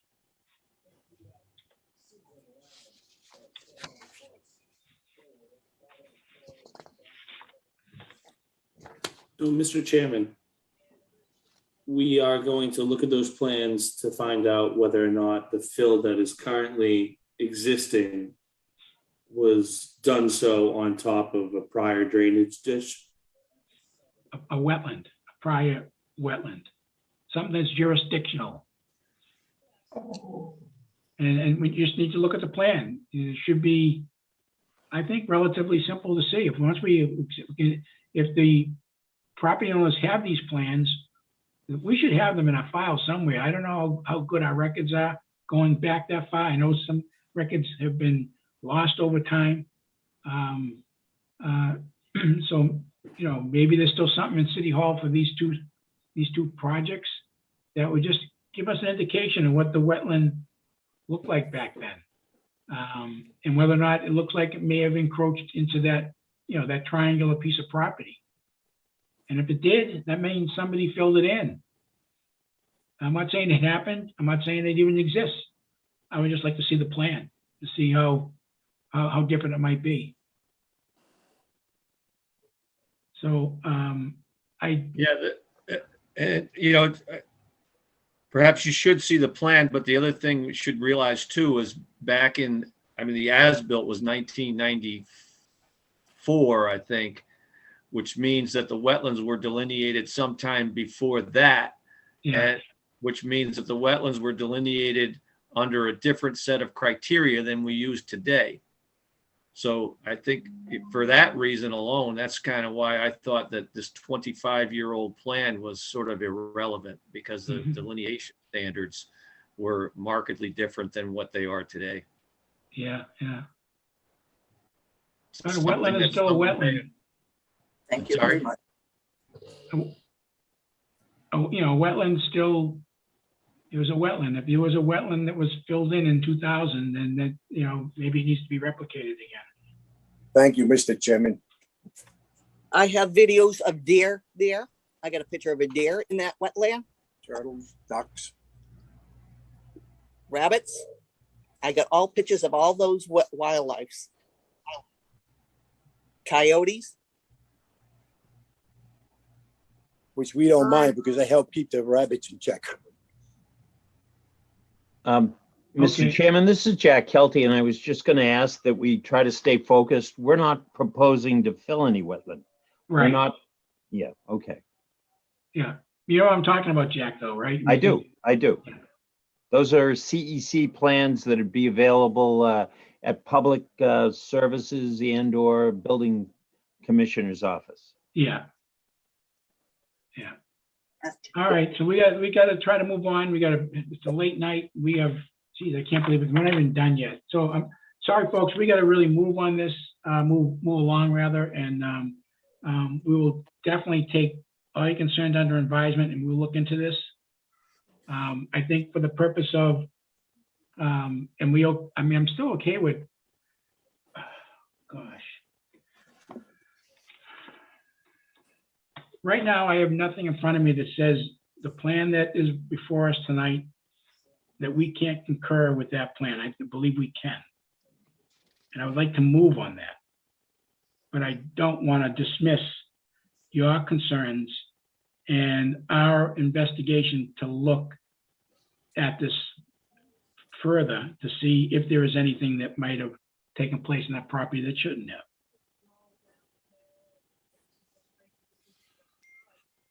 Is everybody okay with that? Commission, I mean? Yes. Okay. I'm asking that you look into the plans a little further before you make any further decisions. Please. I appreciate what Mr. Manuel did. He did a great job marking the land as it is right now. But we as neighbors have been here since 1996 and before, and we all know that it looked a lot different when we moved here. And for that reason, we'd like to ask you to all hold off on taking a vote on this tonight, and please see the plans that the Mentises have and bring this back before you at a later time. We would really appreciate that. What's the commission want to do on this matter? I'd like to make a motion to close the public hearing. Second. All right, I'm gonna do a roll call. Motion to close made by Travis, seconded by Bruce and Chairman Rizzo. Yes. Vice Chairman Comack, Yes.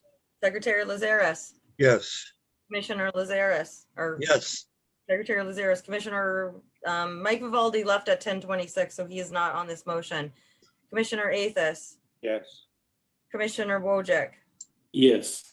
Commissioner Green. And, oh, yes, sorry. Yes, and is there any way, I gotta get up in like 4 hours. Do you still need a person to vote on here? We definitely need you to vote a little bit further. Mhm. Because they're just closing it right now. Okay. So Yes. it looks like it's 1, 2, 3, 4, 5, 6 to 0.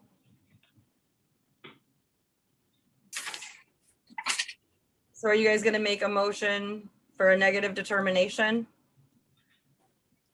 I would like to make a negative determination for the following. The limit of the locally enforced buffer zone is from the off-site isolated vegetated wetland. The negative determination that there is no buffer zone from bordering vegetated wetlands. Determination of no riverfront area. Determination of no bordering land subject to flooding or land subject to coastal flooding, coastal storm flowage. Determination of no other state or locally protected isolated or bordering vegetated wetlands, and determination of no areas of locally protected vernal pool habitat. I would also like to say that we can still review, at least I believe that we can still review the plans. And if it is deemed that something was filled in the past, I don't see why we can't issue an enforcement order over that. I would concur with that. There may be a statute of limitation. I'm not really sure. I'm not an attorney. But that motion was made by Travis. Do I have a second? I'll second. Okay, I'm gonna do a roll call. Chairman Rizzo, Yes. Vice Chairman Comack, Yes. Secretary Lazares, Yes. Commissioner Athos, Yes. Commissioner Wojcik, Yes. Commissioner Green. Yes. It passes 6-0 with Commissioner Cavicchio leaving the meeting and Commissioner Vivaldi leaving the meeting early. And I do want to let the neighbors know that you will have the ability to appeal this once it's issued. You would have 10 business days to appeal it to Mass DEP, and then they would make the final decision. We're gonna look for those drawings. Yeah. So we won't forget you folks. We're gonna look at these drawings. Right. Okay. Thank you. Thank you, commissioners. Good night. Thank you. Oh, boy. Okay. So Amanda, are you leaving? Because I'm going to put you down as 11:17. Yes. All right. Bye, Amanda. Good night. Right. All right. I don't know, so we can get through this. There's 1, 2, 3, 4, 5 people left. And only 4 of you can vote on the next one. Okay. All right, under item number 9, certificate of compliance, a continued request for a full certificate of compliance made by Frederick Hostrup from Neptune Engineering on behalf of 160 Main Street Realty Trust. You don't even have to read that. That's already, you guys continued it. I'm still working with him on that. So don't even waste your time reading Oh, it. thank you. Okay, that's a motion to continue. That was, Second. all right. Item number 10, continue request for full certificate as made by E.J. O'Sullivan, Haven Contracting Corp. for a DP file number 55874. Project was construction of a new parking area and a detention basin. The address is known as 22 Johnson Street. Oh, boy. Okay. I have to recuse myself on this one. Okay, Bruce.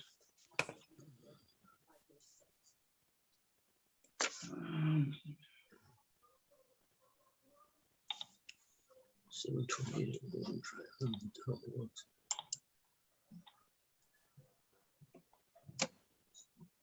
Michael? Yes, No, I was actually, this is Jack Kelty. I was wondering if Mike from Haven oh, was going to, I would call you Mr. President. Yeah, I'm on the line. Yeah.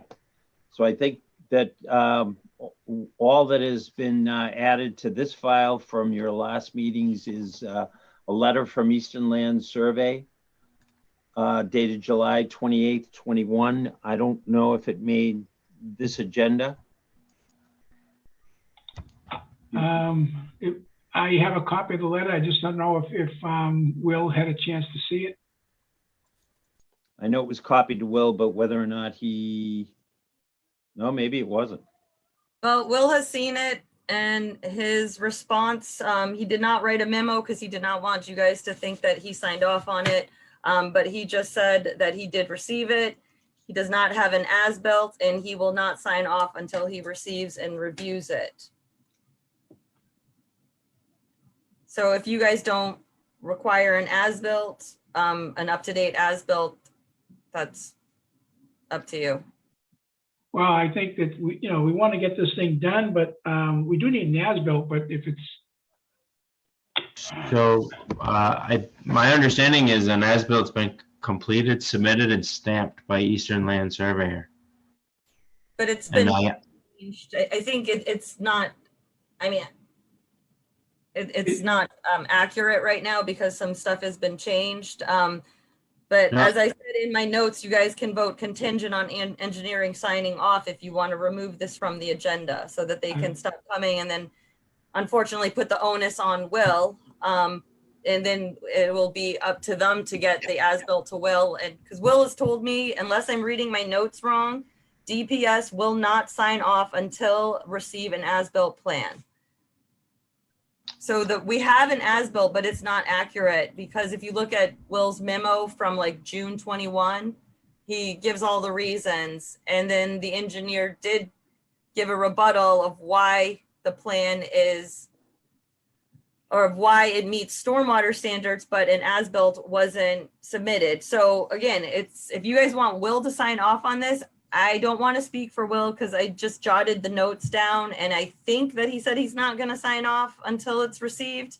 But if you guys aren't requiring, you guys are the issuing authority. So if you don't care if Will signs off on it, then you can make your motion however you want. You can make your motion. I'd like to condition it.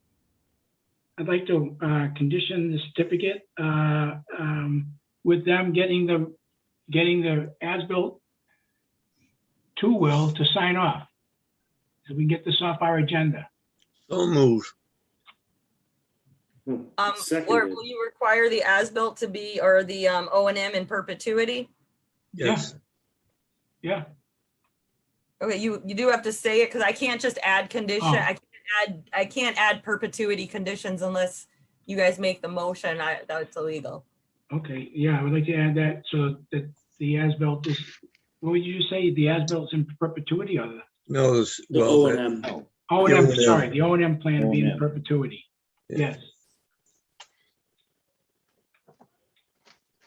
And who made that motion? I'm sorry, was it Travis? No, it was Stu. I seconded it. And so you're making, I didn't really hear the motion. I'll make the motion. I know, but was it contingent? Motion is to issue the certificate contingent on the as-built plan being provided to Will and him signing off on it. And the O&M is conditioned in perpetuity. Right. Seconded. Okay. So made by Stu, seconded by Travis. Chairman Rizzo. Yes. Secretary Lazares. Yes. Commissioner Athos. Yes. Commissioner Wojcik. Yes. All right, it passes 4-3 with 2 commissioners already signed off and 1 commissioner recusing himself. Okay. Good. Could I just get one clarifying question?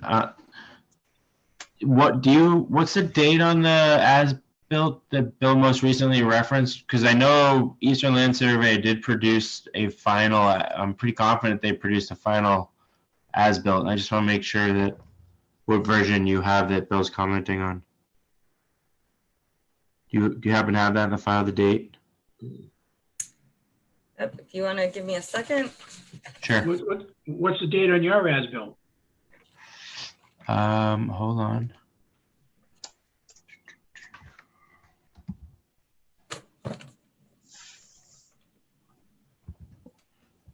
One I have is dated February 22nd, 2021.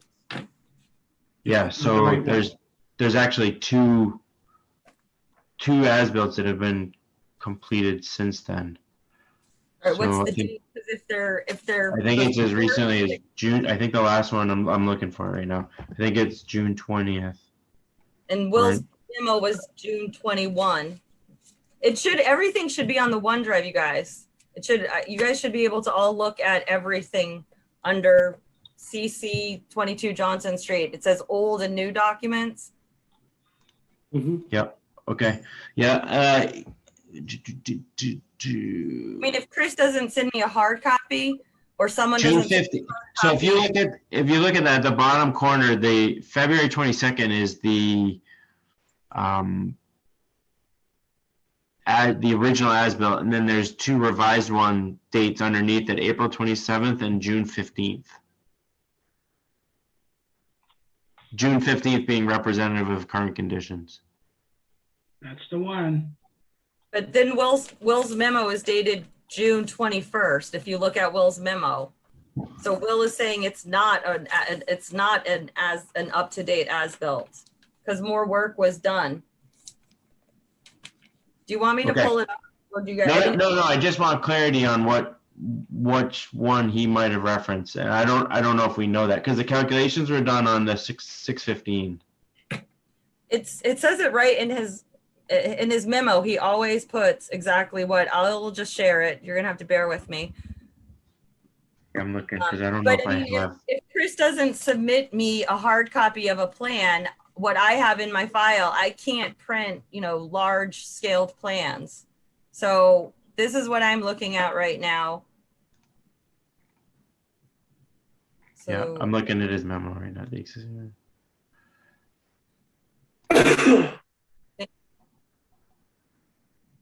These are just pictures from today.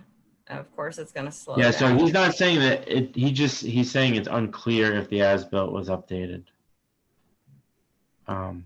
In his memo.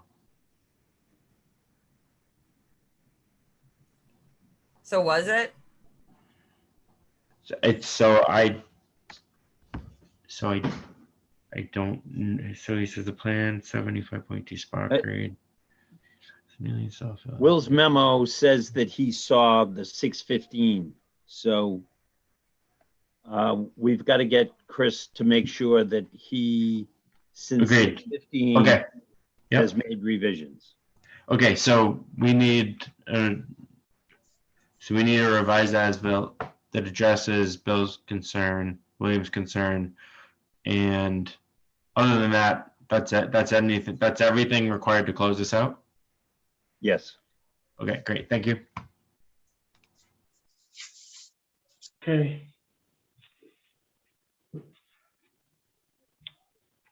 Ready to do a roll call on that, or where are we at? I already did the roll call. You guys made the motion. Stu made it. Travis seconded it. Passed 4-3 with 2 people exiting the meeting early and 1 person recusing themselves. It was a full CC contingent on an as-built being submitted and provided to Will Pollitt to sign off, and the condition that the O&M is in perpetuity. Okay. Very good. Thank you, guys. So get that as-built over to Will so he can sign off on it. We will. Thank you very much. All right. Oh, and get it over to me too. I do need a Yes. hard copy for the file. That is one thing by law I have to keep in the file. So I need a hard copy and an electronic copy. Fine. Thank you. Okay. Oh, boy. Crown and Shield Almost. asked, well, Crown and Shield asked for a continuance, so if you guys want to just continue it. Okay, continue. So So moved. moved. I'll second it.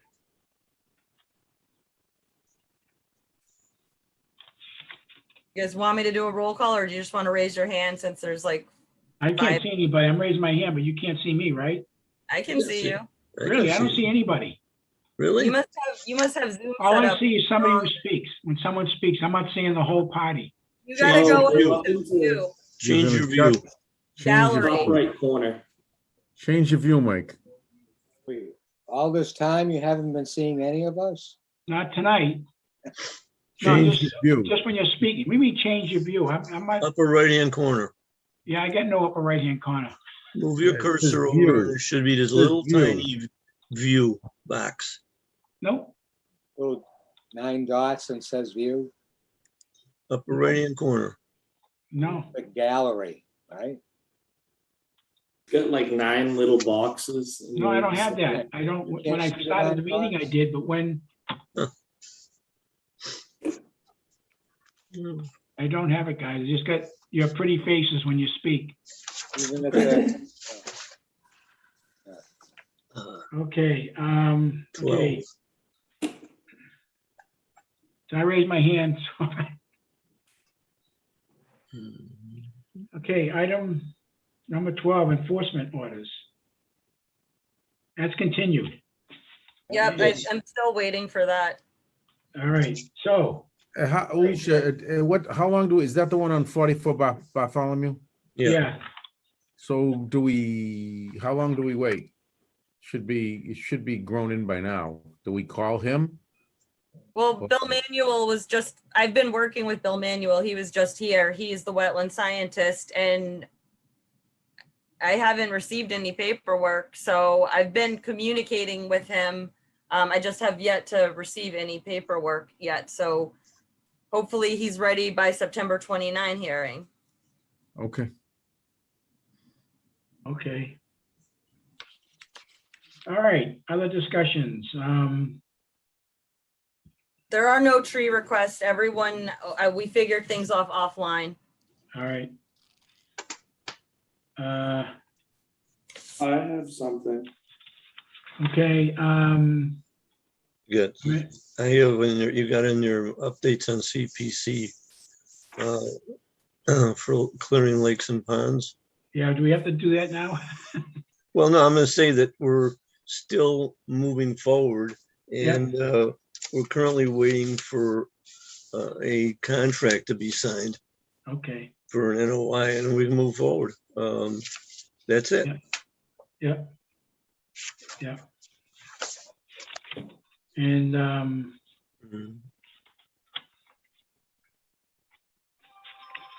What about the minutes? March, April, and May, I finished all of them, and I've been waiting for you guys to get back to me and let me know if they're okay to distribute. yeah, I'm okay. Need Can my we get a signature? motion? Motion to approve the minutes from March, April, and May. Second. And can you just raise your hand? I'm not going to do a roll call. It's not a public hearing. Great, thank you. Thank you, Lucia, because 3 months of minutes is a lot to do. Thanks. Okay. And, okay. I don't see anything else. Okay, well, we're supposed to have election offices, elections for offices. Travis? Were you were the committee? I tried calling you today. What was that? You were the committee? Yes. So I would like to nominate as Secretary Michael Vivaldi, as Vice Chair Michael Rizzo, and as Chairman Stuart Lazars. No, but you were supposed to What's your name? contact people and ask who may want a position. We know that Stu's gonna move into the position of chairman. Mhm. And then the Yes. other two positions, vice chair and secretary. I don't know, whether. Yeah, I could come back next meeting with a revised nomination.